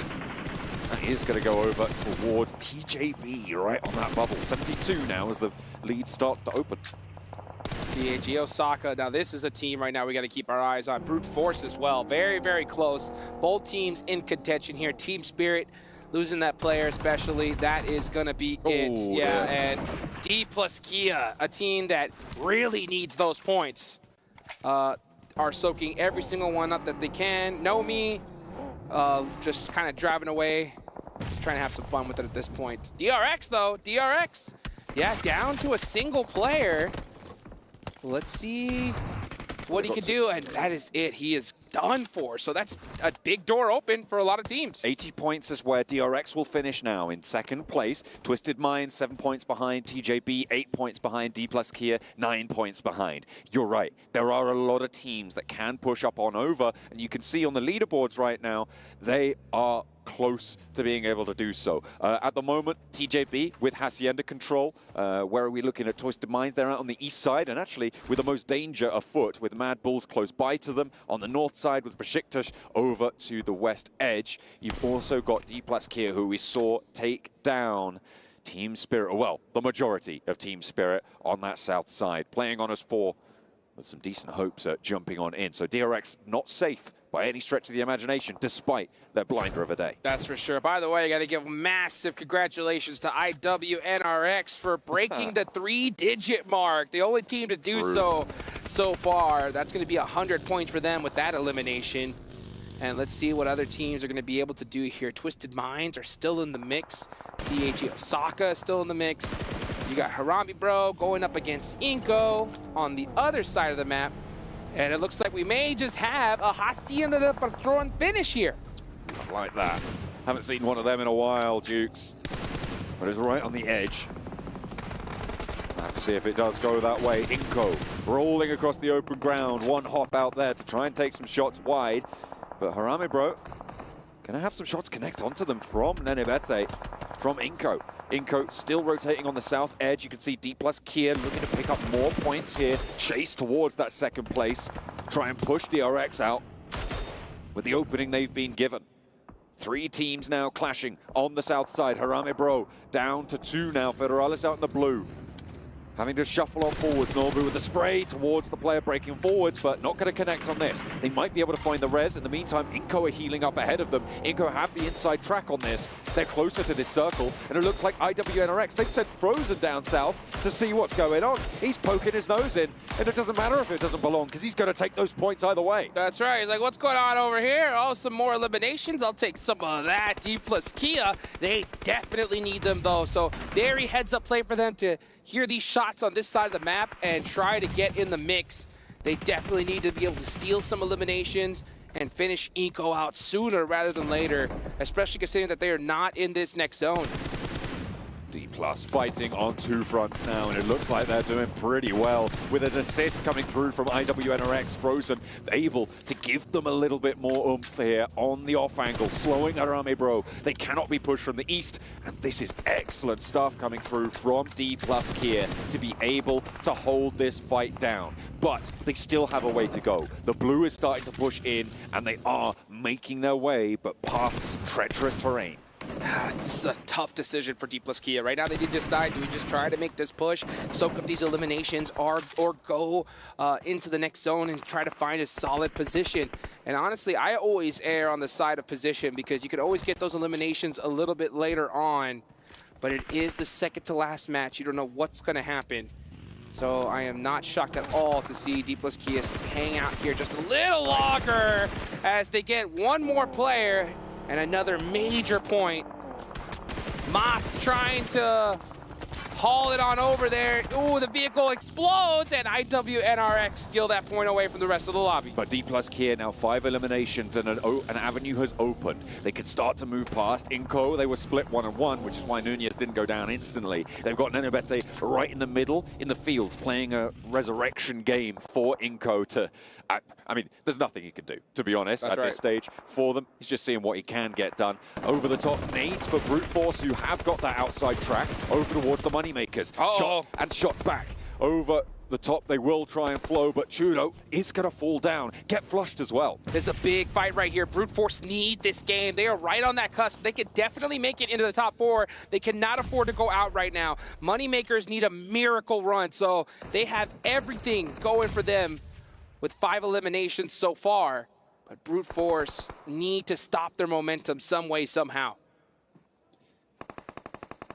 Another big fight, though. Oh, look at this. Mad Bulls in the mix with Besiktas. Northeast side, Besiktas losing Lewis there on the forward position. No one going down in response just yet. Nades are starting to pour in through the doors, though, and it's going to be difficult to hold it down through the corridor. They're going to move 2 and 2. Kikali can't quite get it, but there it is. Catches the ankle as he tries to flee around the door frame. The 2 more players, but the Groves is barking, and it will take one. Look for a second as well. And Besiktas Black trying to slow and stop the Mad Bulls in their ascent. Twisted as the shots come through the third party, and there's another Groves here to play. The Mad Bulls find more points, but they're only now on 1, and inside the building, it might be difficult, but you step out of there, and Twisted Minds are here. They're part of the party. 2 players for Besiktas running around, trying to hold their invite in their hand, but it is not gonna be so. Mad Bulls hold on with 1, but Twisted Minds want to shut it out. Obscure gets 1 with that nade, and they need a whole lot more here because we're seeing some great performances from squads right next to them on the leaderboard. D plus Kia with 6 eliminations so far. TJB right behind them with all 4 players up. Twisted Mind need to find a way to get these remaining 2 players of Mad Bulls finished out sooner rather than later. This is not a solid position in the next circle. It could definitely shift away from them, so Twisted Minds need to make a decision. But at the same time, the nerves have to be at an all-time high. They know what's at stake. IWNRX also could be third party onto this engagement. If Twisted Minds pull the trigger, and you can see they're aware of that, which is why they haven't gone for the full-out fight just yet. There's 2 Mad Bulls on the inside, and they are angry as anything. You do not want to handle them when you've got IWNRX breathing down your neck. No, you do not. And now we're going to watch D plus Kia on the push, trying to take out some of these stragglers on the bottom of the leaderboards. Desperately getting these points, and they're getting even more points. DRX, you better watch your back, because D plus Kia are showing up at the right time.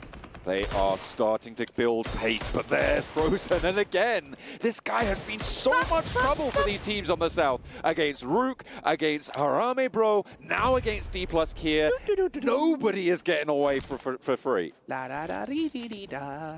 That's what he's just kind of singing in his head as he's just, you know, making it happen, just destroying teams' dreams here as IWNRX are just having some fun.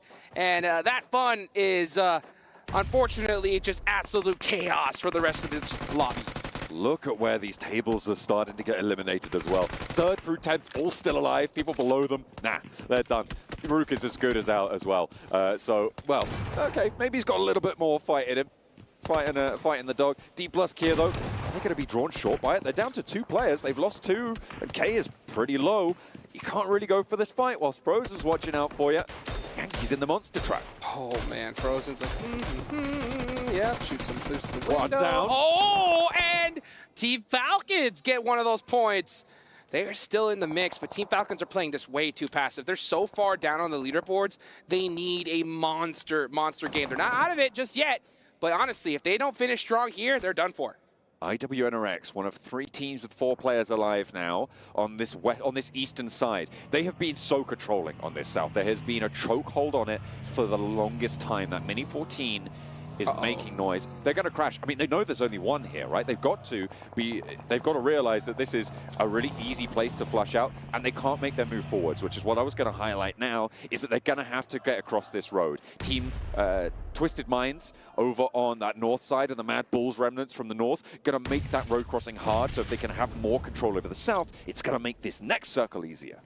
This is an insane match, folks. Every single one of these teams that are in this lobby desperately need that chicken dinner now. K needs to pull off a miracle because there's so many teams right behind him trying to usurp their spot. Let's see if he can make some magic happen against IWNRX 1v3. Hopping out. Look at her line up the fights with the SK-12 in the yard. Will get put in the dirt by Swain. Sprayed down, and that's D plus Kia done. They are still in third place, but with Twisted Mind still alive, with TJB still alive, it is going to be hard to hold on to their place. It is getting hotter and hotter by the second. Twisted Minds, over on the north side, both teams going to have to leave this compound, Jukes. Yes, they are, and this is a very unfortunate rotation that they're going to have to make. They're going to have to do it pretty quickly here. They need to make this push. Twisted Minds took a little bit too much time, and since they didn't take that initiative on the Mad Bulls and they hesitated, now they're paying the price for it, and that could be their ticket to the finals because they were in a good position just a little bit earlier ago, but now you got TJB that could pass them up here.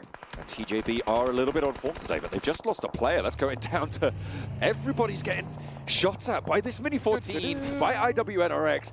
This rain of bullets continues, and it is so sweaty coming through from IWNRX. They are forcing other teams to prove themselves now.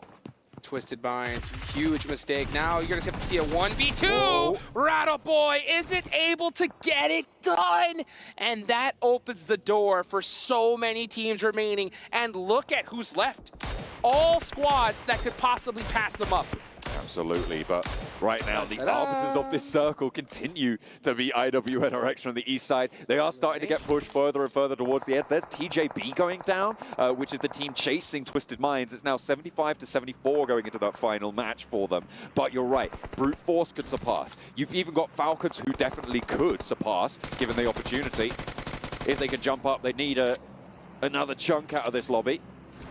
They need to shut down IWNRX. They could do it. They need to shut down IWNRX, and not because, you know, they have to worry about them on the leaderboards, but because they need all those points. Every single one of these teams. That's Mad Bulls eliminated. Ooh. That one has gotta hurt. Moneymakers trying to make a desperation play, but now you have Top with that mini trying to make it happen for the hometown squad. Falcons with the support of the crowd on side. And they're going to need it. 4 players alive. They've got this high ground. And finally, IWNRX's position is going to start to show cracks. Moneymakers can exploit it from the north. The Falcons need to exploit it from across the way because the open ground between them is no man's land. Top with another huge shot. They need this circle to go to them, to be honest, because if it goes away, they're going to be in big trouble. You can see them already in the buggies, expecting to make a rotate. As a matter of fact, they are starting to move. Wolf not able to get it done, and here comes Team Falcons, a huge push for them. They are going to sandwich IWNRX between themselves and Moneymakers on the north side. They've already found that opening. Kine has gone down as they flow over the south side of this circle. There's the flush. No more knocks to be found. They're trying to push their way up on the eastern flank. And they are slowing themselves just a little bit further. But Swain finds a nade onto the backlines that slows them down. 2 players from IWNRX in to respond. And Top in danger now, but he wants the contact. But not that much contact. Zedwolf taps the skull. Zedwolf with that mini all the way from the backlines, just crushing the dreams of Team Falcons. They need to win this fight if we want to see them in the finals. What can Icy do? Icy's in a terrible position. That nade, so huge, gets one. They get another. It's just one more player left. It's Zedwolf for IWNRX. Team Falcons clutching it up just at the right time. Can the Moneymakers chime into this fight as well? If they time this right, they could also sweep this one away from the north side. But the Falcons are being allowed so much leg room here, Jukes, on to be able to get those reses, to get across, and to be able to pull all 4 of their players alive. There's IWNRX going down, and it is the Moneymakers to do so. 8 eliminations found for them now, and the Falcons gonna look to push in because they have to move north. Team Falcons couldn't have more of a clutch move right here, right now. We're starting to see some old signs of the Falcons of old right here, right now. You can see the smoke start to come up. They're taking a very central position. These hay bales aren't too safe. They're taking it mighty early. Let's see if that is the right decision. Brute Force taking casualties heavy. No one's focused on them for a little bit, but now those Mini 14s start to blink away. Havlik eating ankles right now for breakfast. Neo's going to be the last to fall, and that nade goes over, goes high, doesn't quite get past the hay bale. That one's a little bit better. No, not close enough. These bounces, difficult to land. They're right in the mix of it, and I think they're protected by the US and the hay bales on all sides. You're going to have to thread that needle with that nade. But yeah, Brute Force aren't going anywhere. They do put up a solid match here, but it's not going to be enough to put them into 4th place. It's going to come down to the last final match for them. And it's going to have to be the same thing for Team Falcons, most likely. They need every single elimination left in this lobby. 9 is great, but they need even more than that. Not a week ago, there was not a world where Falcons were not in the finals, Dukes. And now they are fighting tooth and nail for it. Everything on the line for them. A team that everybody lauded as a potential tournament favorite. That's right. And this is the sort of performance that we've been missing from them. Their chase is on. The gauntlet is laid. Let's see what they can do. Still quite a few players still up. They have the position, they have the zone. All they have to do is execute, but they cannot afford to let any one of these players go out to the blue zone. They need every elimination they can get, because I said it once, I'll say it again. The last game of the day, you never know what's going to happen. It's going to be absolute chaos. You cannot depend on a double-digit elimination chicken dinner towards the last game. So if you're Team Falcons, you need every single one of these. Waiting. Timing. The most important thing now. One misstep and it's done for. Brute Force have the angle. They're taking the fight. Neos chiming in with a potential brutal pickup and a nade over the top. 2 knocks go over to the Falcons and they roll on in. Noah goes down and the Falcons are back. They are into the top 4, but they're not done just yet. With one more match to play, they are making it their mission. And the crowd goes wild. Are you kidding me? Team Falcons with a massive jump. Could not be more clutch. And look at it. Hands on the head saying, oh, are you kidding me? I can't believe it. I mean, I was almost about to count this squad out, but they clutched it up right there towards the end. And that's when it counts, right? To be able to hold your nerve in that situation. That flow on the south side across the open ground once they got that knock onto Kine was miraculous. That's what they need. And now they're going to look to spread their wings. There's Top himself. A punishing player for teams that step up to him.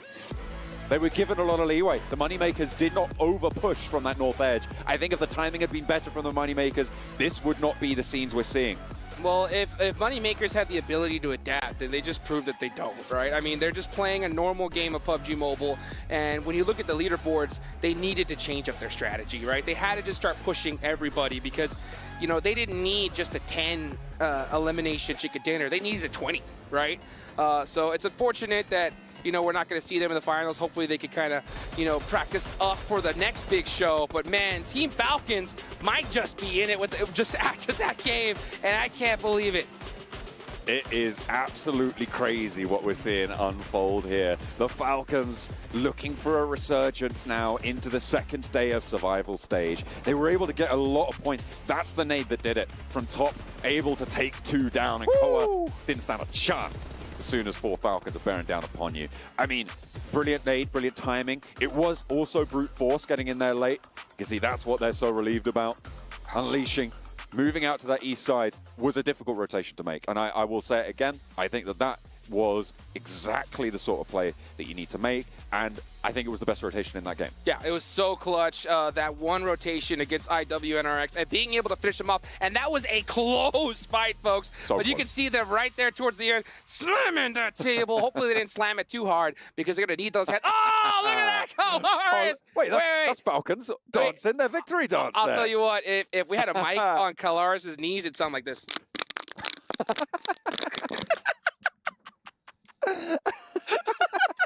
That's it for us, guys. Let's take it back on to a break. We'll be right back.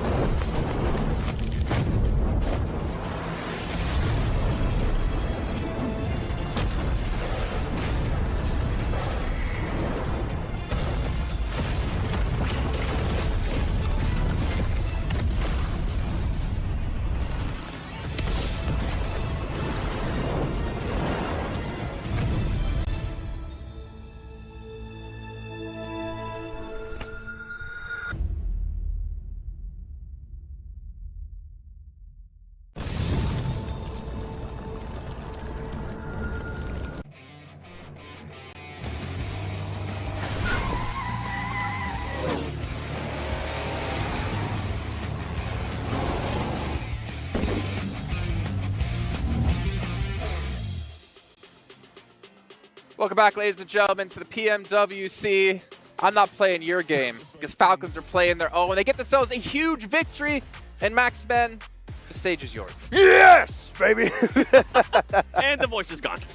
Yeah, that's my voice is gone for the entire week now. Finally, we get a Falcons win. Is it a Falcons win I was hoping to see? Not really. It's still like Circle was looking quite good. They got the warehouse. They had 3 cars, though the send onto IWNRX here, 7, was absolutely key because they take a fight. Yes. Really hard to third party away from the teams up in the northern side, so they had a lot of space, a lot of time to take that fight. It got close. They take the win. The poor cameraman, man. The poor cameraman trying to like keep up with your energy and you're just like warping around. Whoa, chill, man. Chill. We still have another match to go today. Okay. Don't catch me. But yes, Falcons, I mean, if we're talking about like the perfect time to make this happen, it's right here. And I think they've been able to get themselves into top 4 now. 22 points on this game, but that also is a testament to how close the rankings were and still are. Yeah, it was single digits, right? Like that's what we need. Though, is it going to be enough in the finals? No, but it's going to push them normally in the finals. This would at least kind of get them a little bit closer. I still feel like they definitely need to perform this match with how close everything's going to be. Team Falcons is rolling. I did enjoy them being able to win that fight against IWNRX because that was a big question, right? We saw it earlier in the day where IWNRX was actually able to beat them early on. So I think it might be a little bit of a mental state. And you could see how happy the players were too, getting that chicken dinner, kind of putting a little bit of pressure off their shoulders for that last match. That's true. Have you seen the trend that's been happening? Ever since IWNRX started playing the Mini 14, everyone is playing Mini 14. True. It's a trend on Miramar. I don't know what's going on. He's actually really good on this battleground. Let's just keep using it. Well, Moneymaker's getting themselves 17 points. Mad Bull's getting themselves 9, but unfortunately, I don't know that's going to be enough to get them up the leaderboard here. But one team who might have fallen off the leaderboard, DRX, Kagasaka, these two teams, I mean, obviously we saw the back-to-back win out of DRX before. They might be susceptible to being knocked out of top 4 in the very last match. I'm hot take. I'm kind of glad. Especially for Kagasaka. I feel like from what we saw down if you do that. From what we saw in group stages, from what we're seeing here, I feel like some of the wins that they were able to get were kind of given to them. So it's in my opinion, I don't think it's a team that definitely deserves it. But with that said, another team that we kind of need to keep a close eye on is Twisted Minds. Ever since they did have that. At the end of the day, yesterday, they ended up with the chicken dinner, right? They had a good Earlier start today. In the day, kind of started off hot. But after that, they just kind of falled off, and they're allowing other teams to be able to catch up. Now, that cushion that they had early on, it's going to be gone, and it's going to be a nail-biter here in the last match. I feel like this is like a symptom of the teams that are making it into the top 4. You feel so much pressure, and the teams below are just going extra hard in these matches, trying to get those eliminations, trying to clear that space, and to try and push themselves up in the top 4 themselves. So, man, I feel like we could have almost a completely different top 4 in the last game. Like, that is how hungry these teams are to make it in the main event. If you're IWNRX, accept them. With what just happened. No. If you're that team, right, you're pretty much already set. Everybody knows that you're set. You know how you're able to perform here in Miramar. Do you maybe try to hunt down one of those teams like how we saw earlier in the day? I want to see the leaderboard, see exactly how close it is and how realistic it is. That's fair. And if you can get rid of a big team, then maybe you want to do it. Ooh. My boy Chop. That's the sound out of you. 1,200 damage coming through. I mean, if we did talk, if we're going to talk about Top, we have to also keep in mind when he put up 15 eliminations and was the MVP of the day, even though Falcons were doing horribly. Yeah. Actually, imagine being the MVP of the day and your team still didn't qualify to the main tournament right away. I was in my hotel room. I was like, oh, I feel double sick right now. I was like, this feels bad for the rest of the team. I feel bad for Top. But it's very interesting because Top sure is doing great stat-wise. Icy, man, he was just reviving the team every step of the way versus IWNRX. Sure, he wasn't putting up damage this game. If he was not there, I think their chances of top 4 were dead, pretty much. Like, Icy kept the hopes of the team alive here in this tournament. Well, let's take a look at our overalls and actually kind of analyze this and break it down where we see our teams currently in Falcons. They have surpassed Twisted Minds, CJB, D+. Kagasaka has been completely out of this, but 7. What is that? 7 points? 7 3rd and 8th? This is what I'm saying. Like, yeah, you were able to kind of make it a little bit easier for you to be able to qualify to the main tournament, and I'm talking about in regards to Team Falcons. Yeah. But it's not set in stone yet. IWNRX, yeah, you're kind of good. That's the only DRX, Team Falcons, D+, all of those teams can be passed by. We know Twisted Minds. We know what they're able to do. They have shown us. And remember what happened yesterday on the final day. Twisted Minds ended up with the chicken dinner. Yeah, it's going to be hard to predict. I'm going back to what Max was saying. Is there a world where IWNRX Hot Drop Falcons. If there's any team in that top 4 that you don't want to see in the finals, isn't that the team? It is. I want to see it. Yeah. Do you want to see it? I well, you can't. I don't want to see it, but you pick Falcons. To be honest, like realistically speaking, right? If you look at a team in terms of how they're playing now and their potential, what they can truly bring to the table with their roster, Falcons is a potential threat in the main event if they just wake up. I mean, Kalaris, is that you? Even Mad Bulls and Moneymakers, I'd say, still have actually a chance. They're not too far behind. They're, what, 15 points for Mad Bulls behind third place? It was 77, now 62. We have 9 teams, if you exclude IW and RX, that could legitimately qualify right now here in this final match. In one game. It could be completely different at the end of this match. We're kind of talking about IW and RX at the top, right? How about the teams towards the bottom? They got absolutely nothing to lose at this point. Yeah, we say that. I barely see that happen, though. Like, maybe Pandem's I mean, drop, like, you'll be 4 or 5 surprised. once We've more. seen it happen before, though. We've seen it happen before where you're like, okay, you know what? This team's not going to end up doing anything. Some of them still want to get those bragging rights. Some of those teams still want to be able to get the highlight reel saying, hey, you know what? We're the ones that stopped you from being able to go to the main tournament at PMWC. Now, I'm not going to put the tinfoil hat on just yet. I'm going to wait until the game starts. Do it. And we'll see how the hot drop is going to happen, if it's going to happen. I'm not really expecting it to, but it is something to keep in mind. I don't think hot drops, though. We need to get one of our cameras just focused on you during this match as we're watching it, just to see your reactions, especially if there's a hot drop involved, because I'm pretty sure you're going to go through 1,000 different emotions if that goes down. The hairline's going to recede more. Just all going to fall off. But the thing is, it'd be more like a bald eagle than Falcon.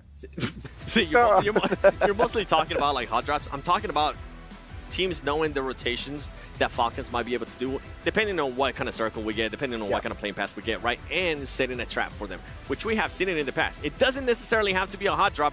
It can be just cutting them off in rotations. Well, it's time to find out. Will Falcons qualify? Let's head over to our commentators to kick off our last match here, the survival stage. We have had one hell of a day so far. It has been ups, it has been downs, and finally Falcons have found their feet. But is it going to be enough? Because they are standing on shaky ground. Oh man, they need to sink them claws into whatever they're standing on. I'll tell you that right now, because here we go, folks. It's the last match of the survival stage. 12 teams are going home right after this. Who's going to make it to the top 4? We're about to find out. And it is so close. And when it's this close, you know you need the best. With dual gaming chipsets and a 144Hz AMOLED screen, the GT20 Pro will equip teams with up to 120 FPS, which is also the first batch of supported devices, offering esports level performance and visually stunning experiences in the 2024 PMWC. Impala, Via de Mar, both ends of the plane path. But are they going to be where the match ends? Only the circle will tell us, and only time will tell us where that is. We're going to be jumping right on into it, and yeah, I could see you. I could see those goosebumps, Jukes. I literally have goosebumps right now. This is so exciting, and honestly, a horrible plane path for this last match. It is so far south. San Martin, El Pozo, all these major areas are too far away. We're going to have to see some teams stretch. There's a high possibility we're going to see some teams land on each other or even run into each other on the drive. This is going to be absolute chaos. So let's be real. Looking at the overall rankings, 6 teams, 0 chance they're going to make it, right? Team Pandem on down, it's just not possible. But Mad Bulls, all the way on up, could still get a slot. And if you are a team like Mad Bulls, Moneymakers, right? You need all these teams above you to go out early, and you need to surpass them. Well, this so could be special. Let's see what we're going to start off. DRX, this is huge. DRX cannot afford to lose, especially to a team like Ginkgo. Not only is this a two-party fight, there's three teams around here. Another drop around this area came through from COG Osaka, I believe, which means that there are 3 teams in the vicinity. Inco, they are on last chance, right? I mean, they're pretty much out of it. So it is up to DRX to hold this down, not only against the one team, but also against the off angles from COG Osaka, should they choose to go for it. I absolutely hate this drop in general because we've seen it quite a few times now in the history of PUBG Mobile where it just happens game after game after game. But this is the first time we've seen it here. And at such a crucial juncture for DRX, this is going to be interesting. So it's getting the confirmation with that VSS, busting out the unique weapons here at the last moment. Inko just on the full push, and DRX do need to watch out for a possible third party, but you know, we have so many of these drops just due to that playing path. It was so south that teams had to start mixing up some strategies here towards the end, but you got to put up or shut up. It's time, it's championship round time. If you want to make it towards the finals or even make it when you're in the finals, right? You got to be able to adapt. And look at that. I mean, we're still seeing teams stretch out here. Team Falcons playing it ultra safe, and I cannot blame them. I mean, they just want to keep themselves in it. You want to put up, I mean, 6, 7, 8 points would be nice. At least. You want the chicken dinner, obviously. Yeah, Every game you sure. want the chicken dinner. It's kind of easy to say that.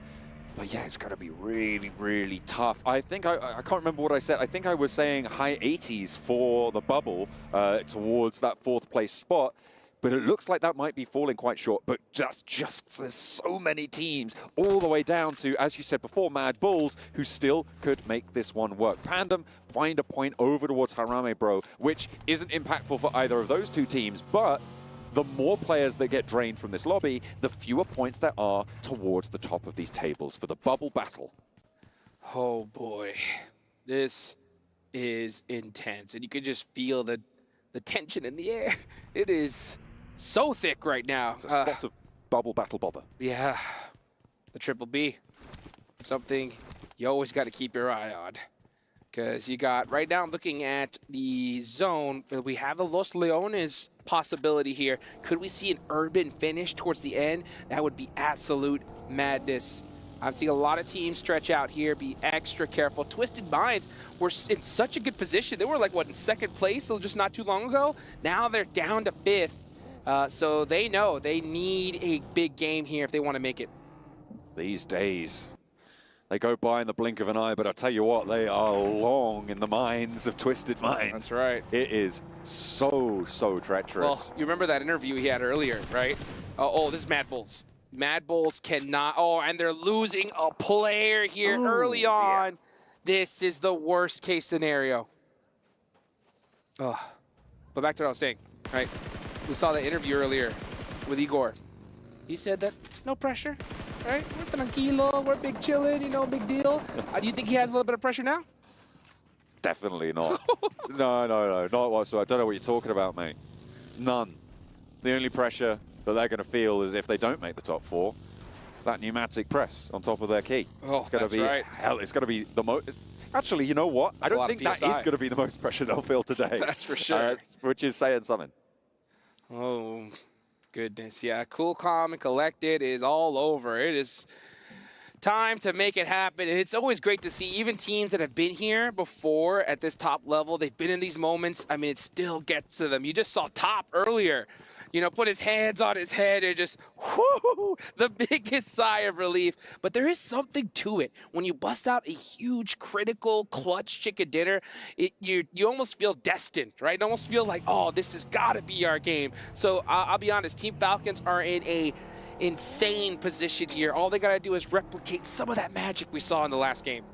Let's take a look at the replay. This comes from Team Pandem. Okay, this is that sort of low-impact frag. At range, though, with a red dot on the UMP, so nicely sprayed down. But Pandem now up on 2 eliminations in 11th place.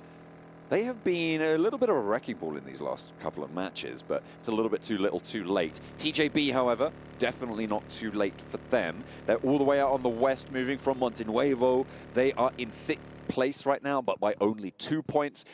I will, I think, remind people of the tiebreakers at this point, because that is always going to be a factor when you've got tables this close. That's right. First tiebreaker is going to be the chicken dinners, right? So if you have more chicken dinners than the team that you're tied with, you win that tiebreaker. The next tiebreaker is placement points. If you have more placement points, so if you have the same number of points, same number of chicken dinners, then whoever has the most placement points, that is going to be that. And then if all else fails, because if you have the, and also as a note, if you have the same placement points, you have the same elimination points guaranteed in a tiebreak, which means that the next tiebreaker is how well you performed in the most recent match. So whoever finishes highest in the last match, i.e. this one, will win a tiebreaker. Well, big fight right here for the side of DRX. Inko, not much you can do, but DRX playing this very, very carefully. Even though they know they have the numbers advantage, they're not just going to pull in, push in silly, especially with the DBSs in place. So DRX just waiting their time out right now. Now, they are still in this circle for now. At a certain point, I think DRX needs to make this push. When are they going to do it, though? When would you do it, John? Would you make the push now or wait until the zone switch shifts? I just hate these hot drops in Picado in general. I mean, in general, the issue with going for a Picado hot drop is that you're basically stuck in it, right? Yeah. Like you're drawn into it for such a long time. Getting away from Picado, you allow the other team to establish some high grounds. Potential to lose a player pretty high, so you have to kind of go for it. And when you leave it this late, and when Picado's in the circle, it's very likely that you have a third party surrounding you, which means that you are forced into the fight. I think concluding it as soon as possible is good. I think for Inko, they've got nothing to lose, and I want them to just roll straight on into this fight. That is nasty. That circle. Brutal. Goodness me, that is absolutely disgusting. Southeast shift over towards Impala keeps a lot of the south side of Los Leones in as well.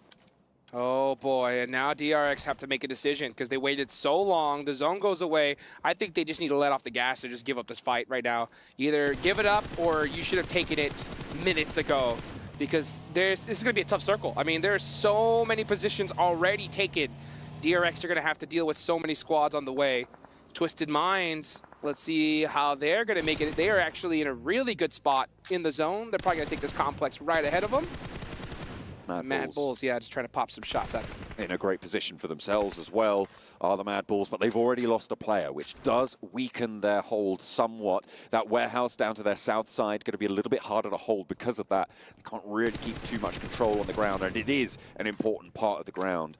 In the middle of the Impala, Puerto Paraiso, Los Leones area, they are going to sit atop a mountain, but they've still got so far to climb. Mad Bulls need to be very careful with even popping shots at this point.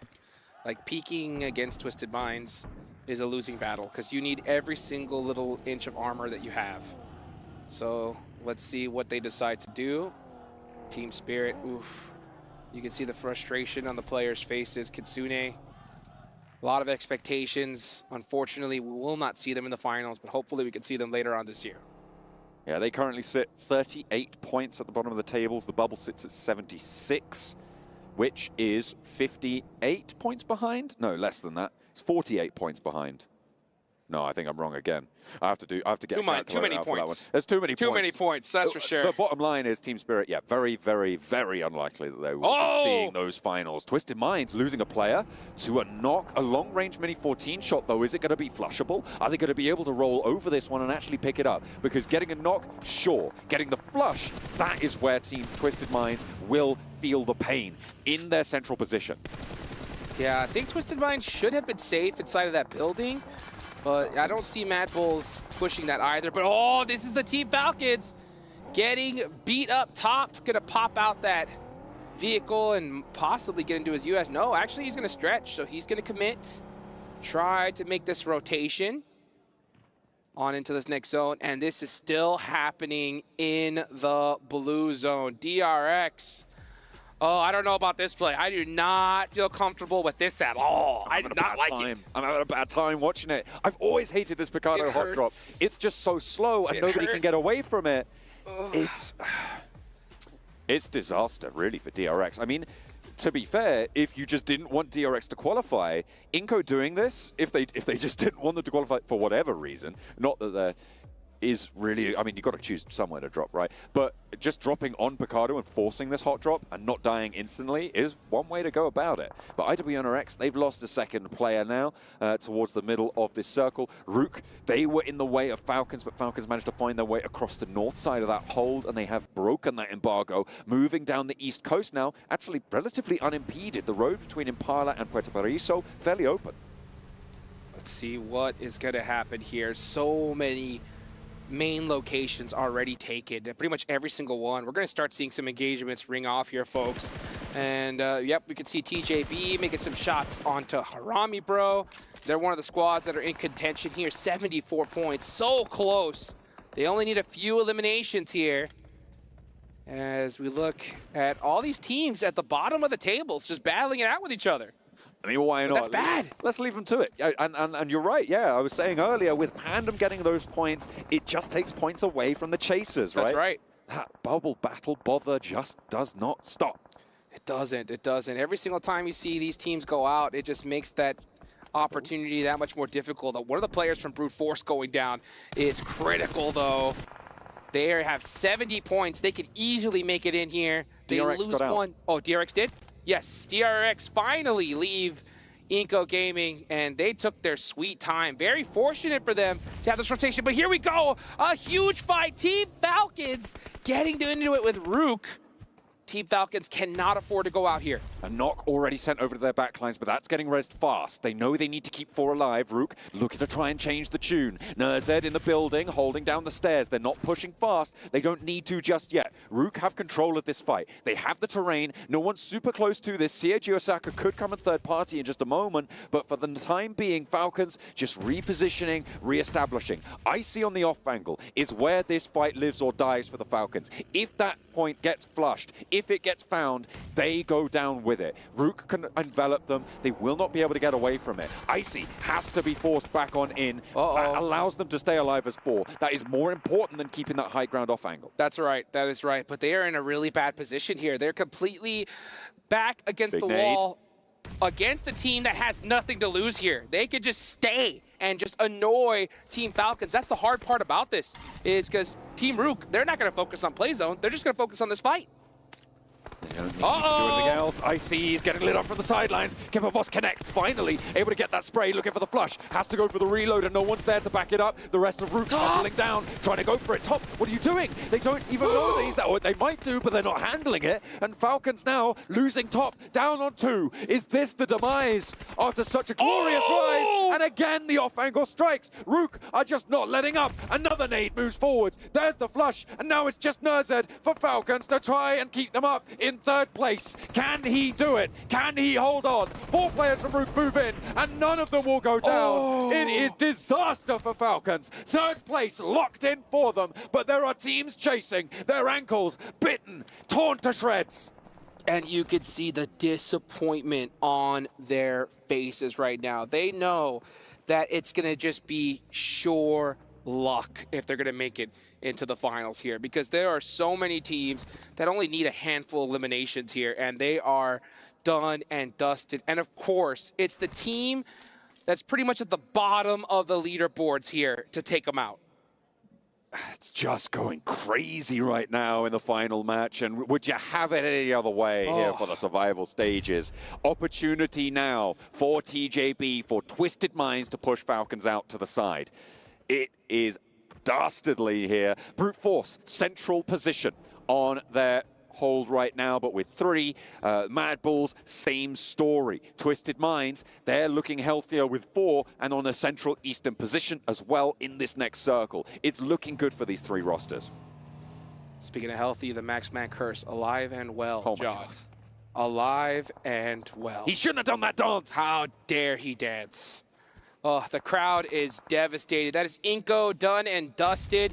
Just like that, their tournament hopes are gone for. Actually, they've been gone for a little while now. That's the but first key guaranteed crushed. Yep, that is the first key gone. That's right. That's right. Team Falcons should have already grabbed their key and ran out the venue at this point, because it is looking way too close for comfort. They need D plus Kia, TJB, Twisted Mind, CAG Osaka, Brute Force, all to go out right now.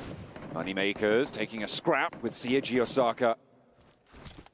If these two teams can take a chunk or two out of each other, that's good news. And if Twisted Minds can sweep through it, even better.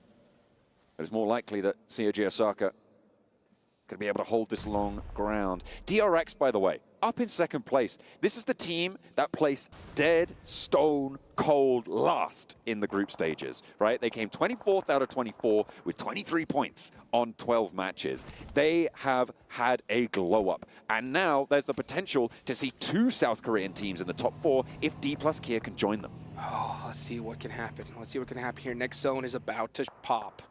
And where is it gonna go? That is the question. You have DRX in a solid position. Brute Force are dead center here, but Brute Force did lose a player. And you have Rook Esports just running around, looking to crush some more dreams. Those rotters, they are running around, and as you say, Reefers playing the Freddy Krueger right now. TJB with a little chase being pushed upon them. They did start outside the top 4. As it stands, they are in, but only on a tiebreaker with D+ if we were to close things down now.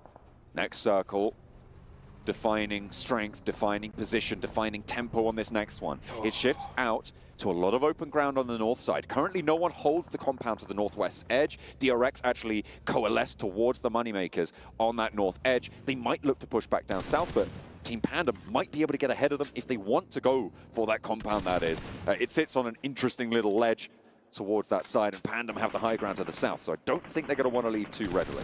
That is correct. If you are a fan of the Falcons, which many are, you really want IWNRX and DRX to start destroying this lobby at this point, as well as Rook and Team Pandem at this point. Let's see what DRX can do against the Moneymakers. Moneymakers is one of those squads that can threaten to usurp the Falcons. Can they get this done? DRX gets knocked, and that's another big point for the Moneymakers. They've gone 3-1 at this point. They left one player alone on DRX out to this position, but the Moneymakers have just held. COG Osaka are going to hear that, move on over with Apollo, who's close by. I don't think they're going to go for the full push just yet, because they are still far too split, and the Moneymakers didn't take any casualties. It was a quick one-and-done fight, given that there was very little resistance from the solo DRX player. Oof, you could just see the changes in strategies here. We're seeing so many teams just play ultra passive. They're just getting a position and holding on to it for dear life right now. No one is trying to make a mistake. And sometimes when you change your strategies like that, it opens up the door to make mistakes, to be on the back foot, as opposed to just maybe pushing an engagement that you may have wanted to. You err on the side of safety, and that little hesitation is all it takes to get that key of yours crushed. Brute Force sat in the middle of this lobby, trying to face off against the south side. D+ Kia pushing in potentially. TJB as well, going to be looking to move in towards that Brute Force position. Back in EMEA, Brute Force, you know, these guys were the comeback kids of the lobby. And right now they need that title more than anything else. And it is only their last match to play. They are on the doorstep. But as of yet, it has not swung open for them. A hefty knock. That's what it's going to take. Who is going to open up this fight? I mean, this is the calm before the storm, folks. We have not seen a knock in quite a long while here. Everybody is just so patient. No one's moving a muscle. And honestly, this is the type of play I was looking to see here. You know, way earlier on in the tournament, it takes the last game of the day to see everybody pull out all the strategies they got. IWNRX having fun with it. They know that they're going to the finals for sure. And oh, they're starting to apply some pressure. Rook needed to be humbled a little bit, reminded that they're 14th on the tables as it stands. This Team Spirit's tournament is over as well. 3 keys into the Crusher, guaranteed Besiktas Black. Team Spirit Inco now are 3 guaranteed eliminations, but Falcons, even though they're out, they're not done just yet. Still getting a little bit spicy. TJB, with the 2 eliminations they've been able to get so far, sit 1 point behind Falcons. And that is going to be real close. D+ Kia as well, only 1 point behind. Twisted Minds only 2 points behind. As soon as these placement points start to kick in, I'm going to start to worry. Big but fight. Here comes D+ Kia. TJB versus D plus Kia, a massive fight. Who's gonna win this? You can see Chips with the DPS gets one. Goes in for another shot with the M4 and misses it.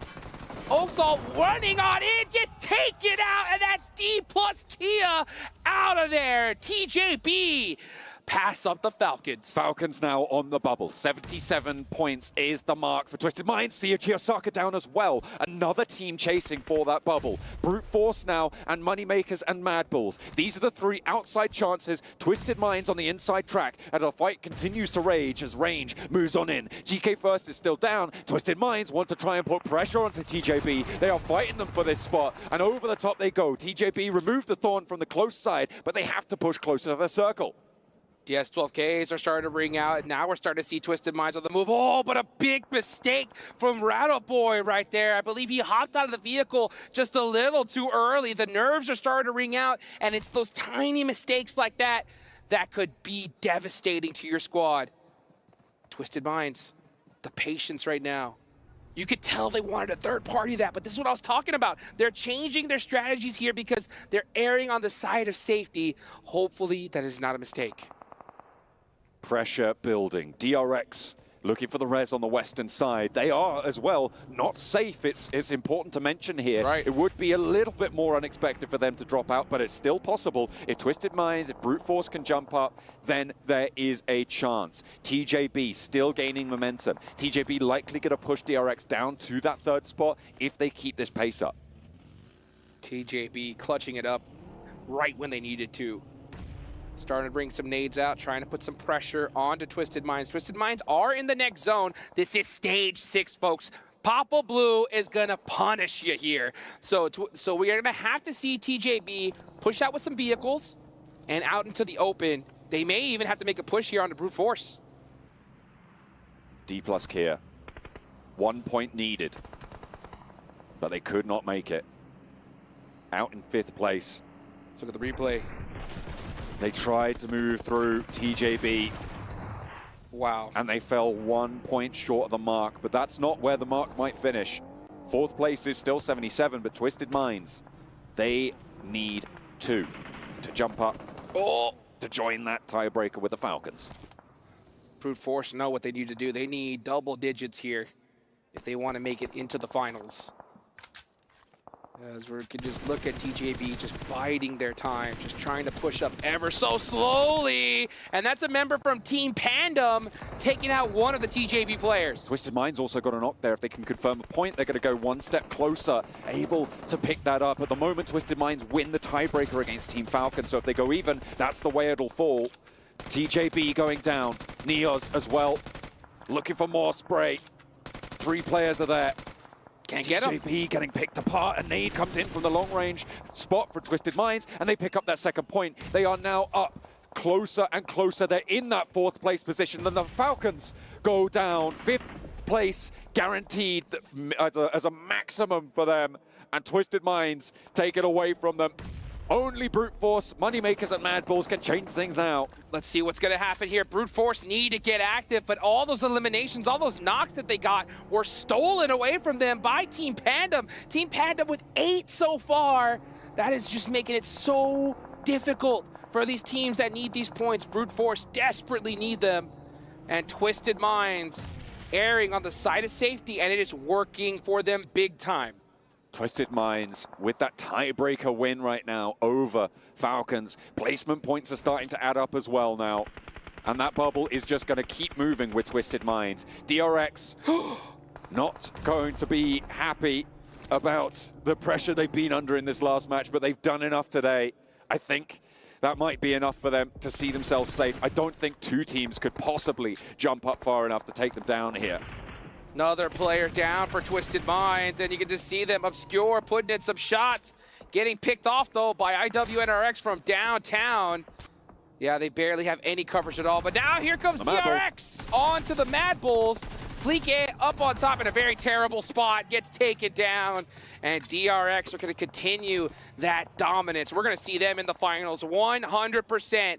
Right now, it's really up to the last player of Brute Force to pull out a miracle run. Moneymakers are still in the mix as well, but they got to get active here. They need some eliminations. I mean, it's what we saw from them last time around, not getting a little bit aggressive with things. Potentially could have had more control and given themselves a better platform for this match as well, and now they've been given another chance. The Western side, though, will see them outside of the circle. IWNRX are still in the leaders. Indomitable at the top of these tables. A miraculous recovery for both IWNRX and DRX into the survival stage. Twisted Minds getting taken down here. They are on 80 points at the end of this match, which means that's where the bubble is. Brute Force, they need more. They could potentially make it with a couple of eliminations here. The Moneymakers need more than that on top, but if Bishke goes down like that, it's just so hard. And again, it's the many 14s that they're pulling out the arsenal. We're going to the finals, la la la. You know, IWNRX just having a blast here, but DRX in some big trouble. Team Pandem, 12 eliminations from this squad. Where was this team that all tournament long? They show up towards the end, too little, too late. And all those points are some that Moneymakers needed, but they're just playing it way too passive here.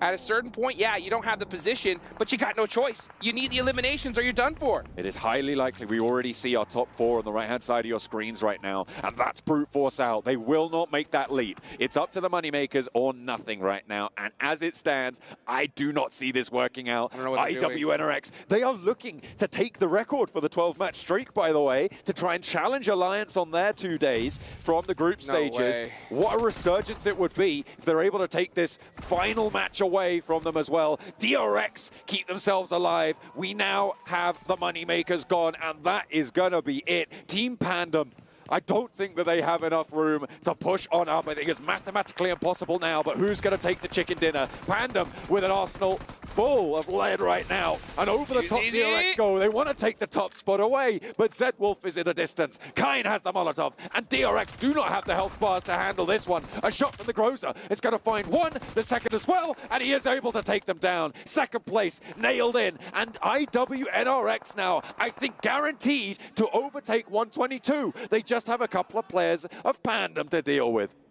Let's just see how this is a victory lap, folks, from IWNRX. What a performance in this survival stage. These guys really gave it all on the line. And, I mean, we're talking a complete 180 from what we saw in the group stage. That is how you finish right there, folks, with a statement.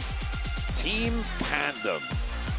They had some pace today, but it was not quite enough to go the distance. Actually, I'm going to need to double check my math on that one. I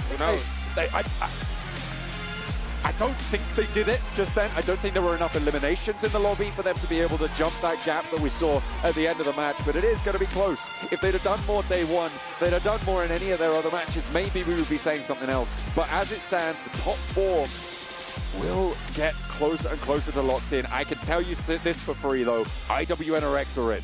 It is going to be DRX in as well. For sure. Those 2 teams put on a show today. Yes, they did. Yes, they did. I got to give the props, of course, to Team Pandem for putting out a big performance there, right there towards the end. I would have loved to see that same play style 2 matches ago, you know? But I think they finally turned it on. It's unfortunate. I think it was a little too late. But who knows? Who knows? Of course, we're going to have to go ahead and take it on over to the big boys in the studio to find out in just a few moments, folks. But again, what a crazy turn of events here. Live here in Riyadh, Saudi Arabia, the PUBG Mobile World Cup at the Esports World Cup. Everything I expected to see here in the survival stage. Except for one thing. What's that? Falcons did not make it through. Oh my goodness! Right at the end, right at the close. They got pushed down, and it was Rook of all teams to be the ones to do it. That was nasty. This was pretty nasty from Kain in the final moments. I thought IWNRX were going to get that full victory lap chicken dinner. I said they took over Alliance's tally of 122, but I'm not too sure now. I think it might be dead heat, adding up the numbers. I'm pretty sure they were on 116 and got 6 placement points at the end of that. Yeah. So they're going to be so. 122 dead heat. I'd have to check the tiebreakers. Well, let's see. Well, we're going to find out here in a few moments, folks. That trophy looking mighty fine, and we're getting closer and closer to it. 4 teams are going to be joining the 12 in the finals, and they're going to be trying to get that trophy right there. So, man, and that is the most beautiful trophy I have seen in PUBG Mobile history, hands down. Absolutely. Looking good, looking fresh on that, but 12 of our teams guaranteed not to lift it. They're going to have to sacrifice their keys to it as well. It is going to be pretty nasty to be one of these 12. Well, let me ask you this, John, right? If you could have that trophy, right, where would you put it? Where would I put it? Somewhere on show so I can take it to the next tournament. That's right. I take it straight to the next tournament. That's where it's going. I don't know about you. I'd put a chain right around it and hold that around my neck 24/7. You know what I'm saying? All right, good luck your posture. Hey, That's, you know what? Got to get strong. Got to get ready to carry some teams. You know what I'm saying? That is true. If you can carry a team to victory, you can carry a trophy as well. That's right. right. A couple of chains. That is right. Oh, goodness, folks. What a turn of events right here. Team Falcons, man, the game before last, go nuts, right? They put themselves in such a dominant position there, and then Max danced. Why did he do that? Why did he do that? Max, man, why? Ugh. The crowd devastated there, but you know what? We always have to wait until the official scoreboard. We can see the overall rankings. We got a good glimpse of it. The players are looking back, trying to figure out who made it on in. And you can just see, oh, look at Twisted Minds. Twisted Minds right now. Oh, looking very excited. Everybody breathing a sigh of relief. Those 4 teams, you can see the energy expended. And they are going to be happy with it. IWNRX leading the charge, 122 with 2 chicken dinners. DRX 3 chicken dinners and 93 points. TJP 81. Twisted Minds on 80 points is where that bubble sat. And it bursts on the 12 teams below. Wow, I talked to Igor from Twisted Minds there right before the survival stage started, and he told me there's only 3 spots available, John. That is what he did because he knew that he was going to be able to get one of them. So a beautiful execution from this team, and a big surprise to see Team Falcons come up short by only 3 points. It looks so good. It looked like they might have a little bit of momentum. But let's head back over to the studio to break down the survival stage. Wow. Crazy. It's okay, Max. It's okay. It's all right. Why did this happen? The team just How sucked. could this happen to us? They made some mistakes. They made a lot of mistakes. A lot of mistakes. During group stage and survival stage. I want to make fun of you two, but I just can't. At what point would we have ever expected Falcons to not make it to the main event with the lineup they have, how good of a team they are, and they just fall short? I've just got one thing to say about that. Twisted Minds. Twisted Minds. Ratto boy. Ratto boy. We're changing allegiances. Let's go. Not Tiamba? Oh, yeah, they're good too. I like Tiamba. I'll change to Tiamba, actually, for the main event. So you're saying Falcons are no longer the greatest team ever? They're still great. Just not right now. I'm getting full 4MV in the finals. No. Stay away from my picks. I'm coming for CSA. Let's go. I've seen some of these messages you've been getting. Tiamba. It's fine. I've seen these messages you've been getting on Instagram. People telling you to stop rooting for Falcons. I don't need you rooting for 4MV. I hope you get sick again, Max, man. I'm like, what? That's not very nice. You actually got that? Yes, yeah. Nice. Wow. Toxic. But you know it's not toxic. These 4 teams staying true, staying consistent here these last 2 days. And IWNRX, I can't remember how many points Alliance had, but this is pretty damn close to that. This is fantastic. I mean, looking at them being able to, what is effectively donk on the lobby when it came to yesterday, coming into today, and absolutely playing carefree PUBG Mobile, IWNRX, managing to smash the survival stage. Yeah. It's really good to see as well, considering Z-Wolf, there was a lot of hype behind him over in EMEA, and now you get to see him put up numbers, especially it was cool to see him on Miramar, Mini 14 action. I love it. They removed their shackles here. They're ready for the finals. Absolute legends of the survival I stage. love it. Yes, Where the their Mini friends 14 became usage, their though. enemies. The Mini 14 usage out of that IWNRX, I want to see how they're going to be able to use that in the actual main tournament. Not just IWNRX, like the other teams are like, wait, that's pretty good. We're gonna do. Like they were coming out of the compound with an SLR, like a machine gun, like that was all over the place. I'm gonna say that was a moment of panic. I thought he. It's like a mini MG3. No, it's like a Deagle. like a Deagle, Max. No, it's not. It's definitely not. But... Well, you can see here, yeah, Twisted Minds 80 points, Falcons 77, D+. At least they did look better here when it came to group stage, considering they didn't have to get all their points in one day. Brute Force, unfortunately, coming up short. Moneymakers as well. But let's get on to the second page here. Panda. I mean, they finished off pretty strong. If they were only able to do that in prior matches, maybe they could have had a chance. I think one of the biggest letdowns, if we're outside of Falcons, Mad Bulls? Spirit, yeah. Like, I'm not gonna. I forgot Team Spirit was playing. Well. Mad Bulls too. Yeah. Honestly, I thought Mad Bulls was gonna be able to perform a lot better with the way that they were able to finish off that group stage. And Inko? Sorry, 7? Kagosaka fans. I apologize for this. I'm glad Kagosaka didn't make it. They just, man, they just weren't showing me anything besides when they were giving up the circles. Besides that, they were just non-existent. It sounds harsh, but they were fortunate yesterday about some of the wins, the situations. They could have let some of those wins slip through their fingers, and they would have been on even less points. But we expected maybe things to slip back to what was the normality for Kagosaka today, and it did that way. I've got some really good expectations set now for DRX, right? We've seen some improvements. We've seen circles that weren't always coming their way, actually rotating, getting some really strong positions under control, and willing to take fights to defend those positions. If they take that kind of mindset and play style in the finals, who knows? Maybe DRX can, maybe not first place, but at least have a good shot to do well in the finals. I still have my question marks around South Korea, though. Yeah. The thing is, I'm glad you mentioned that, right? The proactiveness that they showed here in survival stage was nice to see. It was a completely different tone than what we saw out of them during group stages. But how are they going to be able to transition that when we're going to be going towards the main tournament? And a lot of those other teams are going to be ready. I mean, they've been watching exactly how some of these teams have been able to improve, not only just IWNRX, now DRX as well. How are those teams going to react whenever we do have the top 12 already in the main tournament? Yeah, I think looking at this, if you were to put a prediction of which team you think will perform the best when we get to the main event out of these 4 teams, who would you kind of give it to? I only had IWNRX. That was the only team I got right. The others are completely wrong. When we go to the main tournament? Yeah. I mean, TJB, I still feel like they have like another gear to their play. I know we've seen them play so much better in the past than what we're seeing here currently. The good thing that TJB does have is their rotations. They're so good with their rotations.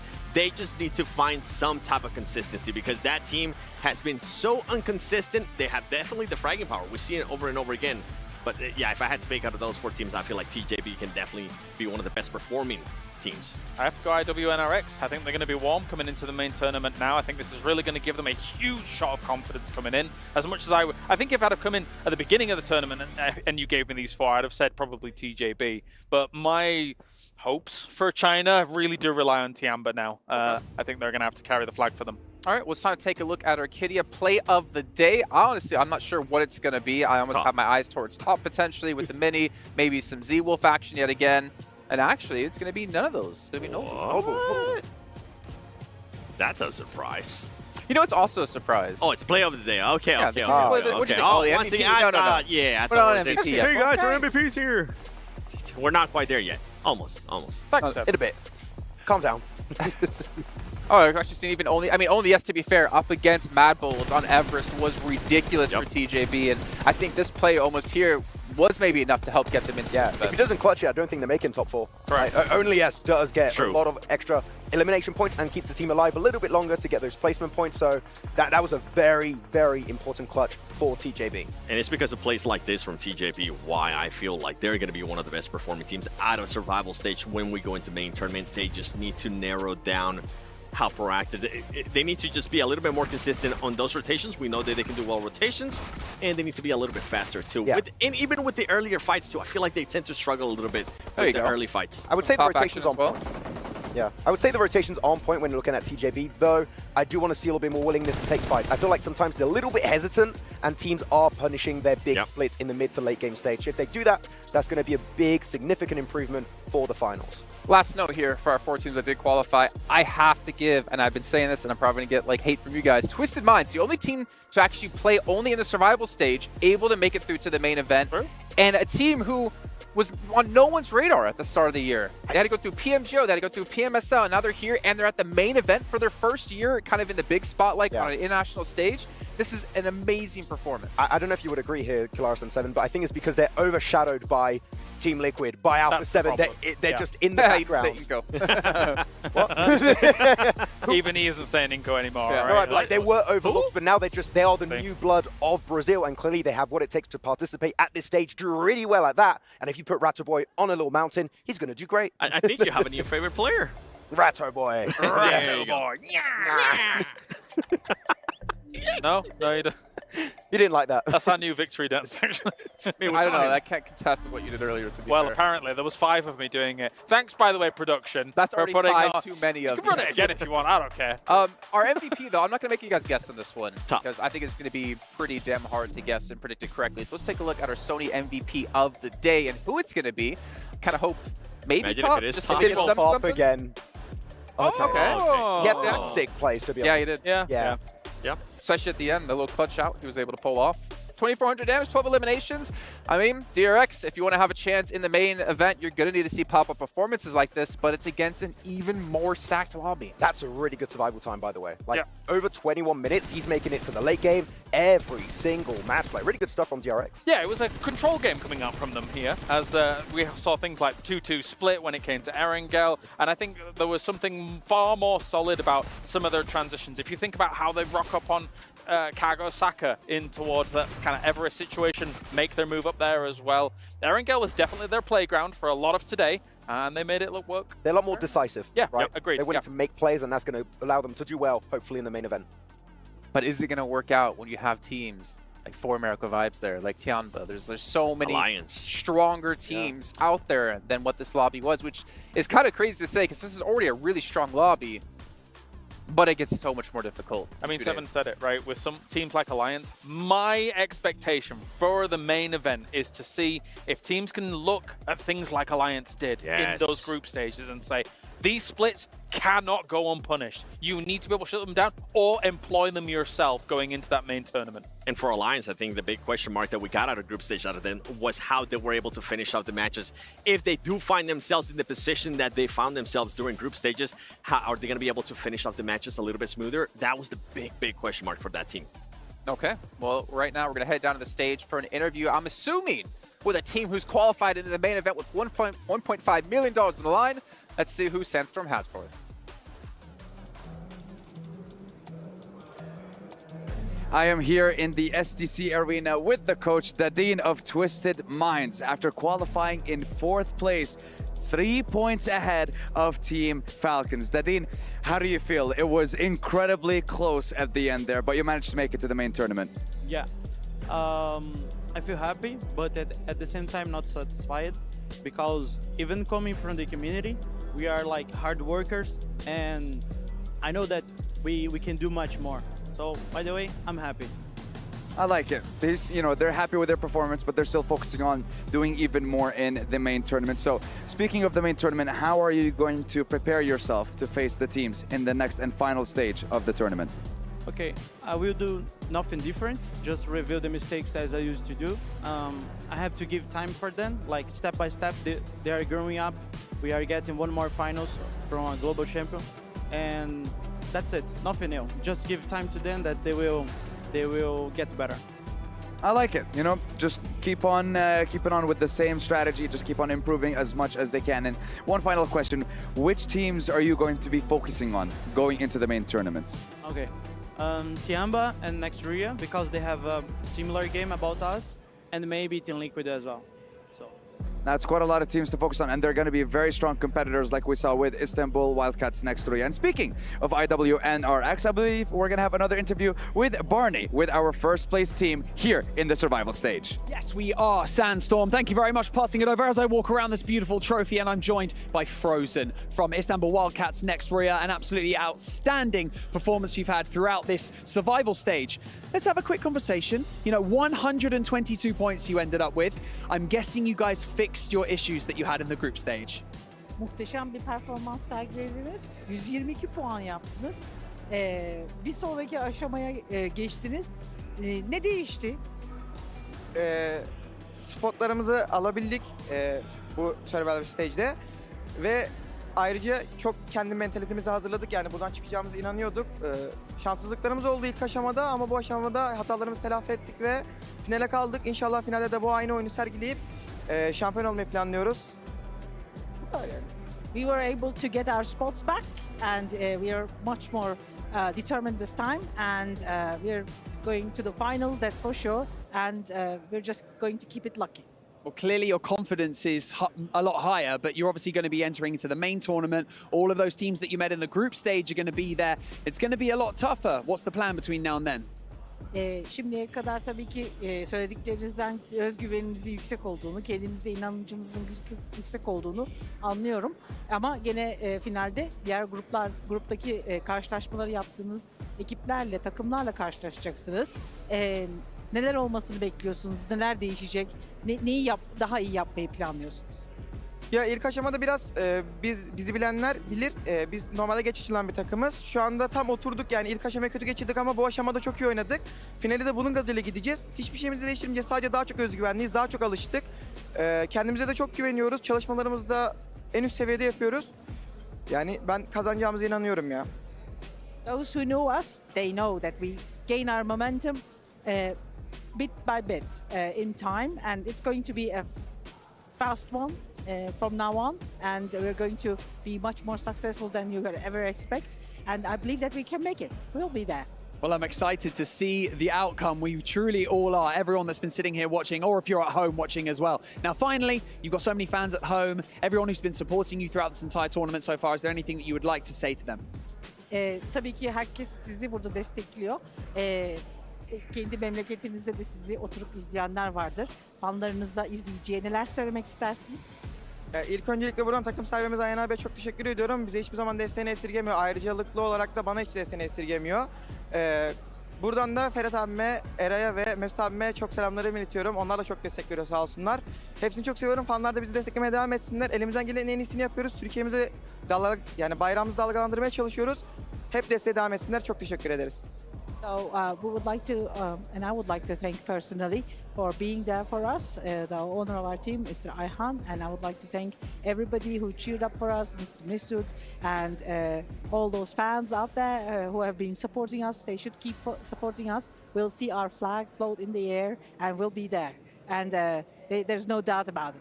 Awesome, I love that. I love the confidence. Absolutely fantastic answer. Frozen, thank you so much for joining us in the interview. I'm going to give you a spud as well. Why not? I also caught him checking out the trophy before we jumped into this interview. You know, it could be theirs. Who knows? But for now, that is it for the survival stage. We're going to go back over to the studio to round it all out. But we'll be seeing you right back here on the stage for the main tournament. See you soon. Thank you, Barney. I don't ever want to see him that big in real life because that is a very handsome man. But you know what? The day might be done for these teams, but the job is not over. They still have tomorrow to prepare and figure out what they can do to potentially take home that trophy and, of course, the lion's share of that $1.5 million, also known as Clarus's day rate. But gentlemen, this is going to be tough for all these teams. Twisted Minds, giving them credit. The only team to come through survival stage to make it through, but their job is extremely hard in 2 days' time. Max, I don't even want to talk about Falcons anymore. I'm so heartbroken. So, are you on the 4MV hype train now? I feel like a lot of people are just like staring daggers at me right now through the screen. Yes. What team do you want to win? 4MV. I'm going to get in a lot of trouble. I'm so sorry, 4MV fans, but I'm on the 4MV hype train. It's happening. There you go. Well, that train's about to derail. You've ruined it. Anyway, never mind. Yeah. Okay, I really want Tiamba. I really want Tiamba to win. Okay, wow, no, wait, whoa, No. You already picked one. And we know who 7 wants. Twisted Minds. Tiamba? Ratto Boy, just Ratto Boy just alone. Ratto Boy. Yeah. Twisted Minds. No? Okay. Tiamba or Alpha 7. We don't have to have favorites. You at home can have your own favorites, but hopefully you at home also have a favorite set in-game. Potentially the PMWC Violet Thunder set, and S12K, which you guys can pick up right now, which includes aspects of the PMWC trophy, and of course celebrates this amazing event here at the 2024 PMWC. And of course, all the participating players in this historic event. Pick it up, because it looks sick. If you don't, hit up Maxmen over on Instagram. Be nice to him because he could use it, and he can buy you the set himself. But also, fill out the survey while you're at it. You have to show proof to him if you do want the Violet Thunder set, and give us feedback about the show and everything PUBG Mobile esports related. But gentlemen, I think that's it. We're going to have a day off tomorrow. We're going to have a little bit of fun in the sun, or, well, 3 of us will potentially. I know one of us doesn't like the sun. You can pretty much guess which one that is. But give me some final thoughts here about the survival stage, Max. No, it was very unexpected, right? I think that this entire tournament has been just completely all over the place, right? And who's going to win it in the main event? To be honest, I have no idea. There are some favorites, but does it really matter? No. At this point, it does not. Yep.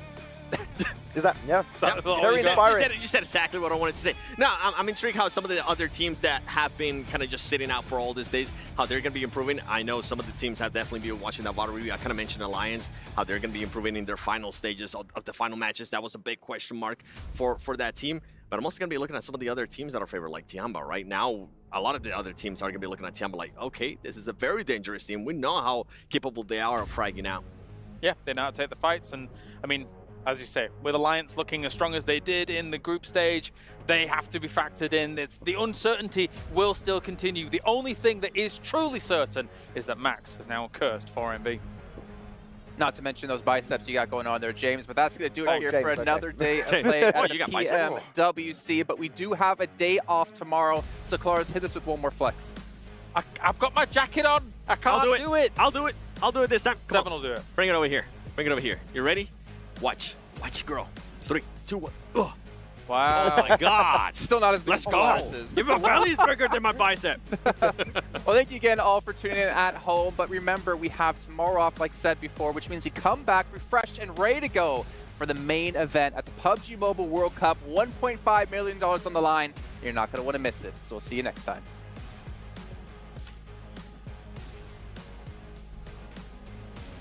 Я закрыл всех. Пошел, клосс пошел, раскатим. Размен, есть размен. Ну, у одних ног идея. Это фальконы. Пацаны, надо... Мульти агрессиус! Официо! Не, упоря. Еще. Голову дал!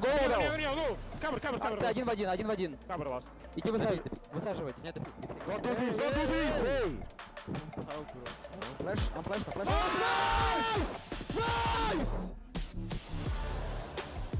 Найс!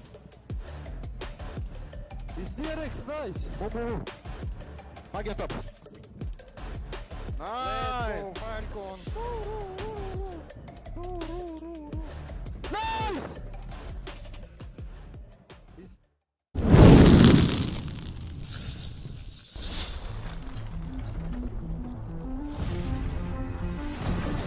Covet what's good from us. Escape what comes along. You're too colorblind to visualize who we, what they want to live for.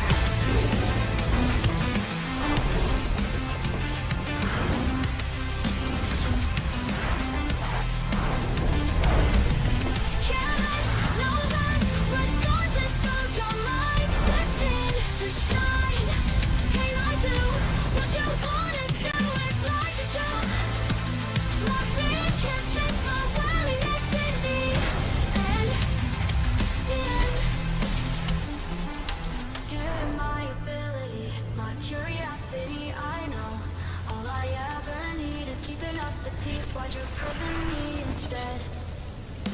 Covet what's good from us. Escape what comes along. You're too colorblind to visualize who we are. Light, careless, no less. Regardless of your mind, destined to shine. Can I do what you wanna do? It's like to jump. My fear can't change my willingness in me. And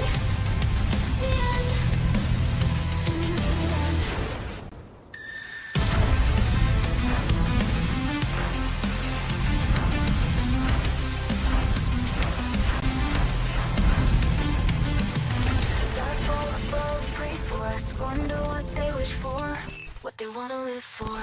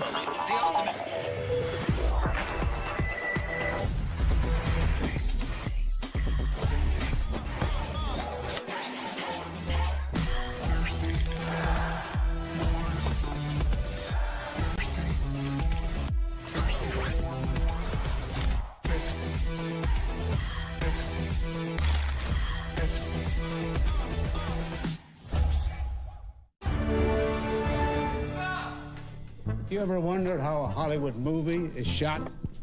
On a Sony. You review it on a Sony. And how do you make that sound epic? You record it on a Sony. Lunch break on a Sony. So why wouldn't you watch it on a Bravia by Sony?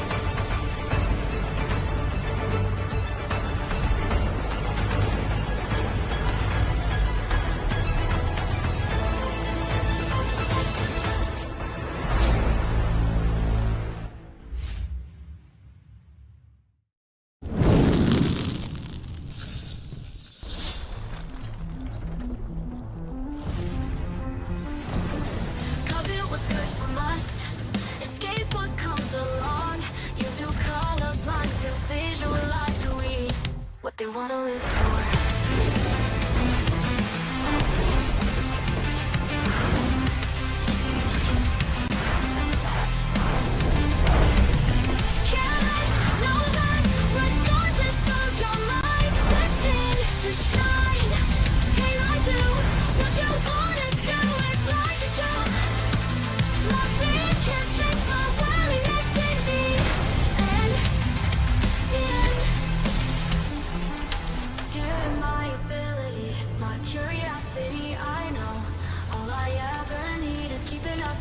Why'd you prison me instead? Cut it, what's good from us? Escape what comes along. You're too colorblind to visualize who we are. Light, careless, no less, regardless of your mind. Destined to shine. Can I do what you wanna do? It's like a joke. My fear can't change my willingness in me. And